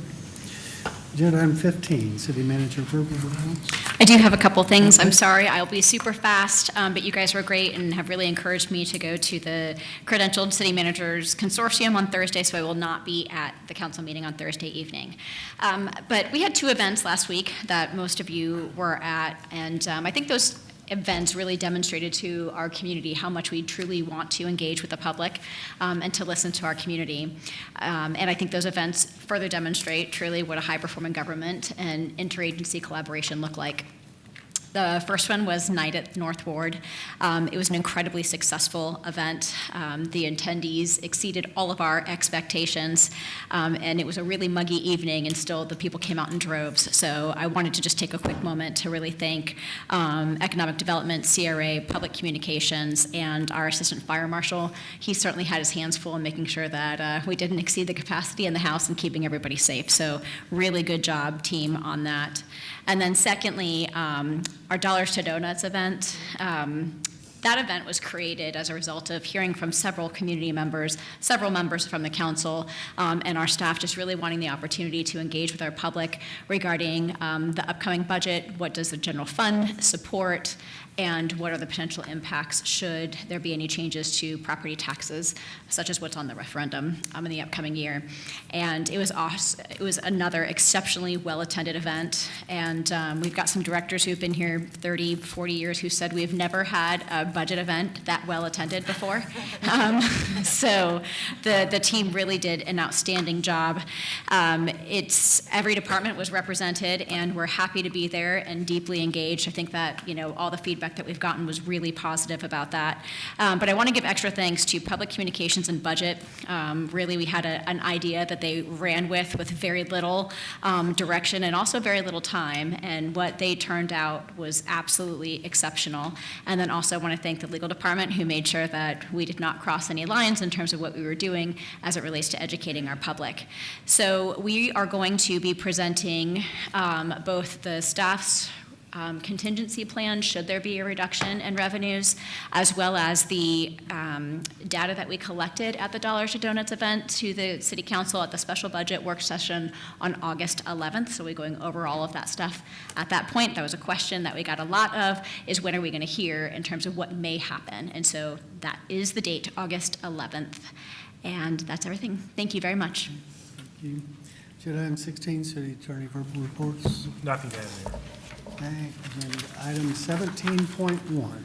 Vice Mayor? Thank you, sir. I know that we're all ready to get out of here. However, I think this deserves some attention. I appreciate you appeasing me, and it's coming back to the discussion of putting a pause of the hotel density pool units until we get that traffic study completed. Again, I'm all for smart development and making sure that we're offering the best beach to our residents, businesses, and tourists or visitors, but also ensuring that we can get the mobility of those people right as well. And after hearing staff saying that near the end of this year, we should be able to have that traffic study done to try and make some decisions on a way forward to move our people around our beach better. I just feel like it might be a good time to discuss if there is any interest in pausing that hotel density reserve until we can make a more educated decision in helping finding a solution to moving people up and down, off and on our beaches. I guess I have a question. Can you clarify, how would that affect the applications in progress now? It wouldn't. So those So it would just be would for the still- remaining 9? The 19, I think, that are in there. 9 or 19. And then any that are allocated and come back into the pool, if that happens. I'm not saying that it will, but if that were to happen, then it just holds those until we get that traffic study back. In November. Correct. November, so I'm not trying to put them in a, So I had some of the original people who were involved in this actual document, and they really wanted me to communicate that this is well thought out, and it was one of the most intensive documents that the city's ever done, and it also involved, and it was approved by the city, but the county as well as the state, and they had so many studies, so they just wanted me to communicate that this was not just a fly-by-night document. It was a very extensively studied document, and I still feel that it is applicable to today's standards because everything was already part of the formula. So I just wanted to convey that. I appreciate that. I don't disagree with the document, the intentionality behind it and the forethought of it. Again, I just know what it's like trying to go to North Beach or something. So it's the tangible assets of me coming from the mainland to the beach and feeling that and knowing friends, family that live on the beach or live on island estates that literally have to plan their day. And if they don't get back on the beach at a certain time during a certain portion of the year, you're finding new plans to find a restaurant and or, you know what I'm saying. So that's what this is intentionality is not to stifle or stop any type of development. I'm all for it. I just want to see how we can move people better. Is there anything coming before us before November? It's just, Lauren, I'm kind of gun shy at the word of pause or moratorium. I'm not looking for a moratorium. Okay, or pause. Let's make sure. If there's nothing coming Don't before use us in that word. November. Stand by. Don't say that word. Hold, stand Try by. to use no words and communicate through my facial expressions. So, understood. Good afternoon, Lauren Mansky, Planning and Development. At this point in time, we have received one application that would be requesting units from the reserve. I think it's about 5 or 6 units. It has not advanced, beyond if I recall, it may have gone to the Development Review Committee. It may still be waiting to go to the Development Review Committee. Our code does require that we advance any applications that are complete through the process that's prescribed in the code, which would require us to bring it forward to the City Council for consideration. So any slowing down of things would, I suppose, would be more word of mouth versus any official. But if we were to receive an application and it was complete, we're obligated to move it forward through the normal process of reviewing and providing recommendations, et cetera. But at this point, we have 19 rooms in there after the few that were allocated recently by the council. And like I said, we have one application that has put in to request some, and we have a different application that if we have an application that is being processed now for a property that has an allocation of rooms, It's proposing something different, so if that were to change, then those rooms would be returned to the pool, and thus we would have more than 19 available. So, but there's, like everything, that's why it's sometimes difficult to, kind of keep up with the tables and everything. There's a lot of, it just depends on what comes in and whether it becomes complete or anything else with that. Okay. Yeah, Go ahead. Yeah, well, it's like I said the other day, I mean, we only got 19 in there left, and she's talking about, Lauren's talking about 5 now. I mean, I just don't see anything coming up, and, I mean, point's well made that before we do anything further, we ought to consider the traffic study out there. But many of us, like I said, I've lived out there a long time. I mean, the damage is done a long time ago. I mean, what little we have left in the pool or been allocated and not built yet, I mean, it's already, cat's out of the box. I mean, study was from FDOT numbers were you got 6.5 million vehicles per year coming west across the causeway, and most of those are not staying in a hotel. Most of those are just visiting for the day, or just, they're not hotel residents. So I don't know that this small amount of rooms that we have left is really a huge problem, but that, when we get, by the end of the year, we'll have that study back, and we can use that to gauge whatever proposals come in. I just hate to see us with what, the director just said, to do something that looks like a moratorium, that where really all we need to do is just consider the information that's coming before us personally. Anybody else? Councilmember Menino? Thank you, Mayor. Just hit on what Ms. Matzke just said, but staff is obligated to move those applications through the process, but we as a council are not obligated to grant density that's requested. And I think that's, without putting a physical word that starts with an M or a P, we have the ability as a dais to put a posture and to send a message of, this is what we're looking for. And I think what you're speaking to, it's an opportunity for us to reevaluate Beach by Design. And while it was an amazing plan of 26 years and made a world-class beach, we are now in a place of finding that exit ramp. And with that exit ramp, I think it's important that we do a bit of a more strategic discussion on identifying where are those gaps that the original vision had. And one part of the vision was the boardwalk on East Shore. And I know there's a couple assets there that the boardwalk is not finished. I think that maybe the discussion is having a higher level discussion on how we can strategically incentivize development in those gaps that we have in that vision. And I think that's the discussion. At the end of the day, this plan wasn't created so that people could put their hands in a cookie jar and take 2, 3, 4, or 5 units at a time. It was created so we could put 100 plus, 110 to 200 room, medium density hotels or large resorts, so that we could add that to the assets on the beach. Now we're to a place with 19. We very well may have 100 turned back in, which may put us at a place of 119. That's a beautiful sweet spot for one of those medium level density hotels in a place that we strategically identify that we should target. And whether it's East Shore or wherever, I know there's not many opportunities left on the beach, but there are a couple, I think, on East Shore, and really identifying that strategic allocation is probably the next level we go, and not just letting them disappear, 5 here, 10 there.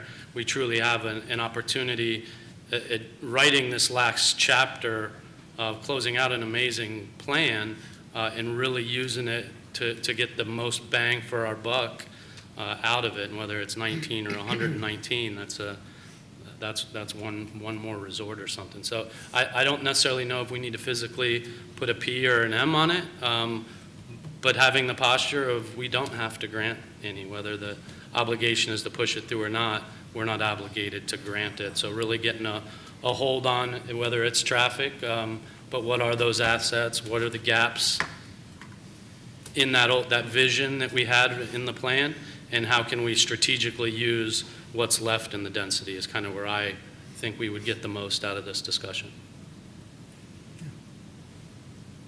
I would like to explore the legality, I'm sorry, he pointed to me. You're Sorry, good. He pointed to me. I would like to know the legal aspect of it. Like if, let's say 100 rooms were returned and we as a council decided, you know what, enough is enough, let's rethink this. Like legally, where do we stand on changing something that's a living document?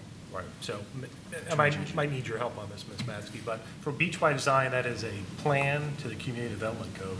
Is there any type of limitation on where the units can go? There are certain areas where the units are to go, but to some of the statements that have been said, some of the words that were always described to me was it's discretionary, it's council's discretion as to how many to allocate. So an applicant could request 100 and council could authorize fewer. In terms of amending the plan in a more formal capacity, it's adopted by ordinance. Okay. It's also formerly a special area plan that was reviewed by both the state as well as what is now Forward Pinellas and the Board of County Commissioners. So there would be potential amendment review by those agencies as well. Vice Mayor? Yeah, to be clear, not looking to change any ordinances or like get way into the weeds with this, guys. It's just simple solutions, right? Like, hey, we got a traffic problem. I'm not looking to do an ordinance. I'm very much open for smart development. I think we've been doing it. I think we continue to do it. I think our infrastructure is doing well. Our team's doing great. It's just, you're crazy if you don't think that there's a traffic problem going onto the beach and coming off the beach and traveling on the beach. Just trying to make a smart solution to get to the end of the year, not trying to move mountains here. So I can count. We're good. We can move on. It's late. Okay. You know, the last time we flipped. Yeah, I do want to. When millage rate, Look, you flipped. yeah, and again, this is personal experience for a decade. Yeah, it's a little slow getting east-west across the causeway, yeah, but I don't know, it's ever taken me more than 20 minutes to get from downtown Clearwater to the roundabout. I don't know if it's ever taken me more than 20 minutes. The problem has been, and what's most frustrating for residents out there and businesses, is not east-west, it's north-south. It shouldn't take you an hour to get from Sankey Bridge to the roundabout on South Beach. And so it's north-south is the biggest problem. That's the biggest frustrating residents. So regardless of whether we add new rooms or not, we've needed to address that. We're addressing that. We're doing a study, and there are some. We've all been in and had one-on-one meetings on some potential reconfiguring of things to alleviate that north-south transportation. So, but regardless of whether or not we change the pool or not, we're doing the study on the transportation. North-south is the biggest problem, and this is, and hopefully we're close to having some ideas and some alternatives we can do to fix that. Yeah. Thank you. If I may, just from a timing perspective, our long-range planning division has several major projects going on, and with the transportation study, we kind of paused while we added to that work, and Public Works has been working with the transportation consultant, which each of you had the opportunity to speak with, and that was to discuss, you know, specifically the design of the parking garage and at the marina. And kind of thinking forward and not just what's now, but what could be. Some of the things that y'all regularly challenge us to do. So that portion, the kind of sidestep or side quest, is scheduled to finish up towards the end of September. The challenge is then fitting back in and for our department gearing back up to do the outreach. And I had mentioned at the last discussion, we were requesting to potentially hold on that outreach until January. That gives us ample time to get prepared for it not schedule anything during holidays, and then pick right back up at the beginning of the year with the outreach that would discuss everything that y'all have previously seen, anything that comes from the study related to the Marina Garage, gives us ample time to kind of package it really for the public front. And that also then means we're not overlapping multiple projects of outreach at the same time. So just to clarify from a timing perspective, we were looking to finish up then, finding dates in kind of the late January, February timeframe, and then bringing everything forward to finish it completely with the consultant presenting back to council. Okay. Right. Moving on. All right, 17.2. Conversation regarding naming City Hall and Municipal Complex. Councilman Marino, you're leading this one. Yeah, thank you, Mayor. I think this is more a timing issue. Obviously, our beautiful new City Hall is getting close and making progress every day. In this agenda item, as it's written, it's not about undoing an honor. It's about we have an opportunity of possibly elevating it. And Mr. Horn's impact, unquestionably on Clearwater, extends well beyond the walls of City Hall. And I just think that there's a handful of members of the community and groups that have requested us maybe be not naming City Hall per se after somebody. It's Clearwater's City Hall, but maybe the municipal complex be named after Mr. Bill Horn. And I think because of timing and where we're at in the process of City Hall, we probably need to have this discussion soon. And that's what this agenda item is. Okay. So currently, what was decided by the prior council to name the entire City Hall and? That is correct, sir. Was to name the City Hall. And I've also had folks come to me from the community, and some have served in elected office in the city in the past, and they kind of agree with what you just shared. Those that have come to me that naming something significant for Mr. Horn is certainly appropriate for his years of dedication to the city and what he contributed. They're somewhat uncomfortable in the entire building, such a significant community asset, city asset being named for really any one person, let alone Mr. Horn. So that's the feedback that I've gotten from some in the community. Councilman Albritton. So I know that there's a bust that was made of Bill Horn. And that was always thought that it would be put in the new City Hall. Mm-hmm. So, I mean, maybe we don't have to name the whole building. Maybe we just name the, the entry, I don't know what you call it. The foyer, the lobby. The foyer, the lobby, the Bill Horn, because his bust is most likely going to be there when you come in. So, I mean, that's something we can think about as well. Okay. Other thoughts? Councilmember Teixeira? I think we can honor his memory in many ways. There's many different beautiful opportunities without naming a municipal building after him, right? We can do the chambers, we can do the plaza. And so I think the right balance is to honor his contributions, but in a way that we're not naming the whole governmental building. So I'm open to that. I mean, there's different things. There's the plaza, there's the chambers, like you said, the hall. But I think that would strike the right balance. Mm-hmm. Any thoughts, Vice Mayor? I agree with the entire sentiment. Bill Horn Plaza sounds good. It's got a nice ring to it. I think it gives a good, honorable dedication. But I completely agree. I think City Hall should be Clearwater City Hall. How do you feel about the plaza, or is that? I don't care that any specific part. Just I know we have a bus that's going to go in somewhere. I'm not sure where they're going to put it, but yeah, that would be nice. Plaza would be fine. I'd be open to either. But. Council, my only question is, do you want this back on the agenda for Thursday for a vote? Or bring it back to the next meeting, which does not have a work session, so. Well, we're getting close where we need to make some. Yeah, that's what I was just going to say, because we're getting ready to start ordering things, and so the sooner the better, if council is ready to make a decision on Thursday night. Okay, and how would you like it to, or just the same title and someone make a motion and that's what we vote on? Or will you vote on, rather?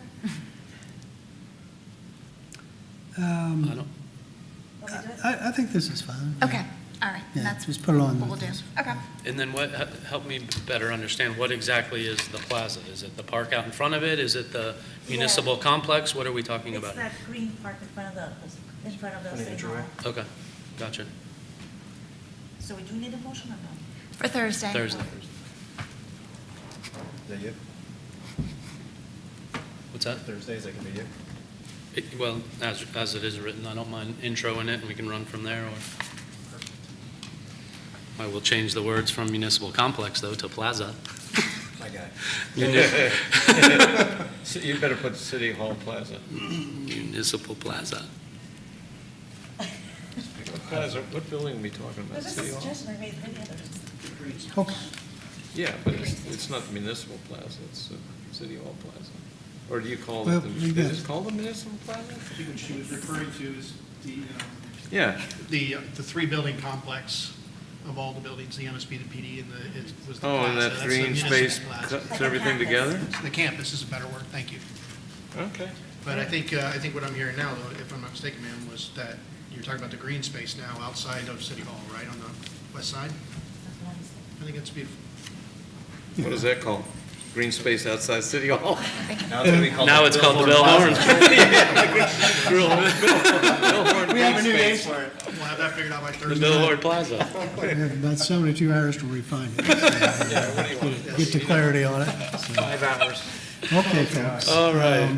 Move to item 18, any new business that we want to discuss or add to be discussed for the next work session? I just want to add an update to the opioid abatement. We've had some quite a few developments I need to share with all of you. Okay, add that to the next, anything else to the next work session?